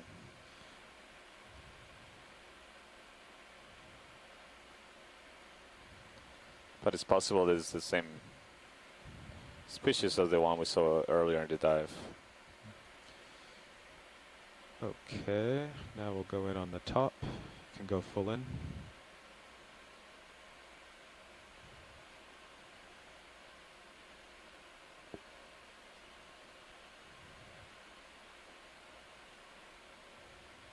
We see seems to be a hydrate on it and a small amphipoda shrimp. Trying to tell what the yellow things on the tips are. Seem to be just parts of the skeleton that are bare and being colonized by something else. Go down closer to the base where it won't move as much. Okay, you can go in there. I see a small eye on the top right corner there. It's probably could be an amphipod or a small shrimp. Hard to tell. You can only see the eye, the shiny dot was reflecting the light of the RV.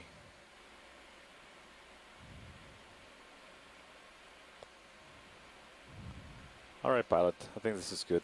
Okay. I wanna keep climbing up. I'm really curious. Really want to get to the Video top, wide. on top of the ridge.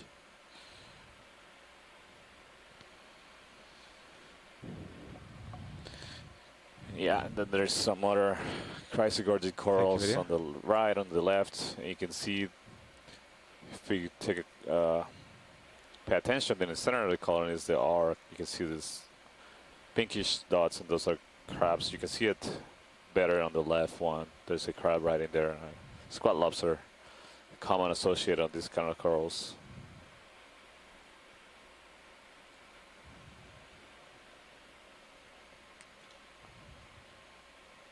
So far we're seeing that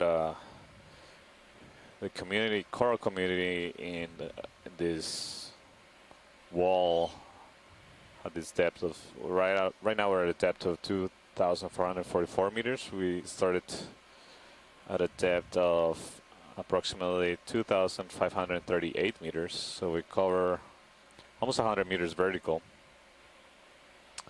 and we've seen several coral colonies in this area, particularly the species in the genus Chrysogorgia, like the one we're seeing in the top right corner, with squat lobster associates in them. We have also seen other members of the Chrysogorgidae.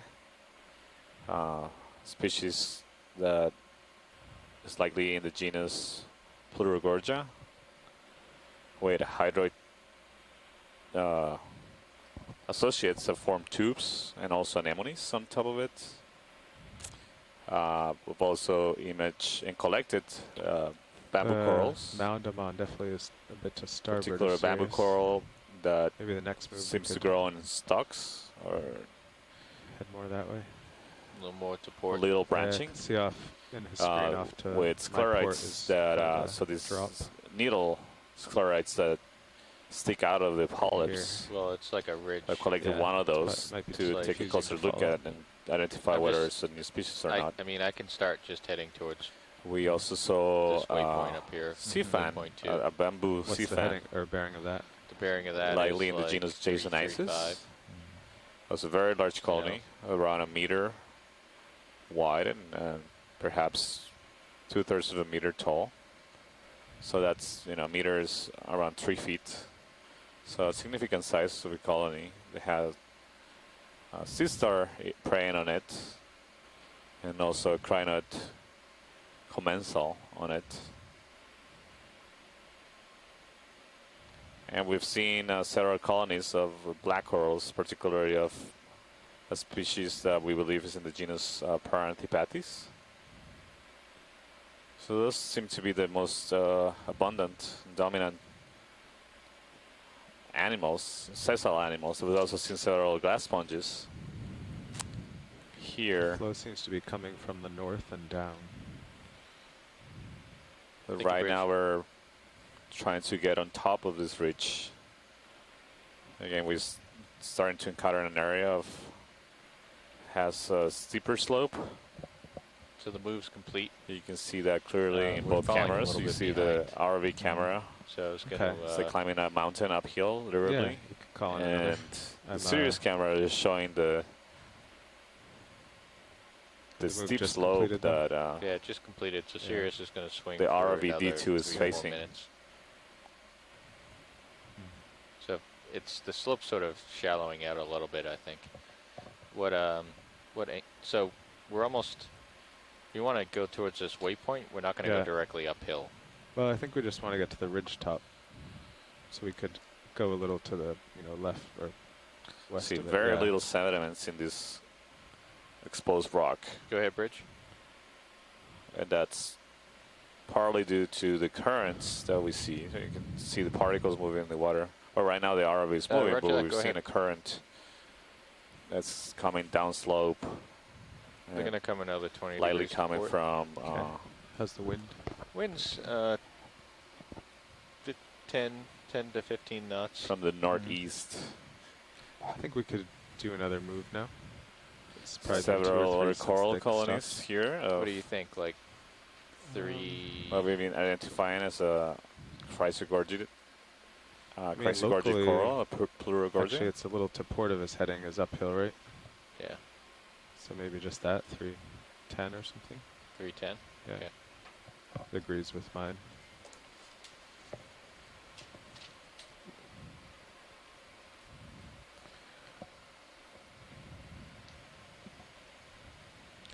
There's a lot of water coming by this little point here. Bridge RV nav. Do you feel comfortable doing a ship move while you're doing your rotation? Right now, we're getting settled to ask for a ship move and keep position of the vehicles. That way we can continue observing the seafloor, but at a safe distance that allow us to maneuver. Yeah, Roger. I mean, if prevent any damage if to the the DP is vehicles struggling, against we this can obviously wait for the ship to steep get slope. in a better position. You see another So, Santiago, I had a question. Just So looking the at the move heading is, of the 30 ROV and the meters, direction of the particles, it looks bearing like the water 310 current is coming at speed from the 0.2 north or knots. northeast. Is that correct? Yeah, that's correct, Chris. Yeah, from the north and also So down. you were writing in your background essay about this really cool phenomenon you called the Samoan Passage, and my impression was that the overall or I guess the greater flow is from the south to north. So I would gather that then we may be seeing even some tidal effects even in this passage as well, so you can get maybe the current changing directions. Or do you have any comment about the direction of the current? Yeah, that's interesting, Chris. Yeah, you definitely have a good point there. My answer is that, yeah, I could definitely think that there could be a tidal influence here. And also is the depth difference. So we know that there's a strong flow northward, deeper, so a depth of 4,000 meters deeper. Thank you, Bridge. Whether or not that translates shallower at something that we are considering. We're at a depth of 2,430 meters, so it's possible that the current regime that we see at this depth may be different. But it's also, the currents have a general fluctuations over time. So what we see in maps of currents is our general trends over time. But at any given point, the water motions can be very variable. And so a current moving from the northeast or coming from the north right now doesn't necessarily mean that that's the predominant current over extended periods of time. It might just be a variation of the water flow that we are experiencing today. So there's some stochasticity as to the water movement in shorter time scales, like the ones we perceive during the dive with the ROV.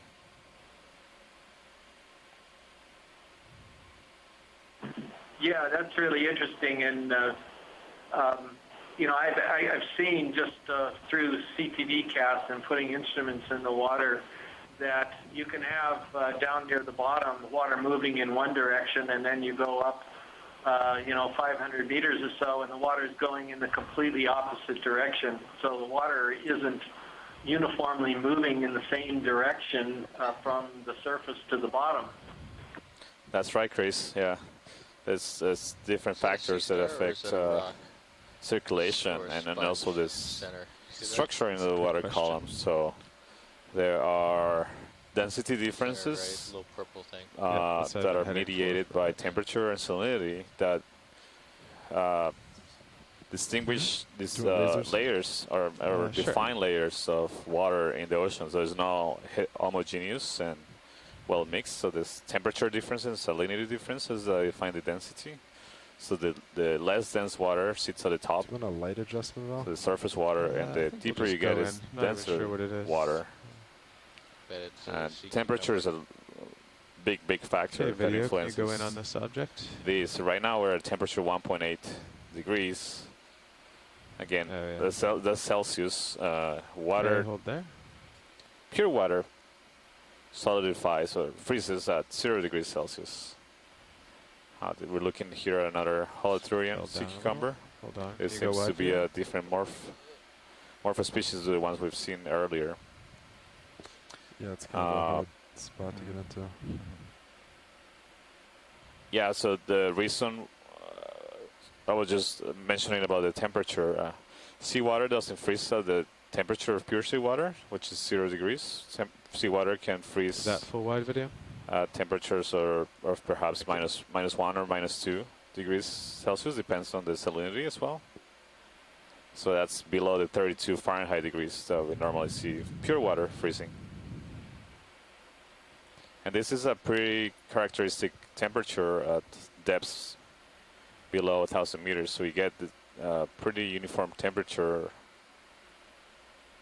throughout the world at depth. Those slight differences in density can make structuring and current patterns on this vary center screen. locally. Okay, hold there. So now in image we have another one of those chrysogorgic corals, the species in the genus, likely in the genus Pleurogorgia that we've been observing throughout the dive. Okay, you can go wide. And further up, there's stock of likely a dead anemone. Looks like you're moving, co-pilot. Yeah, I'm coming at you a little bit. This is really amazing to imagine what the formation of this terrain when it happened with this volcano erupted and hoping to find the world's second formed the seafloor as we see it today, and it is solidified in place. It's on the other side. You can really see the details. There's barely any sediment accumulated in it. This is very much unlike yesterday's dive, where most of the basaltic flow structures were covered with some kind of sediment. Here we have very little sediment obscuring our view of the lava flows. But it's important to note that we're not looking directly at the basalt here. There's a thick layer of iron, manganese, oxyhydroxide coating the surface of all of these basaltic flows that we see in our view.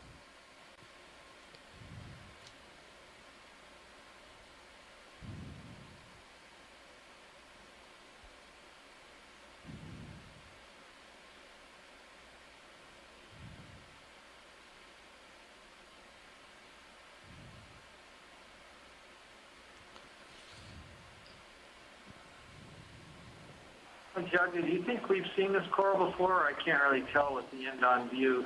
Which one? The one right on the bottom, Chris? Yeah. Pilot, can Trying we to take a decide closer whether look we've at seen this that coral before. on the bottom, at the base? Yes, we can. Yeah, we'll take a closer look, Chris. It's hard to tell. I'm not sure the angle is the right one. Seems to be another fan of the Plurogorgia, perhaps, although the architecture looks a little different. Let's take a closer look to find out.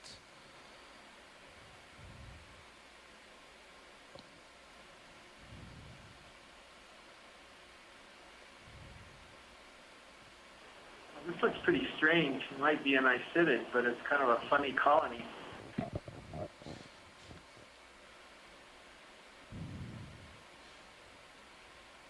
Okay, video. We going on this coral. Okay, hold there. Yeah, this is a bamboo coral, and I see it. I think it's different from the two other ones that we've seen before.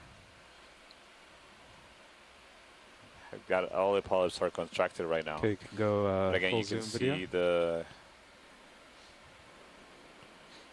the nodes, the dark nodes, and again, this has nodal branching. So the branches are coming from the nodes. There can be multiple of them. So the I don't real see steep any uphill is on your port side now. needle sclerites coming from Kind of the agrees polyps. with, kind of agrees with HiPAC. Yeah, it's not far off. Abby LaPonte is in the event log. I'm sort of waiting to see if she's going to comment on this one. She works on this group with Les Watling. Because I'm certainly not sure of what it is, besides what you just noticed, that it's a nodal brancher, and that's about the only thing. Be aware. Right. And I don't see any associates on this coral. Seems to I'll just be tilt just a down. coral on its own.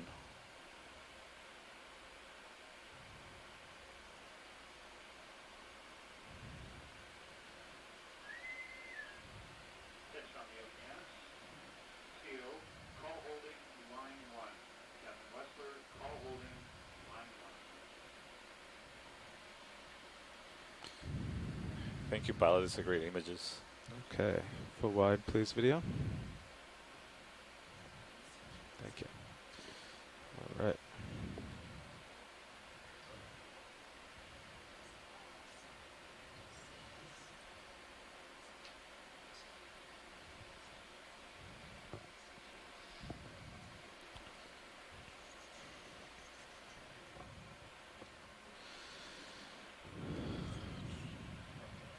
So yeah, I think our next move should probably be a little to port, otherwise we'll end up kind of sideways. Yeah.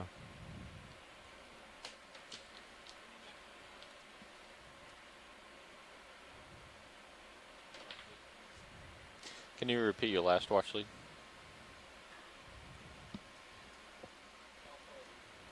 So I'm about 290 right now. That's what I'm looking. Maybe about 70 meters. We're sort of kind of on it, kind of approaching it. So anywhere from 45 to 70 meters. So another ship move and we should turn to the west and start going up.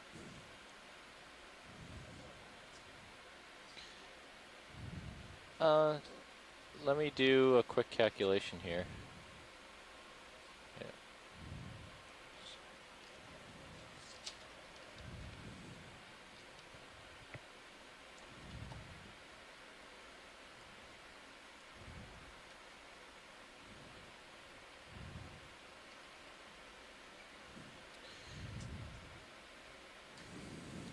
I mean, so we would need to average 0.13 knots for the remainder of the dive to hit the last target, which, depending on if we stop and have some long samples, I think we could do.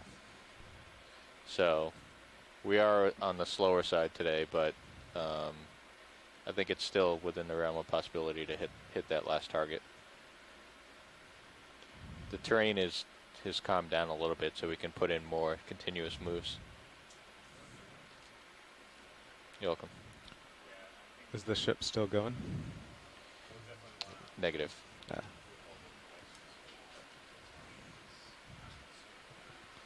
You want ready for another move? Yeah, you are. Yeah, I'm getting out ahead. I think the way he's facing is pretty good. I'm at 290. Roughly. Yeah. So 290 is going to go right up. Well, I guess maybe ask them if they want to go uphill to the ridgetop or sidle along here. Watch lead. This is nav. So can you see the high pack screen? Yeah. So would you rather? So let me zoom out a little bit here. So here's the waypoint over here, waypoint 3. This is waypoint 2, and this is where we are. So we can either sort of continue up this direction, or we can start going up more straight uphill, and then maybe turn to continue to stay on top.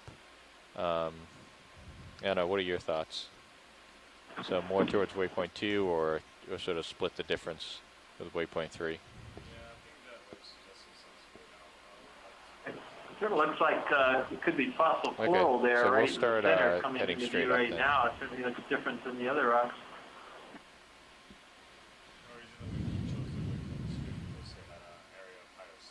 Might feel a tug from me, pilot.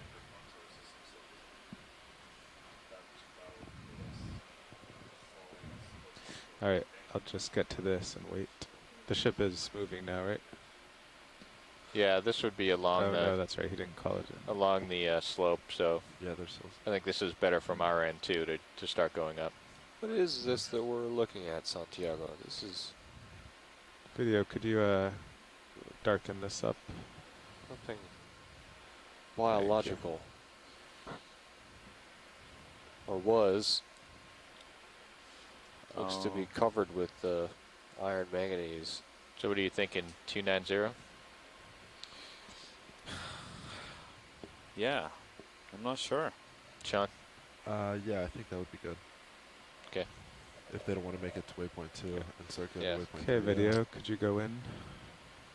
And then it There looks is a lot flatter too. Parantipatis, black coral on the Bridge, left. RV nav. A small one. I'd like to request a ship move. 30 Yeah, meters. that's good. Bearing 290 degrees at a speed of 0.2 knots. This has been, whatever it is. Oh, I'm getting tugged it's- by Sears. It's long since coated with Thank you. iron manganese. Not really your fault. Has It holes is all the way therefore through. quite old. Anybody on shore have any idea what this is? All right, we have a move coming up at 290.2 knots. Well, it could be a sponge. I think we're going to try to keep. Coral. We're going to chain a They few of just those saw together. polychaete Phosphorus worms good. squirming there too, but I'm sort of Obviously, leaning stop more and take toward samples in image. But a glass sponge that fell over millions of So the years ship's ago. underway at this heading? Again, Yeah, we're it's looking at gonna these just- giant they're just colonies plugging in the numbers now. that So we see no evidence for now. So it's these giant thanks, fossil Rich. colonies. Moves underway. Video, could you come out of touch? It's really striking. That is good. Thank you. So one thing to note is that a seamount like this, over its lifetime, when it was volcanically active, it may have been as much as 1,000 meters shallower.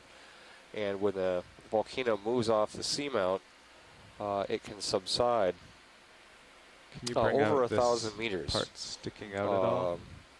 In fact, Rose Atoll is well along in its subsidence. It was probably at one point a larger island, but due to erosion and subsidence, Rose Atoll is now barely poking above the waters.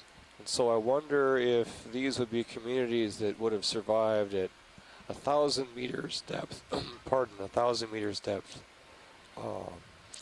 shallower in the water column. And Okay, video. don't could you frame persist the whole collection.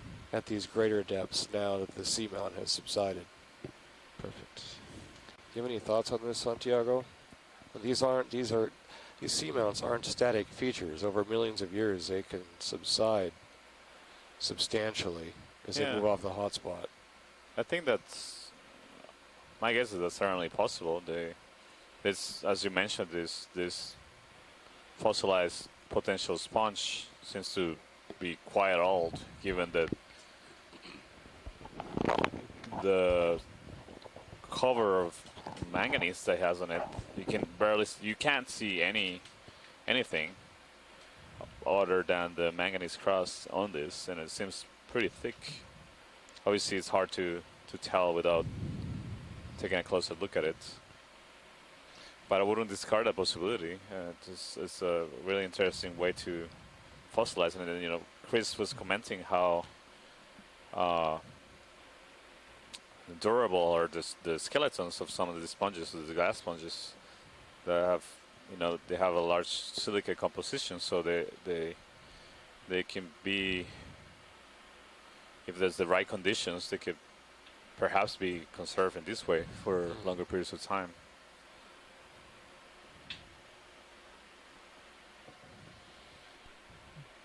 Okay, full wide video. Kind of interesting that you don't see that many corals, if any at all, that are covered with manganese like this, or I haven't, but hopefully somebody out there might have seen this. But it may be because the corals, at least the ones with the calcium skeletons, just dissolve away before they can actually get coated and protected by the manganese. Oh, interesting. Same thing for the proteinaceous corals, maybe, that they're gone too quickly because the manganese coats them too slowly.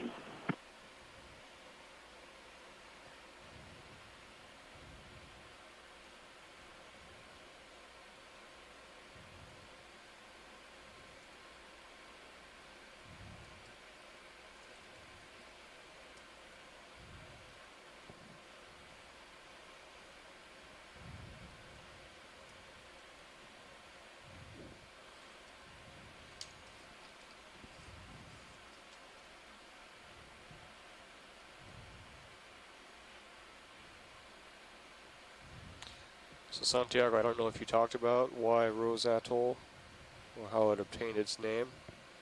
I don't know that. No, we haven't discussed that. So I just learned today that one of the most striking features of the atoll is that the fringing reef has a pink hue. And this is caused by the dominance of coralline algae. So the reef itself actually has a pinkish color, or a rose color. Yeah, I had the chance to go snorkeling off Tutuila and in Samoa before we started the cruise, and I saw some of that pink coralline algae growing next to corals. So coralline algae are algae, like the name implies, but they can secrete also calcicarbonate, which is solid. It's the same structure that makes up the coral skeletons, and also many structures in biological systems, including our bones and teeth. Yep, it's headed that way. Looks interesting. So we're just passing a crinoid, and another possible fossil community. Yeah, this is an upside-down sponge, so the base of it's sticking up over there on the left. And again, very large, presumably it's top-heavy, and just fell over once it got too big and got a strong enough current. We see a lot of these type of sponges that there's three possibilities for what it is. Carnivorous, it's a new genus. They're all hard sponges. That means that they have a very sort of rigid skeleton. It could be in the family Phoridae, and then in the family of Phoridae it could be Sphaeria, or it could be a Scopulia. But the main point is that these fingers on these really old ones that you can sort of see this finger-like structure, they kind of start to glue themselves together so that water doesn't pass between the fingers so well anymore.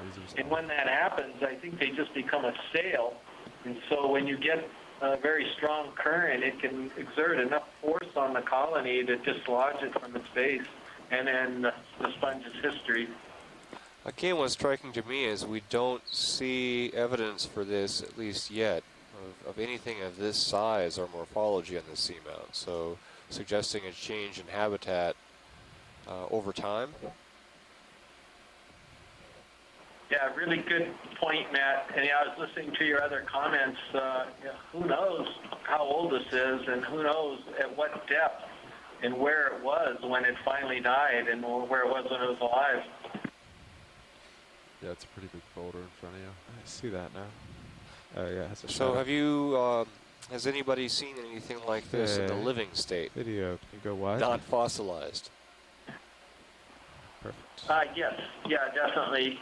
But these are particularly big colonies of it. So if you go into the Okeanos Deepwater Benthic Animal Guide, and excuse me for the blatant plug for it, you can go into the sponges at the bottom of that page, and you can see some pictures of this type of sponge live, but smaller colonies though.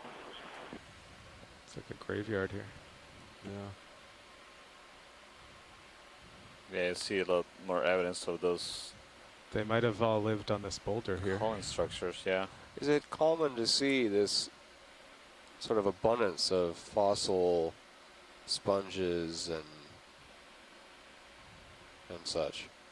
I mean, it depends on the environment, but definitely in certain seamans you can see vast fields of fossilized corals, and so I wouldn't say it's uncommon to see fossilized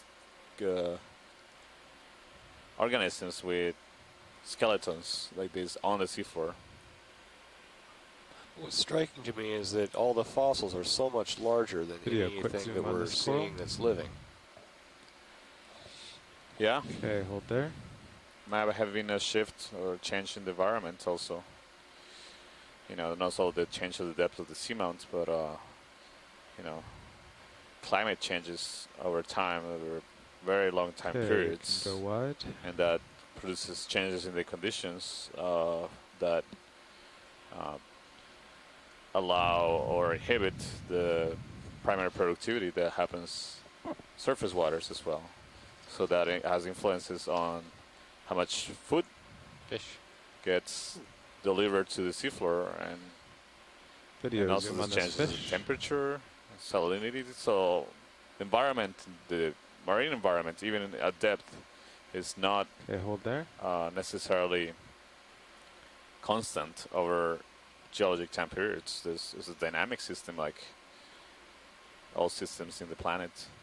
It's constantly changing and evolving. But again, the changes normally that we see that are due to natural cycles, we Okay, let's normally go see wide. them in Yeah. Backed up, but I'm very large time rising scales. So higher. nothing that we could perceive during He was our on a journey. lifetimes.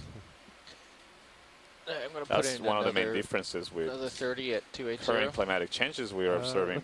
Let me right just look now, at these and make sure there's not a huge interest. Just that this are, one. Okay. we're pretty sure they're caused These- by our own influence on I have a changing feeling the just environmental with this terrain conditions there's on the gonna be planet. some big So corals. by increasing or changing the composition of just the saying, atmosphere, like, where Sean uh, is, he's good. we're creating pretty clear. changes Okay. that resonate Yeah, throughout the all world right.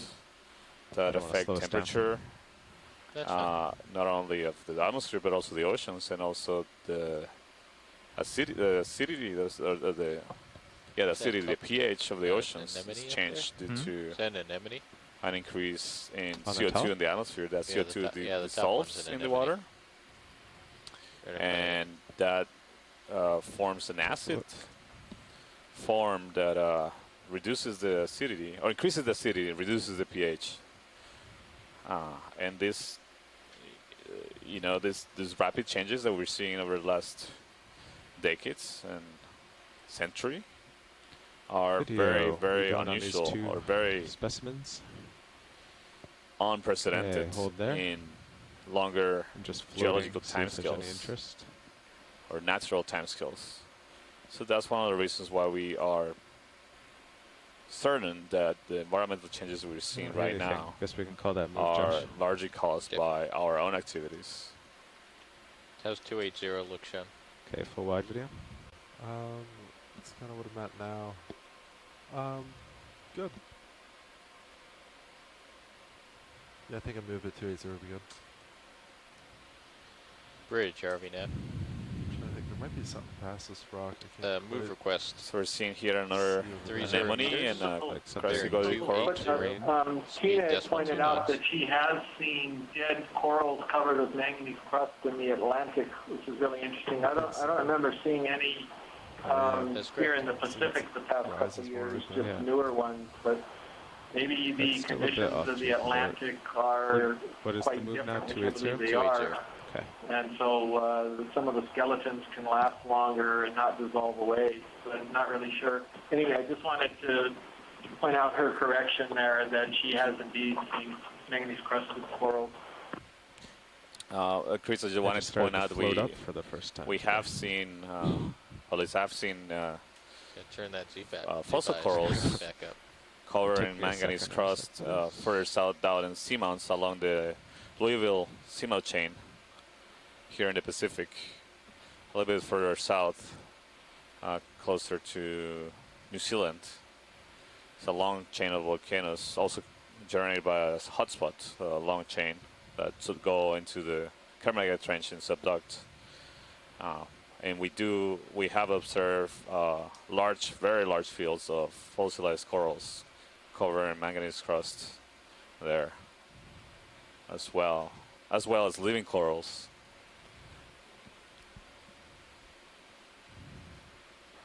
So I take it back. I guess I can't do that, can I? Well, oh well. again, there's variability in the conditions, so that's further south. Right now we're in the Central Pacific, but this is one of the great things about this expedition, that we know so little about this area, that all these new observations are prompting all these discussions of generating hypotheses of how this environment has changed and evolved over time, and why we see the diversity of species we see now. Speaking of diversity, look at the diversity we see on this ledge here. What are we seeing, Santiago? So these corals, again, look just by this Video would go in partial general on view, these look corals. very similar to the corals, the plurigorgic corals we've seen earlier, the chrysogorgids. That's good. Hold there. Let's take a closer look, and they do in fact seem to be the same kind of corals that we've been seeing through the dive. So these seem to be one of the most abundant corals in this area at this depth. You see there's different sizes of corals, so some larger and smaller colonies. In general, smaller colonies here, so it makes you think that perhaps this wall has been colonized not too distant past. I don't want to say recently, because that makes you think that it might have happened in the last few years. And the fact is, these corals can, in general, deep water corals can live for Okay, full wide a video. very, very long time compared to our lifetime. So hundreds to thousands of years. Even at small sizes, those corals could be a lot older than you are, or any of us are, right now speaking. So this looks a really large block, panning to the right and panning to the left. It looks like an enormous block, maybe 10 or 20 meters or larger wide, that doesn't seem necessarily to be attached to the seamount. Maybe a loose block that rolled down the mountain. Yeah, this is amazing. RV pilot, any chance we can move to the right and sort of go around this large block? Yeah, we can try to go around it that way. Yeah, I should pass right over it, so Okay. that work. Don't know how far it goes. Want to bring the lower swing arms down a bit, try to light up the face. Yes.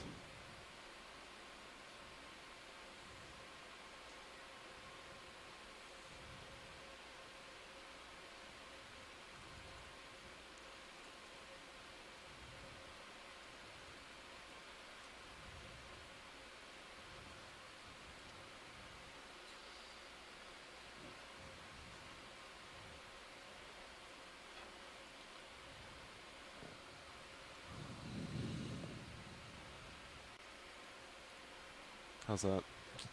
Looks better.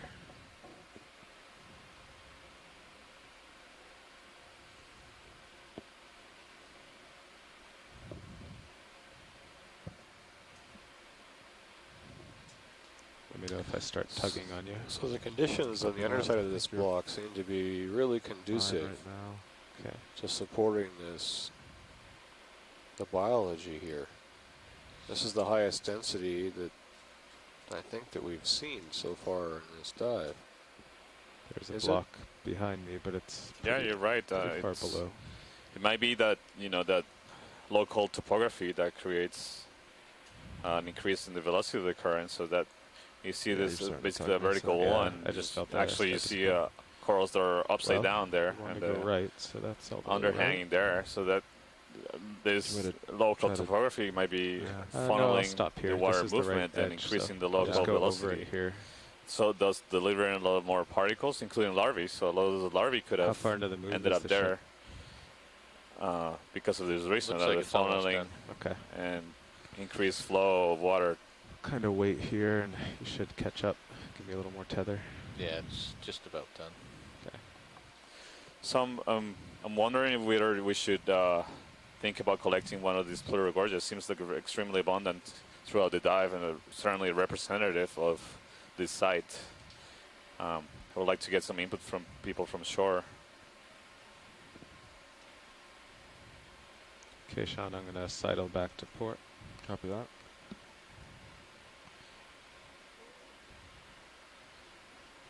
They may want to grab one of these. Hmm? They're discussing Yeah, if I they heard that. Not necessarily here, but Yeah. Just watch your, I think you're going to clear the one behind you, but Yeah. come up out there. Yeah, this is a representative coral, it seems. Yeah. But, together with the bamboo, the other bamboos that we already collected one, definitely. thank you, Bridge. Move's complete. so how much Copy time that. do we have before we have to leave bottom, Santiago? Is it We have 3 about hours? No, we have about an hour and a half. Hour and a left. half. Yeah. Okay. Yeah, so Santiago, sorry, I was, again, in the event log. I'm not a very good multitasker, I'm afraid. It sounds like you were asking about whether to collect one of the pleurogorgia. That probably would be a fairly low priority. I think we have collected the pleurogorgia, I think, on both of the other expeditions, and it looks really similar. Just wondering whether or not we could hold out for something that looks really unique. Roger that, Chris. We'll keep an eye out. Do we have 30 minutes left or an hour left for the halfway? We have an hour and I think 40 minutes from left. some emails last night, I have no there's idea at when least the watch one guy changes. who would really love to see a crinoid maybe come up in a box. So about an hour. Right, we haven't seen the abundance of crinoids that we observed today, and we did manage to collect the crinoid yesterday. We'll see what we can find. Also be interested in collecting one of those asteroids, sea stars that Co-pilot? we've seen only a couple, but it There's seemed an like it hour was left. a great potential for new species Oh, here. Josh is challenged. Josh can go first if he wants. Oh, is that not how it works? An hour would probably take the whole thing. Okay. Well, I'll get out ahead and then pass Pan it to over the then. left a little bit. I think there's something lurking here, something that's interesting in the middle of the field of view now. Yeah, that looks like another glass sponge. Oh, okay. Maybe not so interesting. I mean, they are interesting. Oh no, I sort of focus on the basalts underneath that sponge, Santiago.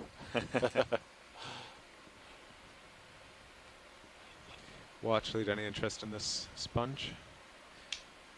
I think we can take a really quick look, but Okay. Video, could you we're do a interested in quick zoom covering on more the ground. sponge? Okay, hold there. So that's Beautiful the, vase that's the end of shape. the ship move a couple minutes ago. So what's the advantage to that vase shape, Santiago? Well, you see that often in sponges, and then tend to be an efficient shape for filtering water. Should you see this? There's a lot of pores on the side. Yeah. So water circulates through those holes, and as that gets filtered out by the structures of the sponge. So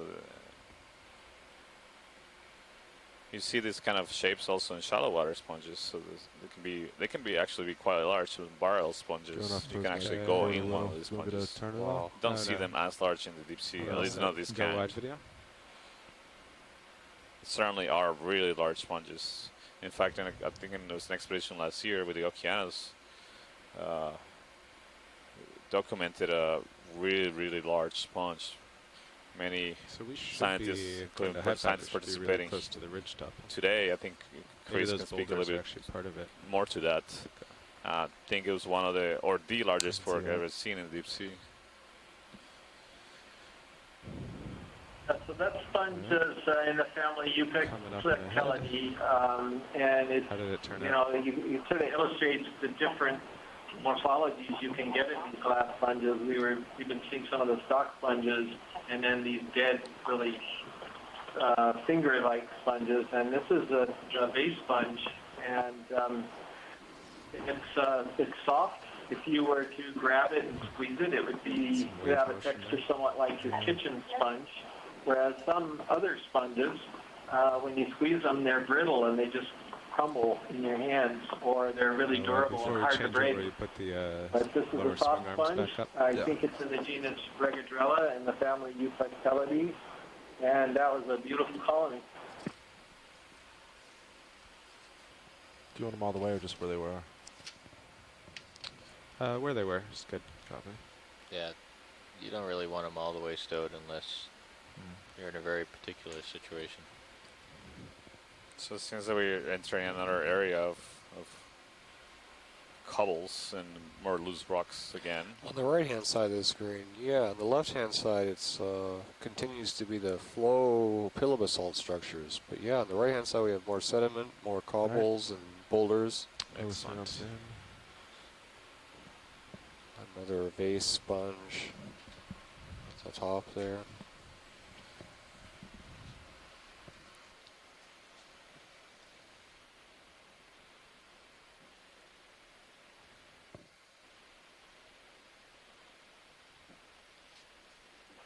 Yeah, Matt, I guess another way you can get these dead sponges laying on the bottom is if they were doing fine sitting on some rock and one of these boulders comes down the slope and slams right into them and takes them out. True. Although they seem particularly intact, a lot of them. At least not in shattering pieces, but in very large. At least the general structure of many of the ones we've seen is somewhat conserved. So maybe both processes could be that's right. playing a role here.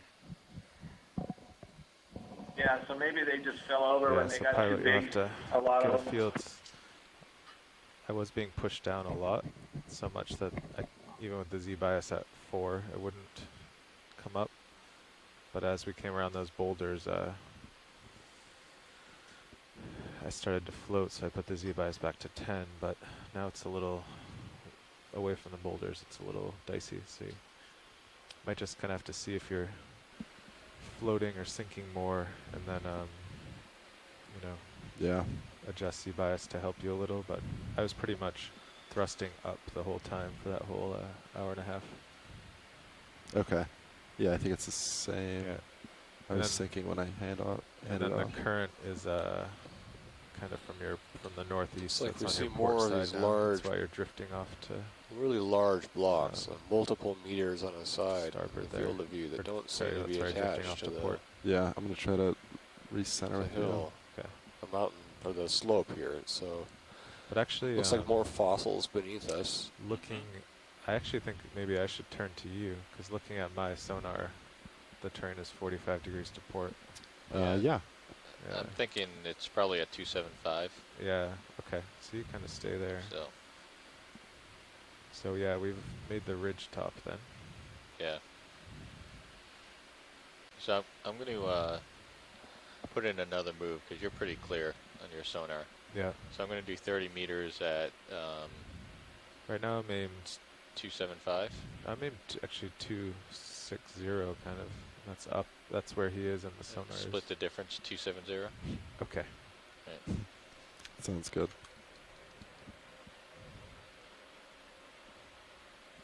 And I'll do 40 meters. Okay. All right. So you should be on some sort of ridge top. Bridge, RVNAV. Like to request ship move. Distance 40 meters, bearing 270, speed 0.2 knots. Yes, watch lead. That's yeah, correct. absolutely. Our navigator just called in a ship move, so we should. Yep.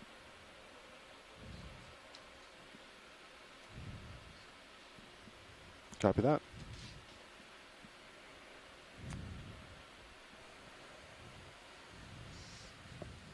See how efficient you are, Mr. Sean. So you're definitely slowly being. What are we blown looking to at here, port. Santiago? Seem to be a couple crinoids. I had my lats on. Right there, the common crinoids. Today we haven't seen any of the stock crinoids. I was just buying time. We saw a couple of those yesterday. You're a pro. Yeah, this area doesn't seem to be that much abundance of benthic organisms that we saw before. Might be related to the fact that we were just discussing that there's a lot more loose rock, so they can make more events of disruption here, whereas the other areas where we saw it was larger outcrops and more smooth surfaces that were more cohesive. Okay. We're seeing a higher abundance of organisms. So maybe that might be an influence, the potential risk of some of those rocks and boulders rolling down the hill and wiping out the communities that are there. It takes a long time to recover, but this process happens in the same timescales as which these rocks are being transported downhill. Then you end up with areas where there's very little in terms of as far as you can go. If you find something megafauna to look colonizing at around it. here. Yeah.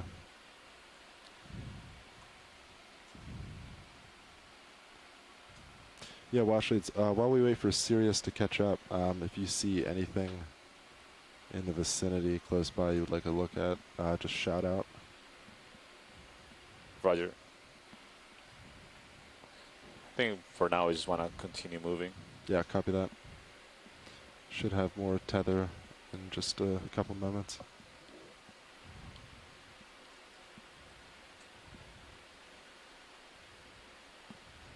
Wow, so we're seeing the current from the north on the bottom, but we're also... We're being pushed, yeah, Yeah. to one side of the ridge. Sirius is.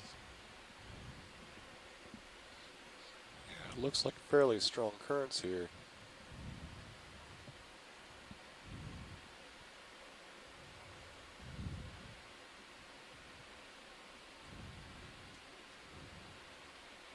Yeah, seem to be going down, pushing down on the ROV.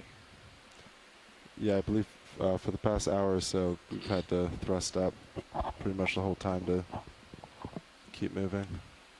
Yeah, we got similar situation yesterday in the other reach. Again, the down pushing current might be a product of local topography, interaction with water movement and local topography, as well as potential tidal forces. Sea cucumber at the bottom. Yeah, there's something right in the center there. Maybe a sea cucumber. Let's investigate.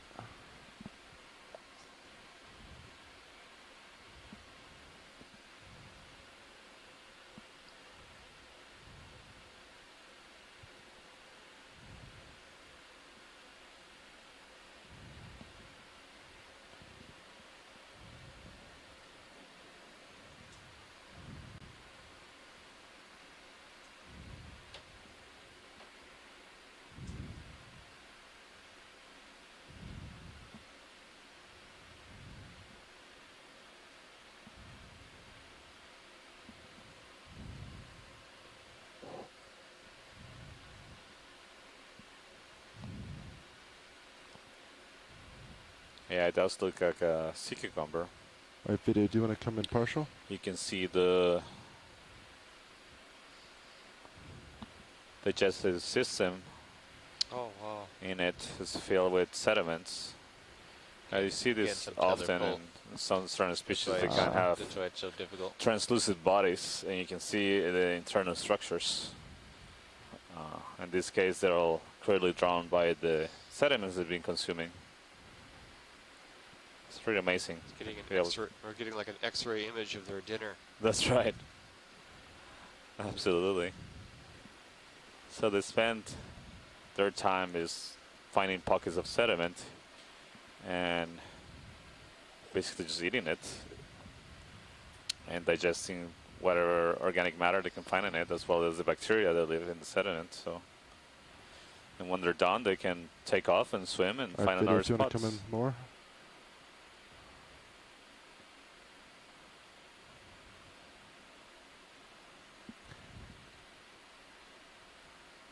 I'm moving towards you, so you'll be able to go once. These animals are also mostly water. That. The amount of actual living tissue is actually pretty low compared to the volume that is mostly made up of water. But again, they're living a very poor energy resource, as most animals in the deep sea are.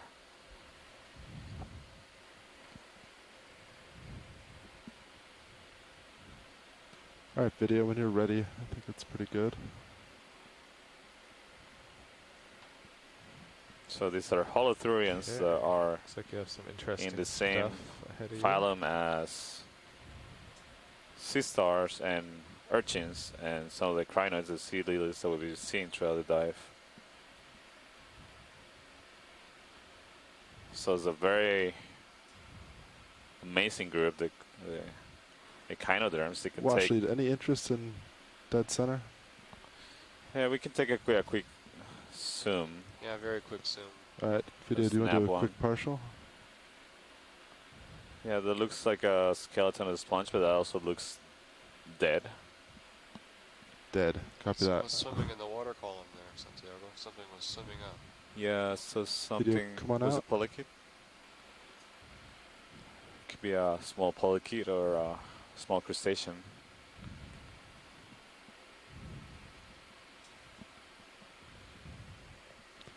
Washley, I didn't see. Yeah, I think it was very small. Okay. Yeah. This thing ahead of you is pretty tall. So seems like we're again seeing more of those loose boulders. It's a cool feature. Really impressive topography here.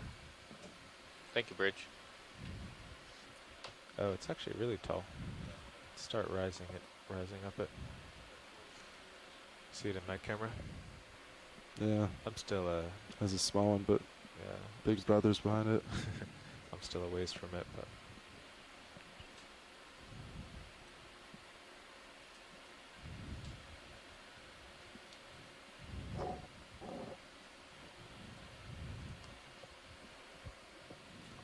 Big Brother.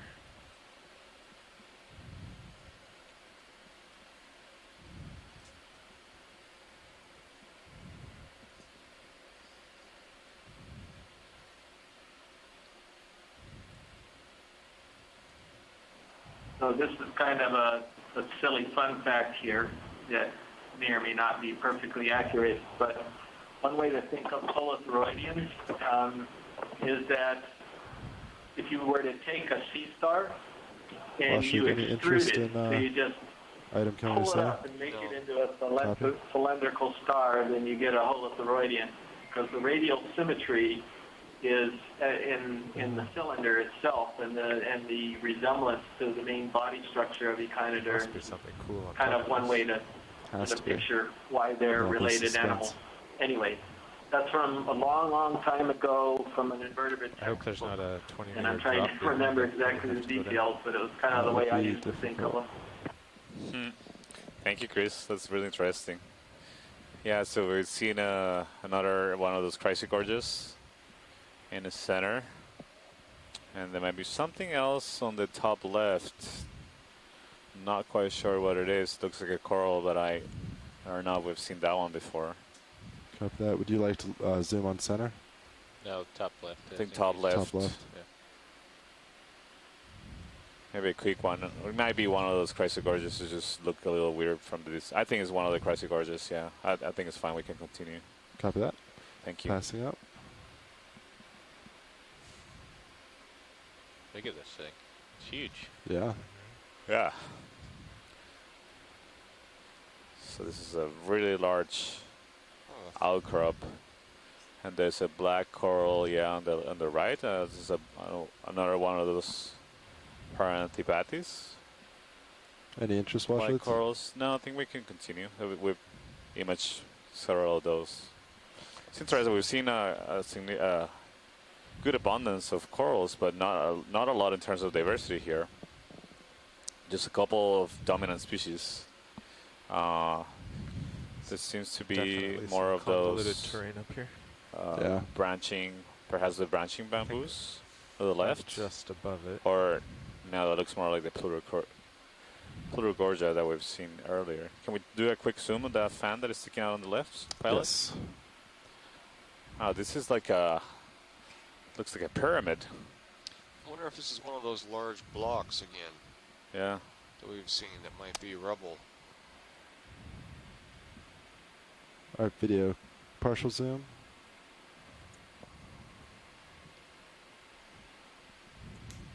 Yeah, so this is one of the ones the most common one, the Plurigorgia. All right, thank you, pilot. Just wanted to make sure. Come on out, video. There's probably some strange water moving around up here too. There's another one on the left, it's the same.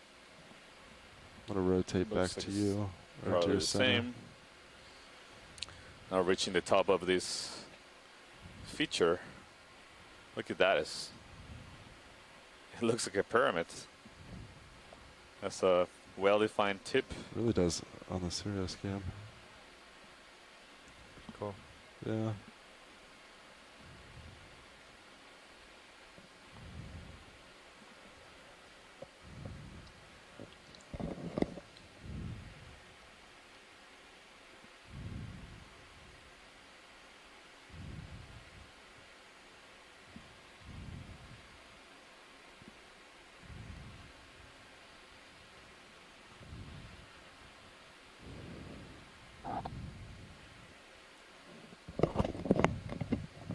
So I'm looking 245 at D2, and I do have.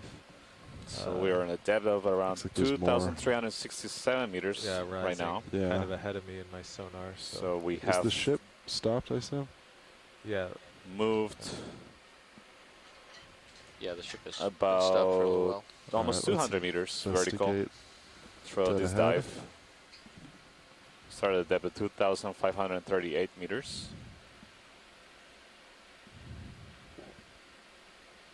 Yeah, it looks like a good number of creatures up there.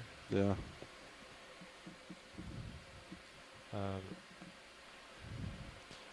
Nav, do you want to do maybe a 30-meter move in this direction? It'll get me right over where he's going. Repeat that. 30 meters at 240. Yeah, I think that'll get me to right that clear spot ahead. Yeah. Where he's headed. Yeah. It's another wall up ahead too. Looks like. Bridge, RV Nav. Oh, sorry, these weren't creatures. They I'd were like just to bits of request a sand. ship move, 30 meters, I thought in my distance bearing they were- 240 I thought the at same. speed decimal 2 knots.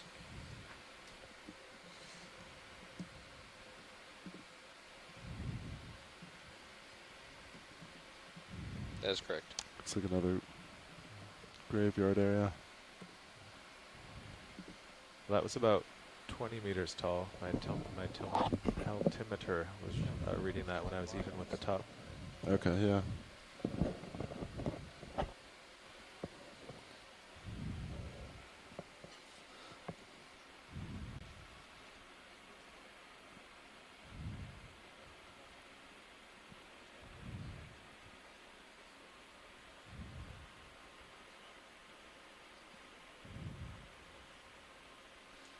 Thank you, Bridge.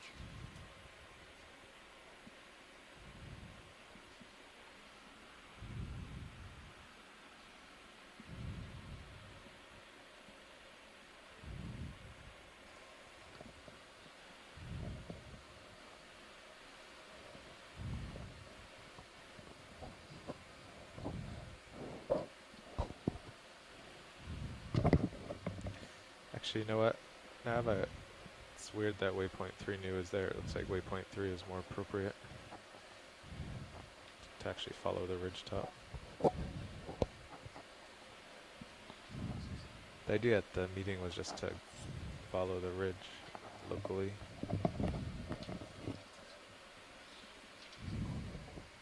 Oh, you're muted. Yeah, I'm not sure when that new waypoint was added. So coming up It's to the one we left is another remapped whip. this morning. It's like the bamboo whip. They're like the one we collected earlier. And to the top right is another coral colony of the plurigorgia chrysogorgid octocoral that we have been seeing abundantly throughout the dive.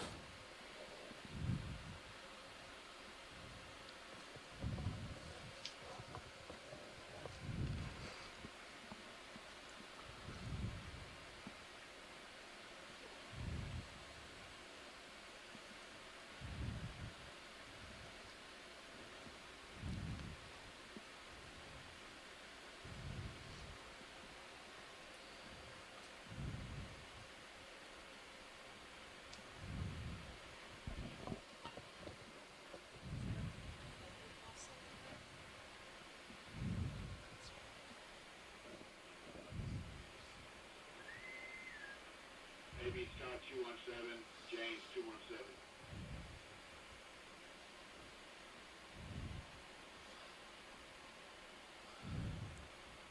So next time we head into Boulder Field, it'd be really nice to grab another rock sample on these the shallower portion of this ridge. Now we've gotten pretty far away from where we got the first two samples, and in particular, to save time, I would like to get a sample perhaps where we get a biospecimen. Copy that. If you see a good spot at all, just let me know. Thank you. In Sirius, it looks like it drops off ahead of you. It does, yeah. A small depression.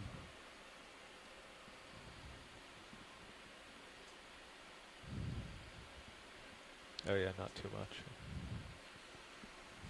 Because you can see past it.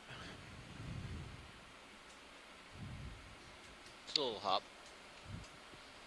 Ooh, looks like we have some biology coming up in front of us. What's that on the left? Stock. Tyler, can we take a look at this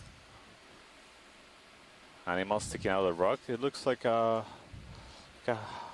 potentially a crinoid or a hydroid to me. I think it's a hydroid. Please don't tell me it's carnivorous, because last time you said that I got scared, Santiago. It's slightly carnivorous, yeah.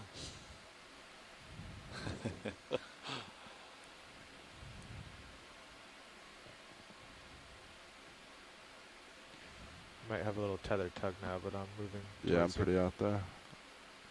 What is this, Santiago? Video, do you want to come What partial? do folks on shore think?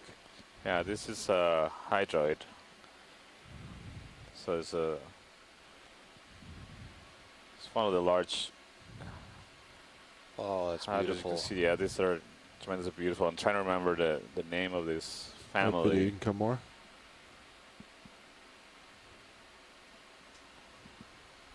So you see, I have a lot of more tentacles, and he has a soft stalk as well. Now, when the ship stops, I think we could just call in another. That's pretty. Do you want to pretty keep close to moving being on, stopped. Santiago? After the image with this, yeah. Oh, okay.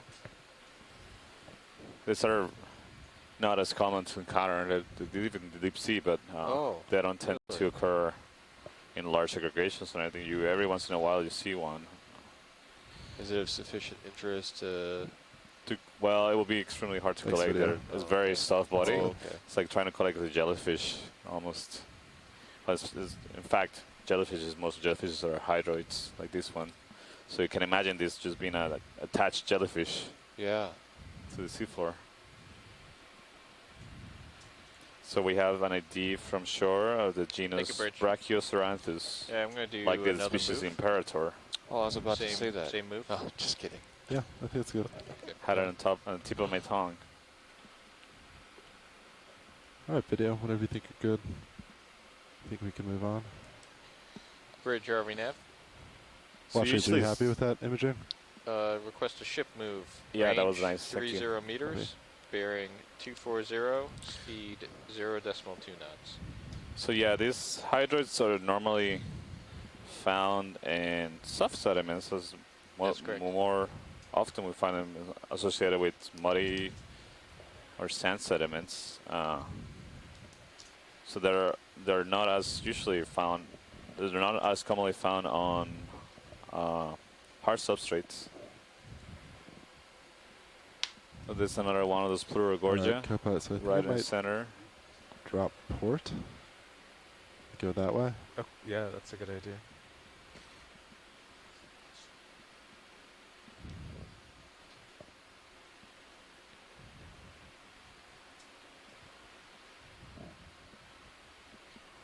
Find the other side. Yeah, let's do a little side step.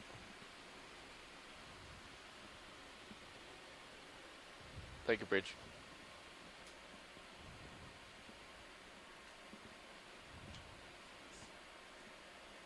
Is that a sea star? Yeah, there was a sea star. If you get a little teller, you can turn around and get it. Alright, Kappa, tell me if I tug you at all. Okay, you're good. Where was it? I missed the sea star. Turn to your starboard. Starboard and down, actually. It was below you. Down. Wait for it. There it is. Oh. Good eyes. Nice catch.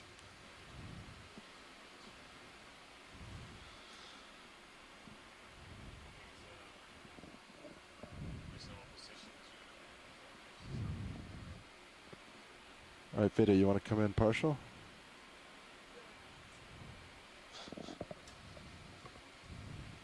Yeah, nice catch, pilot. This is will be of high interest to image, and we'd like to get your opinion on also whether it will be feasible to collect or not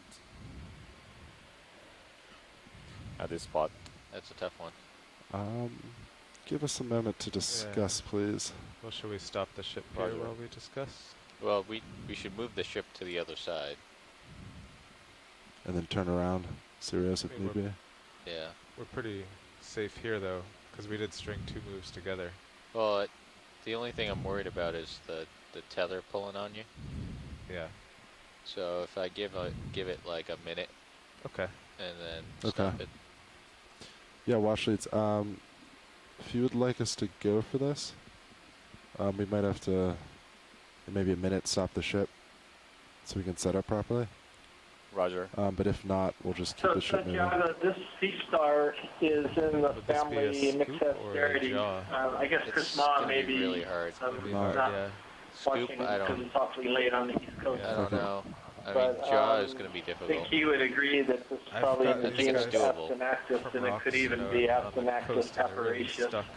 Yeah. Fairly well-known sea star, and don't know what else to say about it. Again, maybe I would hold off a bit, see if we can find something else. Kind of slim pickings you know, here. what we could do today, is but this is pretty well known, I suspect, so Chris may not be quite as interested in this one. Yeah, if we're well, worried thanks, about Chris, for moving, chiming in. I was just thinking of either the you or request I could do the craft. earlier request of Chris Ma. And that Sean can keep an most eye likely on a lot the of others. these species here will be potentially bad new, idea. but it's good to hear this. Yeah, I haven't seen him around because I don't think he's watching anymore. Bridge, RV nav. But I'll relay They do. that to the pilots. Yeah, can we stop the ship here? So we do have less than 1 hour to try to get 2 more biosamples, and I'd like to get 1 more geosample copy that. if possible. All right, so that they don't want this. Okay. Copy that. It was going to be a tricky one, so. Yeah, that would have been Yeah. interesting. It's going to be fun. I think we could have done it. Yeah, but it might have taken the rest of the dive. No. Well, I think we could have done it and either gotten it or destroyed it. Yeah, but like So. might have been a couple pieces. They would have fallen. We'd have to go down and get them. Yeah. We could have preemptively placed the scooper underneath. Yeah. All right. Well, I'm still moving because we just stopped the ship. Yes. And then we'll have another hill to climb here, which looks pretty steep.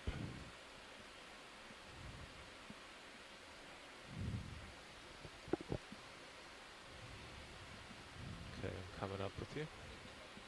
Copy that. That was a false alarm. Something sort of long sticking out on the left there of the ledge. Wonder if we could take a peek at that. Left edge. Eye. There's a couple items, it looks like. Yeah, I was getting really excited about that, Carl. I love those samples.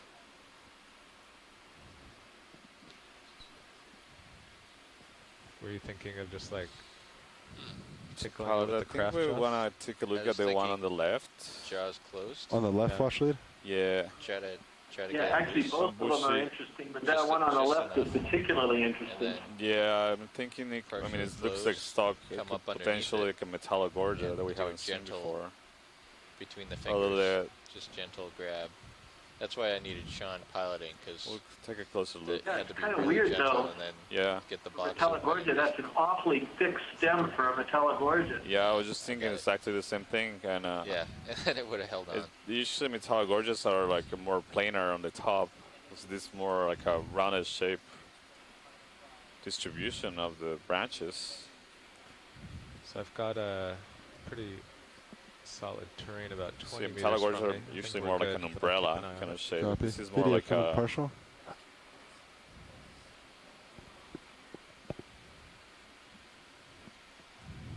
more rounded on the top. It's definitely a Chrysogorgid. And I can see the spot lobster on the top. I mean, the branch resembles a Chrysogorgia, but is elevated on a stalk. Right, and then it doesn't have the astroschematic brittle star in the center of it, which I guess virtually every Metallogorgia has. At least, I think that's what Les says. Correct. So this is some other type of Chrysogorgia. This might be a worthwhile collection if people wanted to consider that, I think. Yeah, I support that, Chris. I was about to suggest that this is pretty unusual to me. So I think it will be something what do you think interesting about to my collect. approach RV here? pilot, would it be possible to collect this? We should back the ship up a few meters? Let or? me look real quick. Video, come on out. Let me see what kind of terrain we have.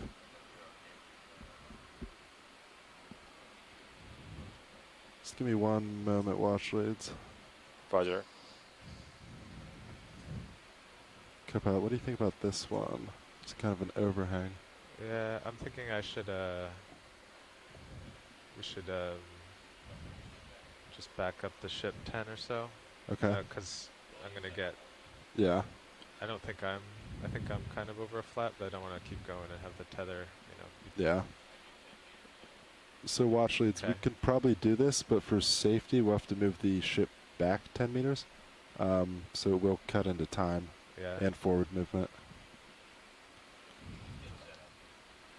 Roger. I think we're interested in collecting this specimen. This consensus from shore that is Bridge, RV unusual sample, and I think it will be also good.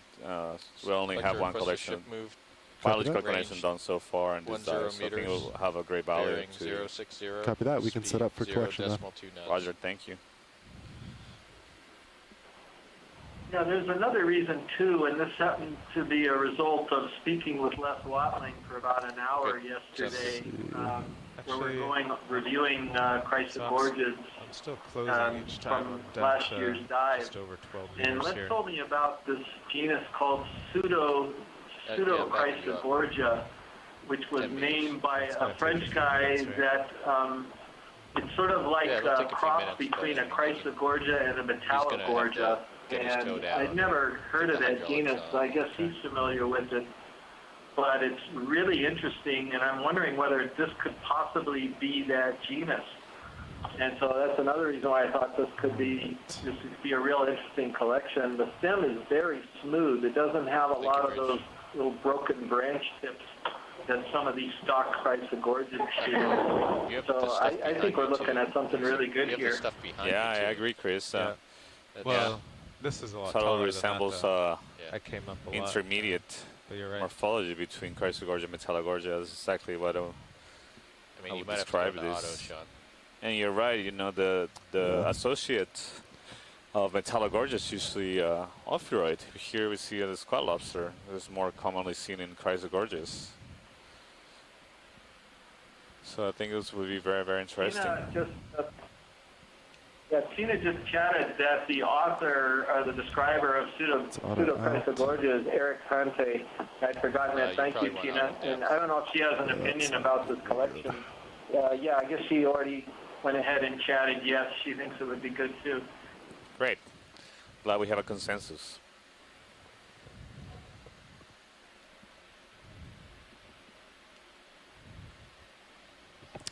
Yeah, just another moment, Washley. It's kind of interesting terrain here to set, so we might have to float to get it. Roger. I just wanted to give you the heads up that it would probably want to get the whole thing because these are pretty bendy. And the entire thing? I think it will be hard to cut a piece of it, yeah. Copy that.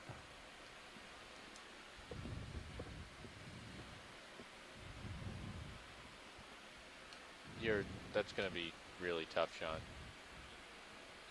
It's too big? No, he's really close to it, and he's got to go around that rock. Yeah. The craft. Yeah. Yeah. Do a little rotate. Right, the cavalry has arrived. Scott has joined the event log. Scott, we're looking at this as a collection option here, and I don't know if you want to just join the discussion about what it could be, what Chrysogorgia it could be, and what genus.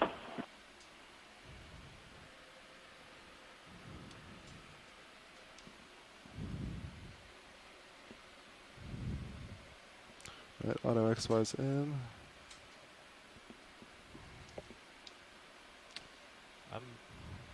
I'm still going. I think we come up now. Just get out of autos and come up under me. Yes. Can't see you. There's an overhang. Watch we have to. Sirius lost view of me, so we're gonna have to reposition. We'll have to come back to this location. Just back up and come. Roger. I came inside the 12-meter circle here. Don't know what's past me really. You should be starting to come back. I don't know why you're still swinging. Well, because we wanted to move faster, we'd done 30 and then 40. Yeah, that's true. So this. Yeah. We probably shouldn't have tried to go faster ever. That's what happens. Okay, I'm coming up. Laddering towards you. Okay.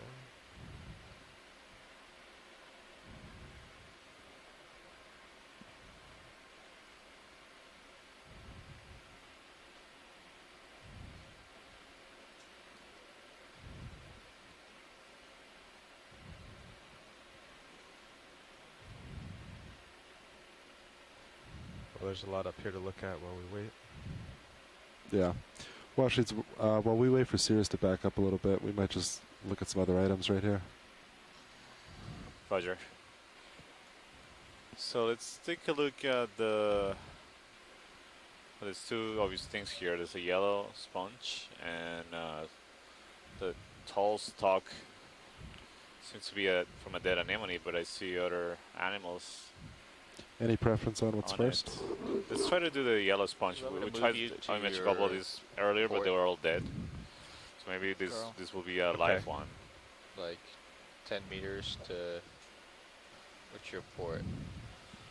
Port is like 135 or so. 135. What was the move the ship just did? 060.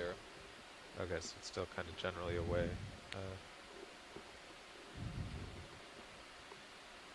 Yeah, I like that.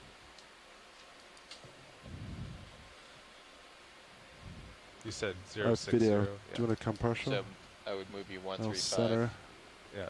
Does he come in? I think this one might be dead too, Santiago. Yeah, I've seen that. None of these sponges with this morphology would try to image maybe Seems like I'm not sure about this range 10 meters, one. bearing 135. The yeah, coloration. this is a weird 0.2 one. What are we looking at here? Yeah.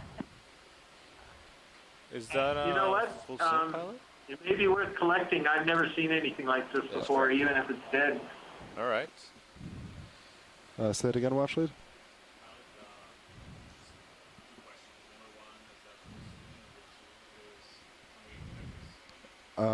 Video, do we have more zoom? Well, to answer the first one. I think this is going to be a little brittle. rest I of the think zoom? this is one of the hard sponges, so it's not going to push very easily, but I might be wrong here. And then, yeah, we could probably collect this. We can give it a try, Chris. Thank you, Bridge. If you think it's something new and unique, definitely can give it a try.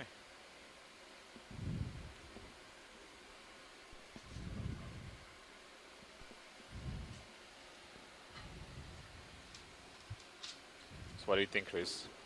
So we have one sample in port inner. I'm Port still outer, looking and at the it two here. starboard bio boxes. I'm pretty sure it is dead. And the Yeah. problem with collecting dead sponges is that they lose their smallest spicules, which are loose in the tissue when the tissue degrades and falls away. And oftentimes these very small microscopic skeletal parts called spicules and microscleres, is actually the term for them, are diagnostic for the sponge. So if you don't have them, you really can't go very far on its identification.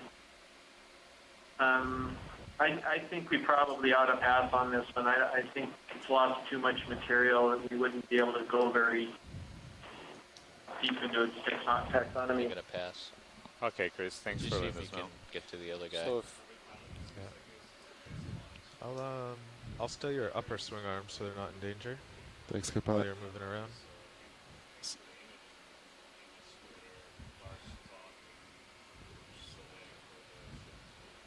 Copy that. And then, yeah, Capella, how do you feel position-wise for the other collection?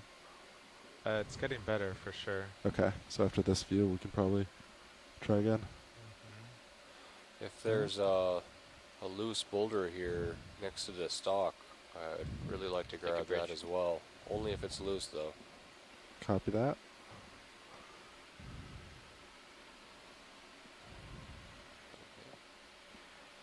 Okay.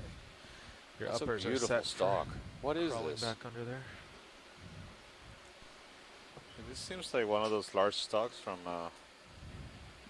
like the ones we've seen laying on the seafloor from the dead, partially fossilized sponges. So this one is still standing. It looks dead. Definitely dead, yeah. But there are other organisms living on it. Yeah, I see a crinoid, sea lily there, and potential hydroids on the top colonizing it. I see what seems to be a barnacle. That may on also the be a right barnacle corner. underneath there. That's incredible. Yeah, I agree. It's a barnacle. And then the center, there's some. Not quite sure what that could be. Do we have any more sort of zoom video? mucous membrane. There we go.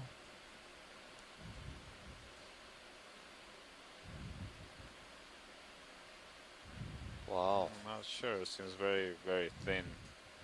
Maybe some old So now that egg cases or I know I'm something. On probably the still right, there moving seems to be my port, but it some other round structures. doesn't really. It seems like I've settled out What maybe is because of this? the This currents. is I've just- settled out almost There's a opposite little that. anemone, No. a couple of anemones there, a sponge. This has a whole ecosystem on it. Yeah. What are you suggesting? Oop. I guess once Hey, Santiago, this is Amy. If you collect the come on out, top please. of this, you're going to get all of those other species. Video, come on out, please. Thank you. I was going to say once we know that this move is done and we've settled out, we would actually have to get down there, we'd have to slide me. Yeah. To your port more? Yeah, basically, like. Yeah, thanks, still Amy. I think 135. Another 10 I'd like meters. to hear some Another other 15 meters. thoughts on this from other biologists. I mean, Not sure I don't have situational awareness on where you were. the 'cause I haven't suggestion been of watching Well, it the used to collecting be, this as well used to be be facing that. Oh, where the sample is. interest. Yeah, So, it used to be or facing it. we can and then we justify avoided it. and I Yes, Washley. You know, I'm looking. I didn't see any move when I landed. so what do you want to do for a move? I'm not sure. Yeah, Santiago, I just If stepped you out see for a anything that second looks and I possible, threw that I can give it a suggestion poke. into Amy. How long ago did that last one move? And Stop.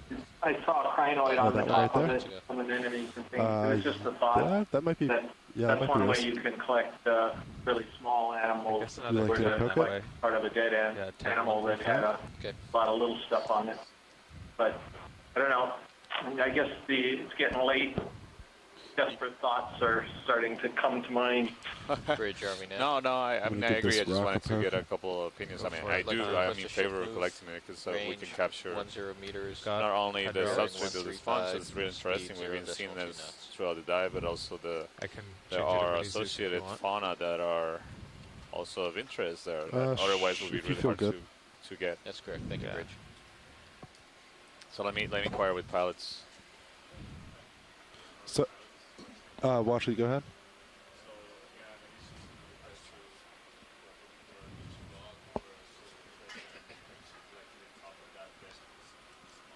Yes, so rock and then top of dead sponge to the left. Yeah, one at a time. I might have to readjust for the sponge, but yeah. Oh, I thought you could do both at the same time. No. Thank you, Bridge. We'll see. So yeah, seems like scientists are sure. Seems like we are in good position to yes. Go ahead, Kippa. make a collection. So I am also in I have a favor feeling of it. these might be stuck, but at least the Amy and sponges Chris right there to get have mixed. suggested. These, I mean, most of those are too big. I think it'll be a valuable collection. The one your laser is on is probably your only Then good we can one. move down off this rock and make the collection of the potential actually moving towards you slowly, so. Copy. Alright. Chrysogorget that we would like to identify. Upper right. Copy that. Copy. All right, hydraulics coming on.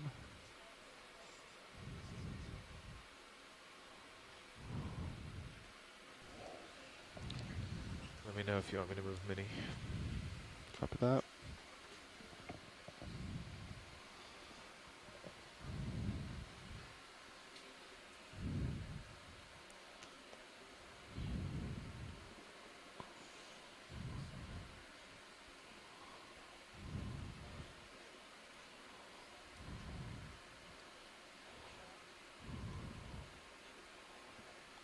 That it's stuck.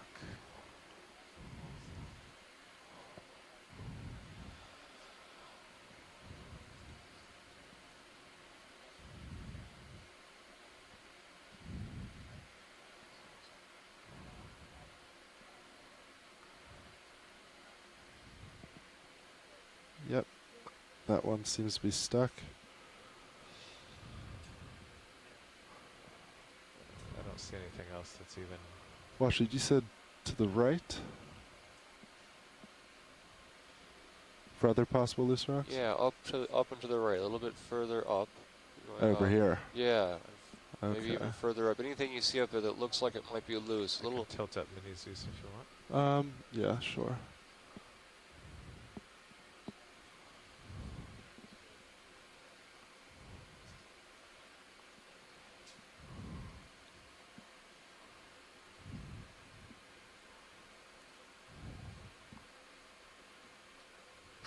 Nope. Do you see anything? even up further to the right. I might have to reposition Okay. for that. Before I do that, anything else you see? No. Copy. If it's easier to then get the bio sample before you reposition, probably, then you should do that. Copy that. Yeah, maybe there's one near the biosample. You can do a 2-for-1.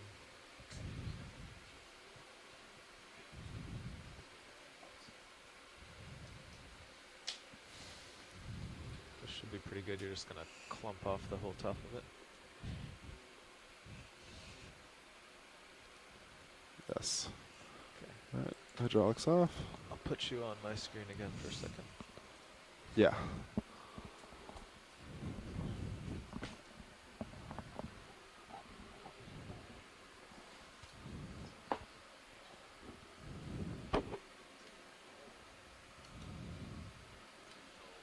It's right there on your screen already.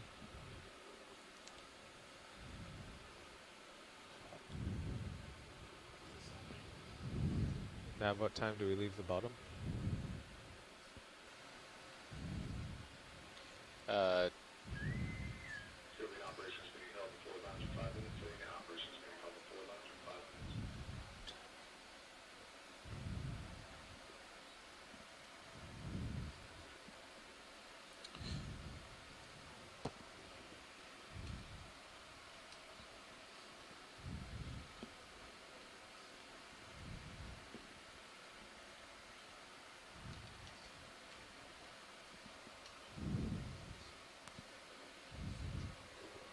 Right. So, will this easily fit in the bio box? The stock? Yeah, I think we'll likely try to go for the top part as much as it can fit in the bio box. It should be. So top is about maybe go. 15 at its widest. Maybe if you do it just above the lasers. It shouldn't be I think if you a do hard below that bump, thing to break. It's a sponge stock, so we don't expect it to be tremendously hard to break. Say it again, Washlitz. Sorry. Sorry, I was just telling you that we don't expect this to be tremendously hard to break. Copy This that. is a sponge stock. How do you feel about me chopping right where the lasers are? Can you zoom in a little bit before we're trying? Yes. Video. Zoom in, please.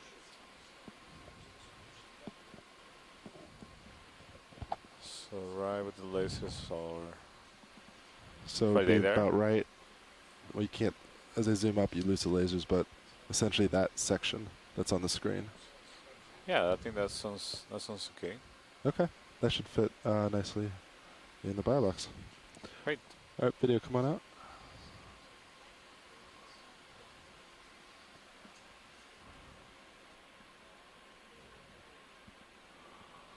All right, so we won't be able to open the drawer, so we'll have to come up, go into autos, and then we could try. We were surprised before. Do you think the right side will hit? kinda, yeah. Okay. I guess I could back up. Um, Go from there. Yeah. I think we could give it a try. We might be surprised at how much higher it is. Okay. We'll get the specimen safe in front of you, and then we'll try the drawer. Yeah.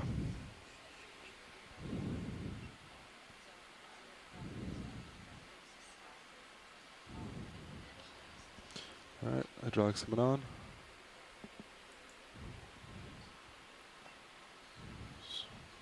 Maybe grip force of 2. Should be. You could make it a lot higher. You're really trying to crush it. Yeah. Let's go 7.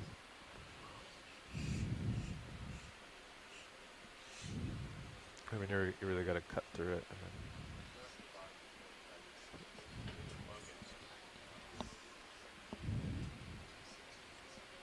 then okay, let me know. You want me to square up the mini Zeus? Please. Okay. Yeah, Carl, we're off the bottom in 45 minutes. Okay. There's a bug in this spreadsheet, though. Yeah, I don't use that because it uses UTC time and all sorts of stuff. The UTC is completely junk right now. Yeah. It's like I don't know, there's something wrong with one box here. So. Yeah, I just use the part that divides depth by time, and then I do it. I think if you look at mini, your farther jaw is touching. Further touching the back? I mean, if you, yeah, or doesn't quite look centered, but maybe. I can try to go into it more, but I'm worried it'll snap down low. At the base, yeah. Yeah. Maybe maybe just come up a little bit and try to go a little more into it. Yeah. There you go. Yeah, so that we're getting better. settled to sample the top of this dead sponge. Come on. Try to understand. Wow. A little bit of the observations we've done through the dive. There you go. Oh, timber. This Okay, is terrible. let's try to get that in the box before anything jumps Well, off. it was already dead. So it's not. Oh, Okay, but I'll, also mini the zoom bunch of down. the top fell off as well. And drawer out for you. I'll go real slow. Thank you. Washleads, do you mind if we skip zooms so we get this in the box, or would you prefer zooms right now? If you can do a quick zoom right now to see what do we expect to get in the sample. All right, video, come on in.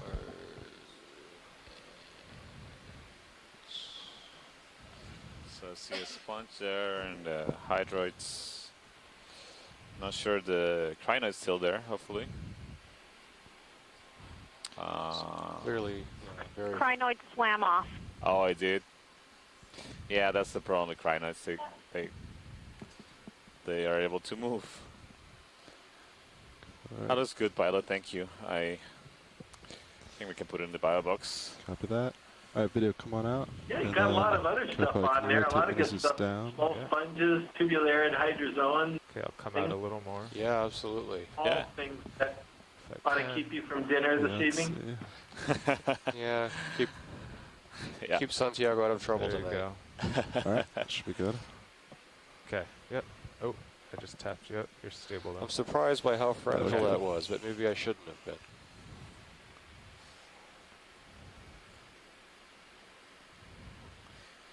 Yeah, they're not solid structures. The structure is given by spicules, so there's a lot of space in between, and they.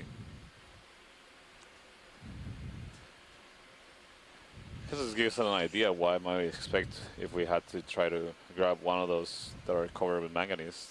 Perhaps those would be a little bit more solid due to the cover of manganese, but maybe not necessarily. That cover could be just a millimeter in thickness. The manganese can also be fairly brittle as well. Yeah. So Yeah, the nodules can be pretty brittle. This thing will definitely sink.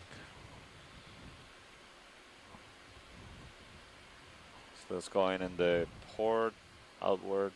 Yeah, in spite of the skill of the ROV pilots, these are so brittle that it's very difficult to sample them Nice. without some loss of the sample. Okay, retracting drawer.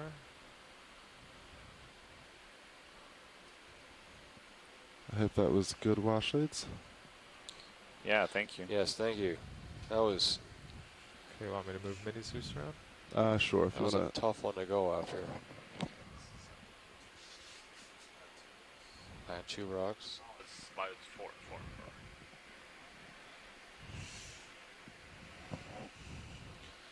Nice one. Thank you.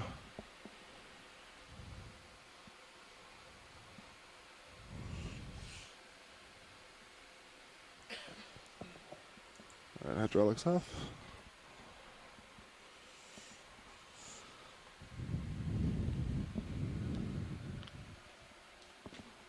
So I think we can go to our original sampling target on the side of this big block.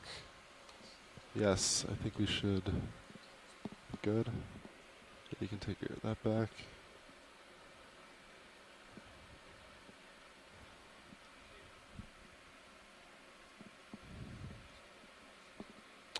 Yeah.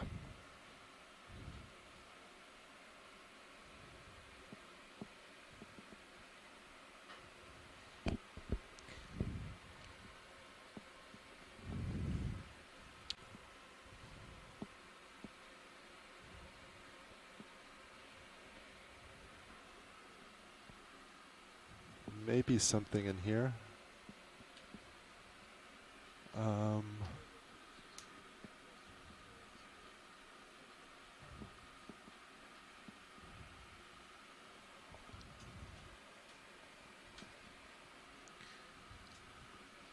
Nav co-pilot. Go ahead. Do you see anything, Washleads? This Yeah, all I looks think pretty cemented. Maybe it's the currents, but you can see I'm even farther away now.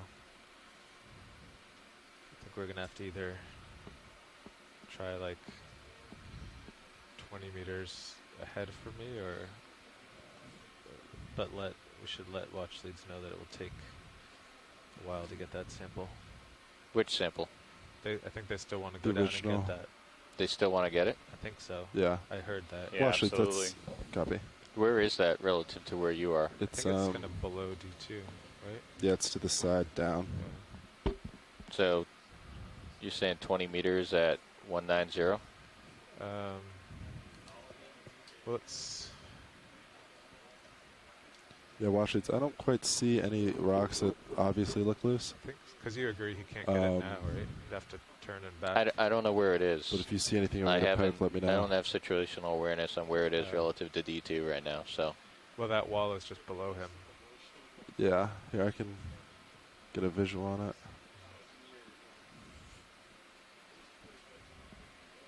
Yeah, maybe it'd be better if he found it and then we could all agree.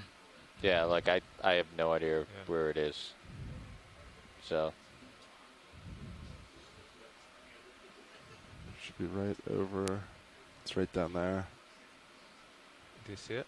Coming center. Okay, so 20 meters at 180. Yeah, that'll get. Okay. Yeah. Yeah. Maybe 15. Don't want to overshoot. Yeah. All right, watch leads. We're gonna have to reposition Sirius for the next sample. Roger. But then I didn't see any loose rocks. Bridge, but Nav. if there's anything you'd like me to poke. Request ship just let me know. move, range 15 meters, bearing 180, speed 0.2 knots. Copy that. Yep.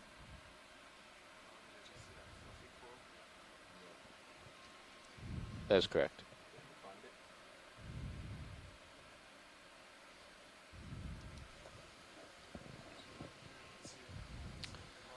All right, heading over to the other biosample that we'd eyed earlier. Now that the ship's in good position, we can tackle this sample. And if there's time remaining, maybe look around for. Oh, I think you're pulling me as you one spin. more rock sample. Yeah, a lot. But I'm moving towards you. Copy that. Thank you, Bridge. Yeah, we even backed up 20 meters, but we still Yeah. overshot by. I mean, obviously we're 20 away. Yeah, watch leads. I don't know if you caught that, but we need to wait for the ship moves moving.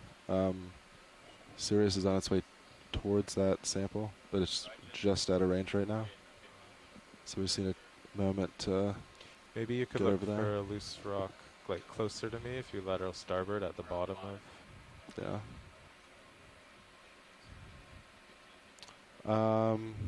I'd say maybe 5 minutes. Yeah.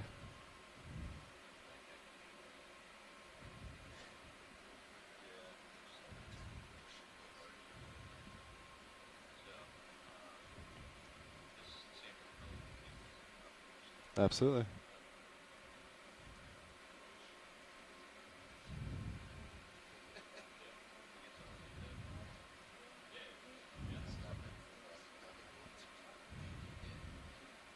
So for everybody on shore, we're trying to reposition the ship and the camera sled so we Keep an can eye get a on better there's access that to rock the behind original you. We'll keep an eye on the tether. coral sample that Copy we're that. trying to target. It's just very Looks good tricky so terrain far. here. As you can see, there's a lot of large outcrops, rocky terrain that makes it a little difficult to get a sample here. So we've been waiting for the ship to get in place, and so we're still moving for that motion to complete. So in the meantime, Nav, we are Go ahead. looking for potential loose Expedition rocks. coordinator was looking for you to make a call on the tension sensor and whether we should dive deep tomorrow. Oh, okay. I'm waiting for you to make a call. Well, I looked at it. We're getting about 7,000, which seems roughly right. I mean, double your depth. What, 2,700 plus Sirius at 28.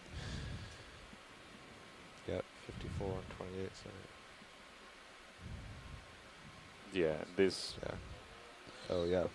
So 46 and 28. Repositioning the ship and Yeah, 40. Yeah. 47 plus 28. Yeah. There's a wall behind me, so I can't Thank you, get Bridge. down too much lower. Yeah, I wouldn't go much lower. I'm So I can pretty much just lateral at this point. Bridge, repeat your last.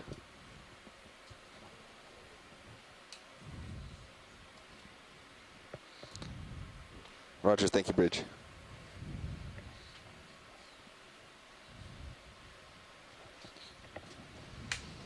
I just wanted to point out that coordinating the motions of the ship and the camera sled and the ROV gets more difficult, obviously, the deeper we go. Not too hopeful. As you can imagine, Stuff the is just ROV like right now It's very cemented.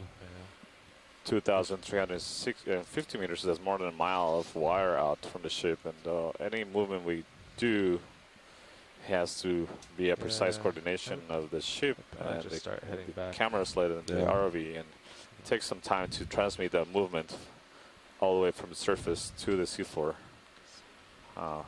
When we are working in this. If you want, but I don't see any. Yeah, well, actually, I don't see any rocks that look loose. But as I make my way to the bio sample, if you want me to poke anything, just let me know. That catches you. 30 minutes remaining. 3-0. Roger. So we have 30 minutes remaining in the dive. So we're gonna, one of the few things we want to do is collect that sample that we identified. Let's see if there's tether now.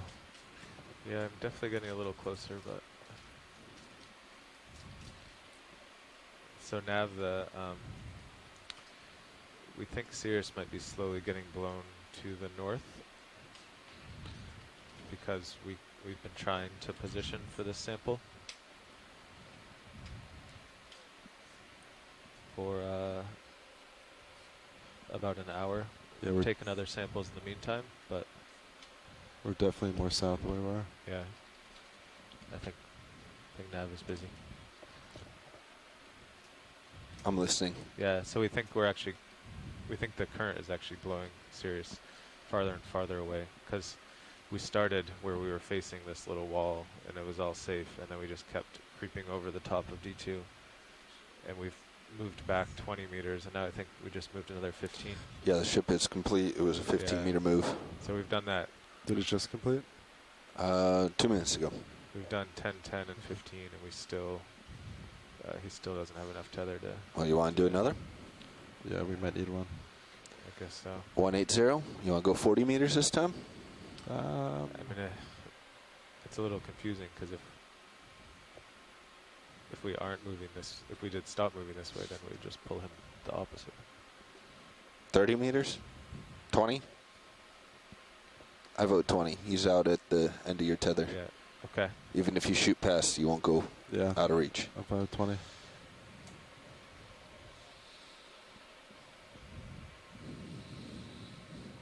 Is it above you now, or? Yeah. Bridge, RV See nav. what's underneath. Yes, ship move, please. Yeah, it's dead ahead. Be nice to... 20 meters, 20, bearing 180 degrees, 0.2 knots.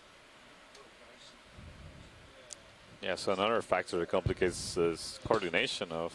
Good copy. Of the vehicles and the ship is the fact that we are diving on a ridge where we have acceleration of currents. So the vehicles, both vehicles, also have to deal with the fact that they are being pushed around by currents. Copy. Move initiated. 20 meters, 180, 2 tenths. Copy.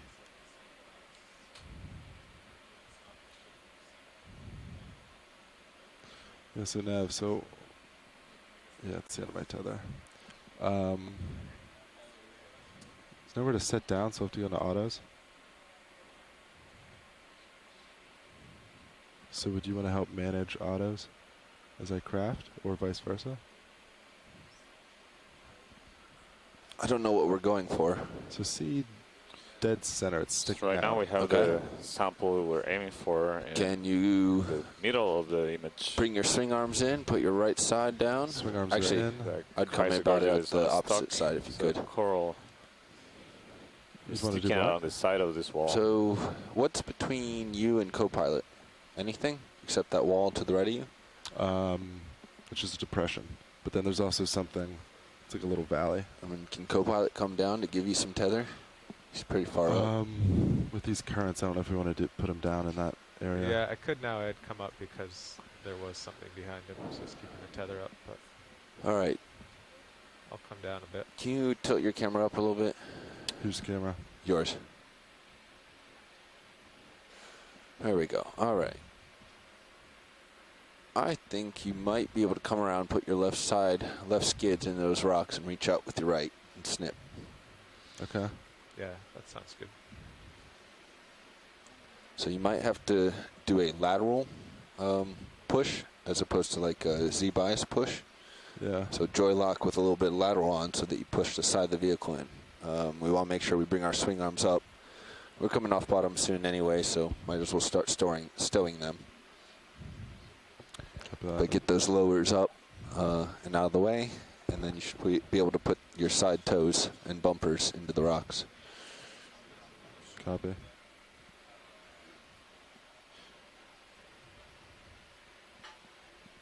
Yeah, co-pilot, if you want to put my lowers all the way in.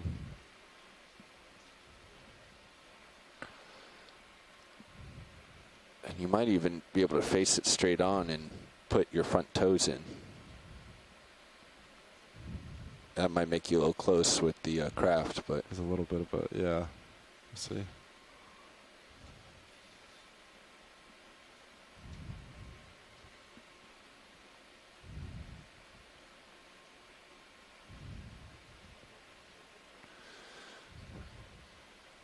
All right, ship is approaching 20 meters. Copy that.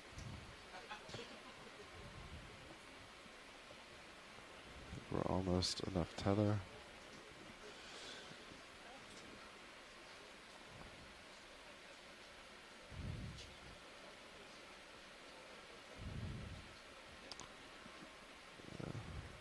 You may also want to bring your mini Zeus up to check your top brow, yeah. Yeah.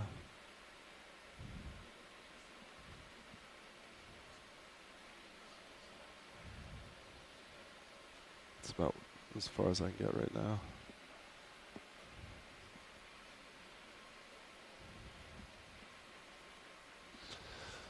So you're thinking, yeah, left Thank you, toe. Rage.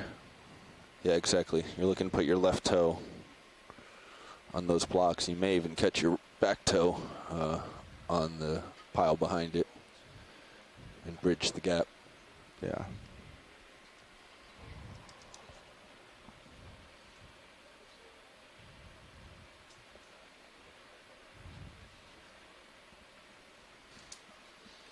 Yeah, so I'm still getting tugged you can see the tether just go tight right there. Yeah, I felt that. We've already gone.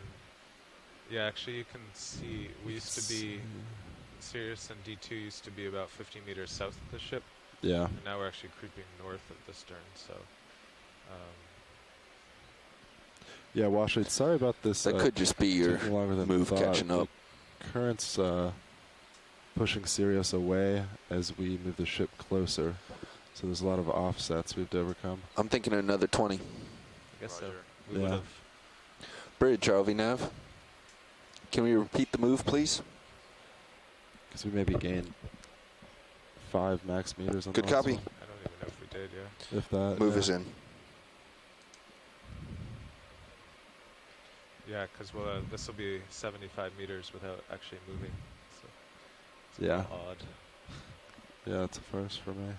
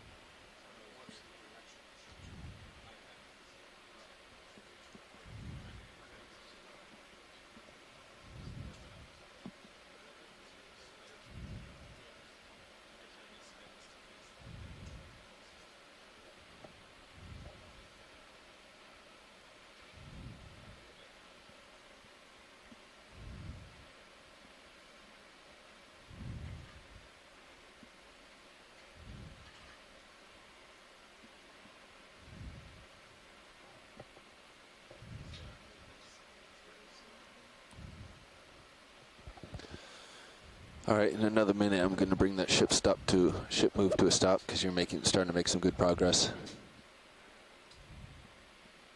Yeah, sounds good. Seems about a 5-minute delay at this step. Bridge, ROV nav.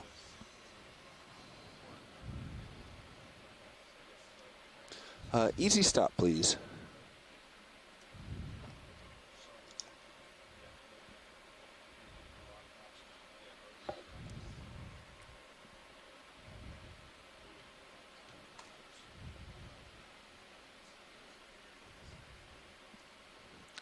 Roger, Bridge, thank you. Can you confirm you got about 14 meters in that move complete? I don't know if you have a... All right, no problem. Thanks, Bridge.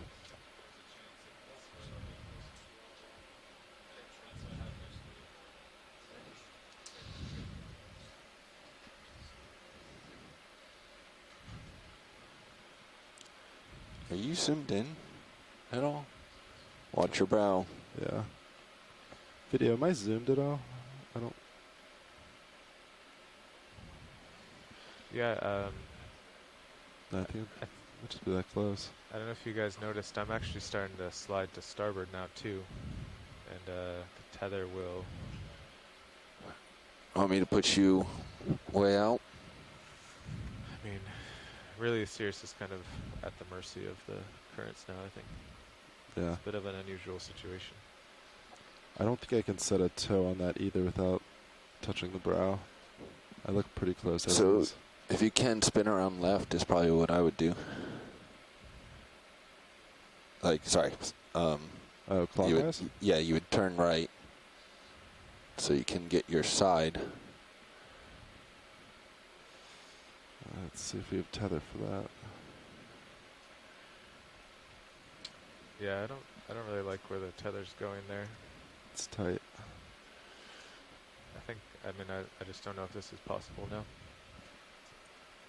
Do you want to try going into auto position? The current's pretty wild right here. You can see it on the specimen. Yeah, I don't know if I can set on it. With Sirius right there at least. I think your only way to do this out of autos is to turn your head in significantly right, put your side bumpers on that ledge. So smack in the lower. I don't think we have enough tether to turn that mount. Try it. See what happens. See where your tether goes. All right. Let me get another visual look on it.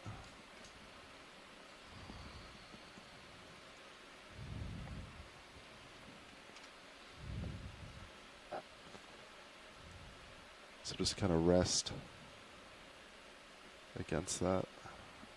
Yeah, so your back end is going to be sitting kind of right there. Yeah, all right.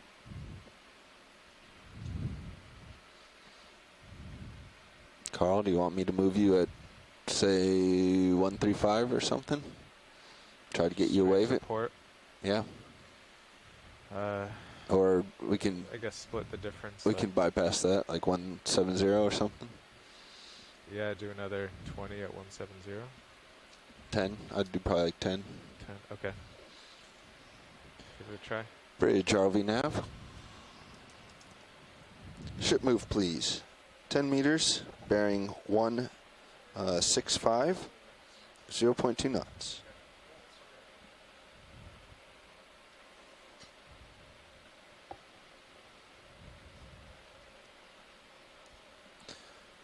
Good copy, Bridge, thank you. All right, that moves 10 meters, 165.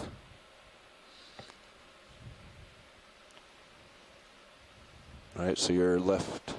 Pilot, can I move your mini Zeus up? Yes. Copy, Bridge.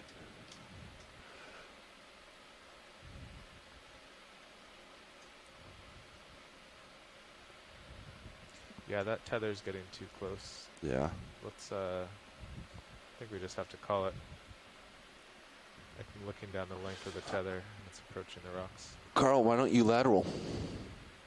If you're worried about it right now, why don't you lateral to port? I just want him to come up now. Okay.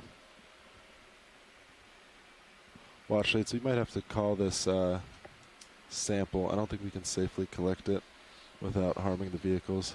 At least without there being a large risk of harming them. Yeah, I see that. It looks pretty tricky with the tether being pulling the vehicle. Sorry about that. It's okay. You've tried really hard. It's understandable. It's a really tricky terrain with the current as well. Yeah, so we moved Sirius about 80 meters closer. Or we moved the ship, yeah. Or the ship 80 meters closer. The current took Sirius about 80 meters away. So, yeah, a lot of time just to maneuver Sirius correctly. Yeah. Yeah, it took up a lot of time. So how much time do we have left on the bottom? 15 minutes. All right. Yeah, so, yeah, what would you like to do next? Well, I think you see that coral on the left. Maybe we can, if that's an easier target. Just don't want to leave empty-handed. Yes, of course. The yellow one? No, that's a sponge, I think, on the top. Oh, above it? Yeah. Copy. And if there's time as well, if we can find a loose block. Yeah, still looking for those loose rocks.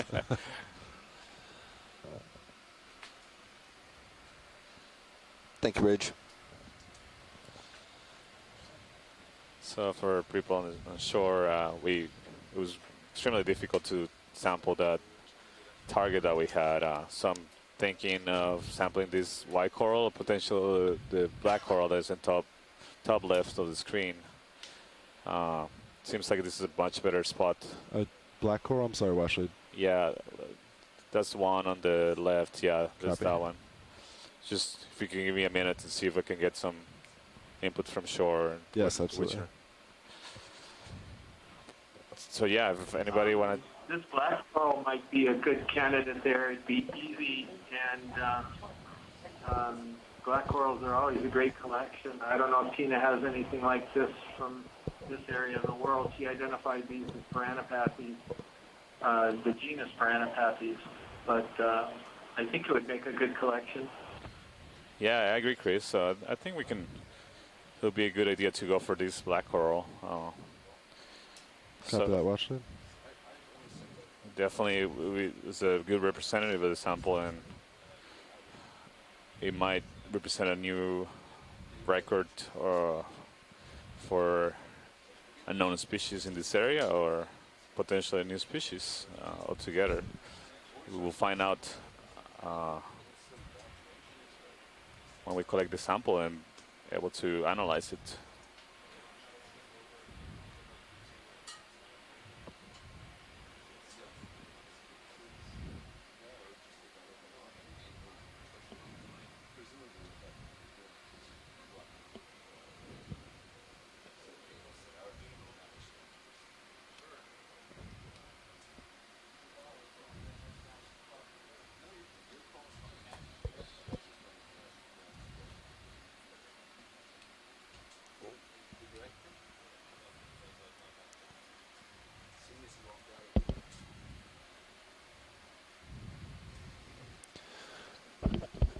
Are we still underway, Bob? No, I think Ship move is complete. You can Complete. turn. There's nothing in your path, so it's more important to keep D2 in mode in view right now. Yeah, having a little trouble sitting on this. I don't know if it's a tether or if the current. No, you just have a single toe down and you're rocking back and forth. You see that in your manip cams? Yeah, I was thrusting too hard. If you pull back and turn a little bit, you might get both toes in. Right? Yeah, now if you push in, you'll be maybe getting both toes in. Let's try that.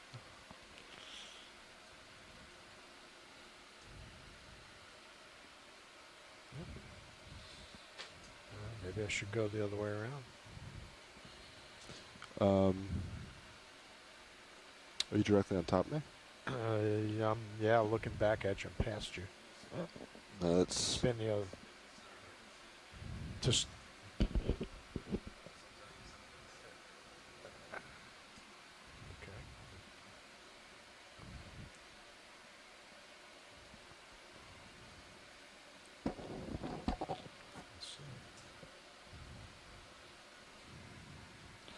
Yeah, watch leads. 1 second. We lost visual D2 with Sirius. Roger. Keep going right and tilt up. Yep. Coming around. Yep. See yourself on fisheye? Yep. So you want to put him top of that screen and then tilt up.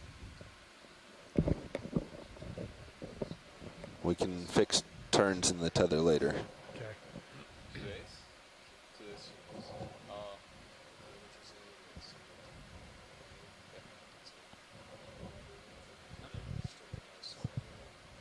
For today? Yeah. Wow. All right. Nice. Then Copa, can you come down a couple meters? Coming down. Thank you. You can what? Sure.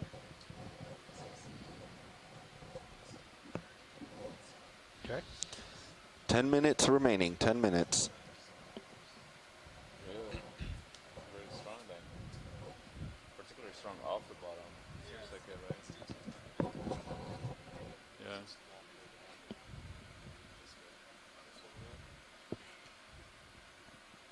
Yeah, it's pretty crazy. Let's see if that stables me.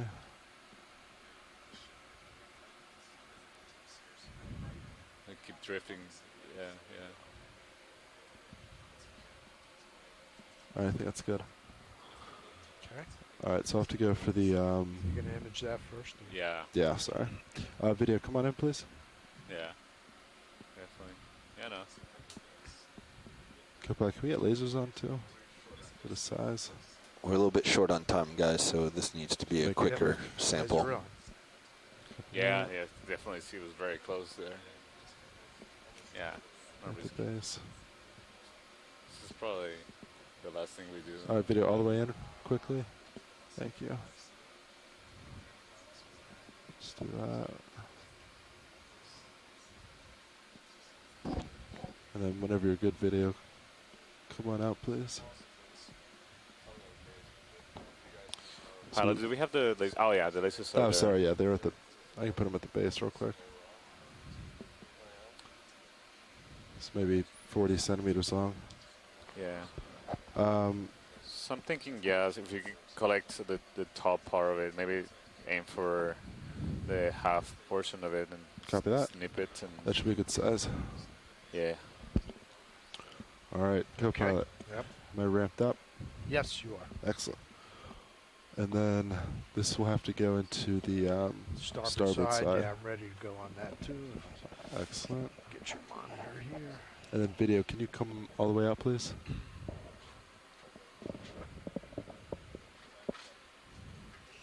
Great. Yeah. Just get mini Zeus on. Should be good. Great. Hydraulics coming on. Okay. Arms live.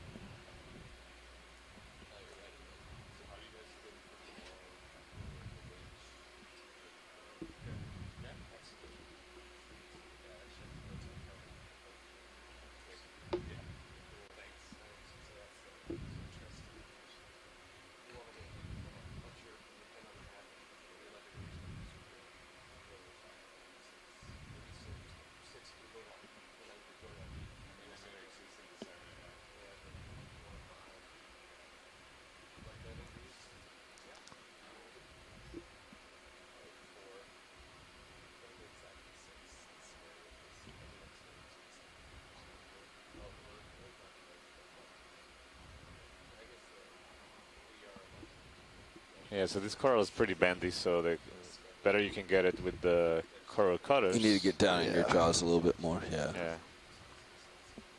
Sorry about that. There we go. There you go. Got it. Cool. Okay. Coming out with the drawer. Ready? You want to come up? Sorry, video. Can we get a quick zoom? Okay. Nice sampling effort. On it. Mm-hmm.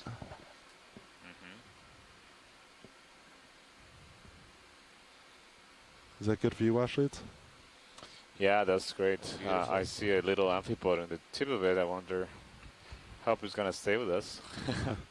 Let's hope. All right, video, come on out, please. Excellent. Yeah. Okay, Go for ready? drawer. Yeah, go for a drawer.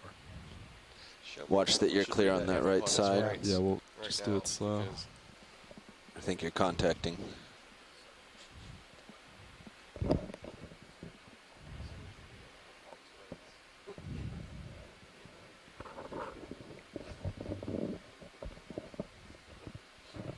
Whoops, stop there. Yeah, you're pushing off the.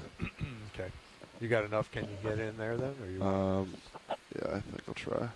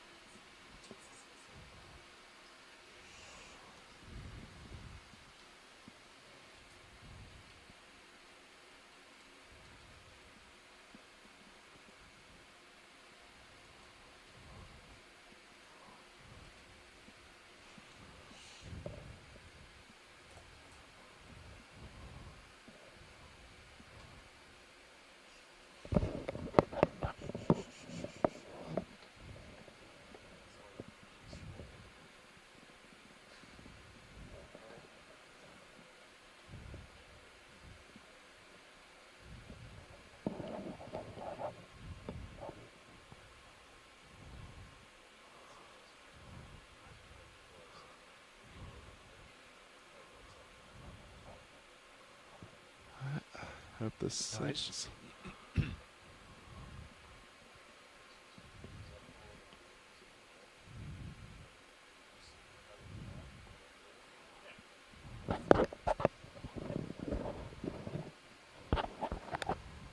Oh, well, open your jaws now. It's in the. Yeah, it looks like it's in the box. That's good. Great job, pilots. Thank you. Nice sample. Nice work.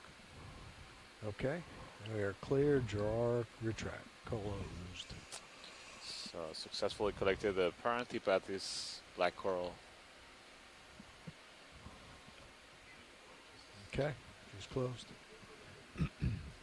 We're going to drop any ballast? Looks like you got a big rock there. Maybe, yeah. I don't know. So just. Do we have rocks in both boxes? That's what Carl said. Yeah. We do. Starboard forward and port forward. Yeah. We can do it on the way up if. Okay. All right. Yep, Roger it's that. time to get off bottom. Okay. All right. Sounds good. All right. Arm off. All right, Washley. Sorry about that. I don't think we'll have time to look for another rock, though. I think it's time to get off bottom.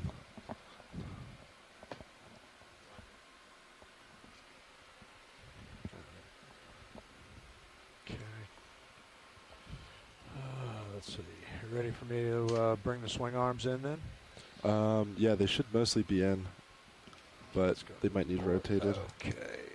I'll go with the lowers. Board. And stow.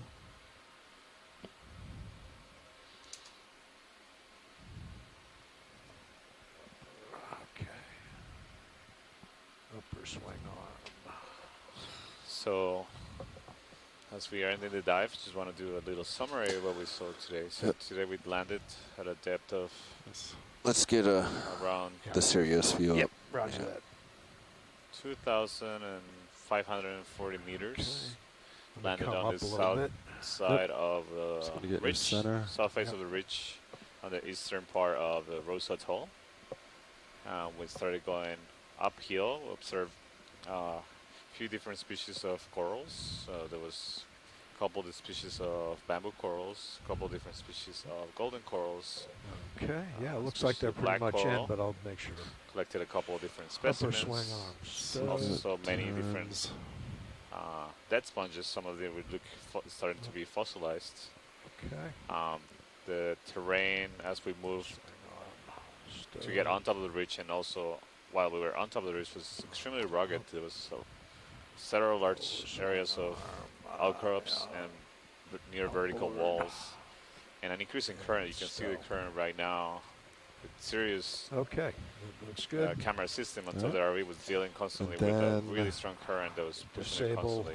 Made collection of samples difficult. Hydraulics ramping down. Excellent, thank you.